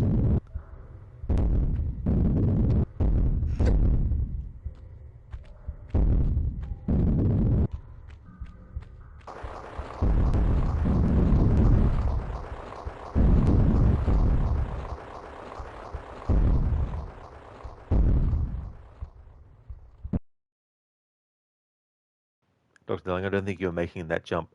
Not on an angle, no. So I had to make an exception and jump at it with Lara square on to the wall.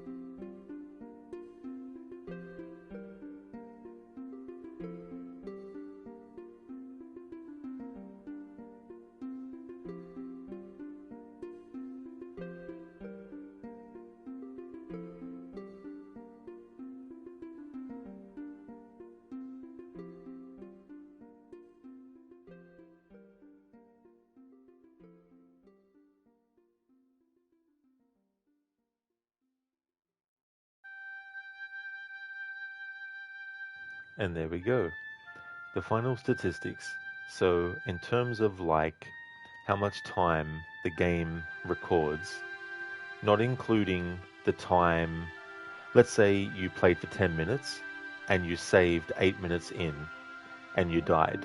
Well, the game's not going to count the 10 minutes. It's going to count the 8 minutes that had elapsed when you saved last. So taking that into consideration, it took longer than 10 hours to actually do IRL time, but the game recorded 10 hours, 7 minutes and 54 seconds. And that's by doing this challenge on top, which overall, it wasn't like, oh my god, this is so difficult, I'll take weeks to get through the game. It wasn't that difficult or anything like that. But I definitely wouldn't recommend doing it if you've never played these games before. But if you have before, you might have to add some extra rules to make it more difficult as well. But for the first time for me doing this kind of thing with this game, I was very happy with that. So that is the end of my Tomb Raider 1996. It's the remastered version, but I like to switch the graphics back to the old school for when I do the annual playthroughs. But that is that done. Thank you, Amanda Nicole, for the bravo. Thank you very much. Thank you for the GG's not fry. Thank you. So with that finished, the next game that you'll see from me will be Tomb Raider 2. I'm going to be playing the remastered version of that, but with the old school graphics active for the playthrough. What I'm doing for Tomb Raider 2 is a leapfrog challenge. Last year, for my annual playthrough of Tomb Raider 1, I did a leapfrog challenge, which basically means Lara, when she's moving around, even during combat, I'm going to make it that even during combat she can't actually run or walk. She has to do jumping only. And when it comes to moving from one spot to another, she can only jump. So can do side jumps, can do backflips, can do front forward jumps, but yeah, can't walk or run as well. So that's what the challenge will be for Tomb Raider 2. And for some games, I'm actually phasing out doing challenge playthroughs on my Twitch channel. Next year, I'd like to start doing some YouTube channel specific challenges with some games. So this was the last challenge that I'll be doing on Twitch with this game in particular. Future ones will be on the YouTube channel, but I'll still do my annual playthroughs on the Twitch channel. It's just the challenge runs now will be done on the YouTube channel starting next year. So I'm going to take a break before I come back with Tomb Raider 2. I'll just work out how long of a break I want to take.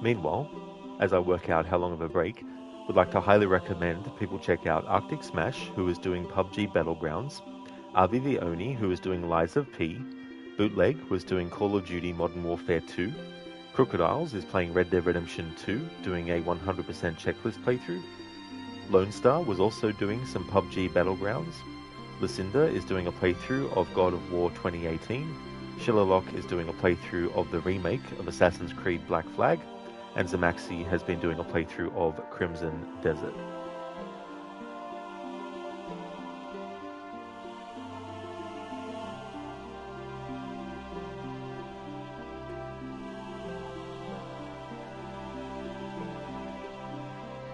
Okay, so I'm going to take a 2 hours and 20-minute break. So that's my current time. Lizzie, wait, the remake is out already. I think it is. Although they probably set up their stream information ahead of time to be that. Dr. Darling, 2 hours? No, I just woke up and I just streamed for 6 hours and 45 minutes, so I need a break.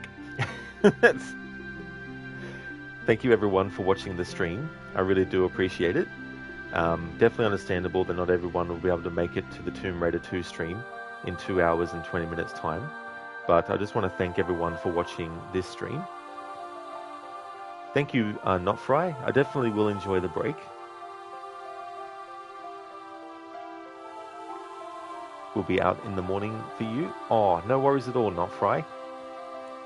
Thank you, Lizzie. I definitely will have a great break, for sure. Thank you very much. Thank you once again, everyone, for watching. I hope that everyone has a good one. And I'll be back with Tomb Raider 2 to do my annual playthrough with the Leapfrog Challenge. Oh, nice, Amanda Nicole. Thank you very much for joining the stream. I'm glad that you enjoyed your time. That's awesome.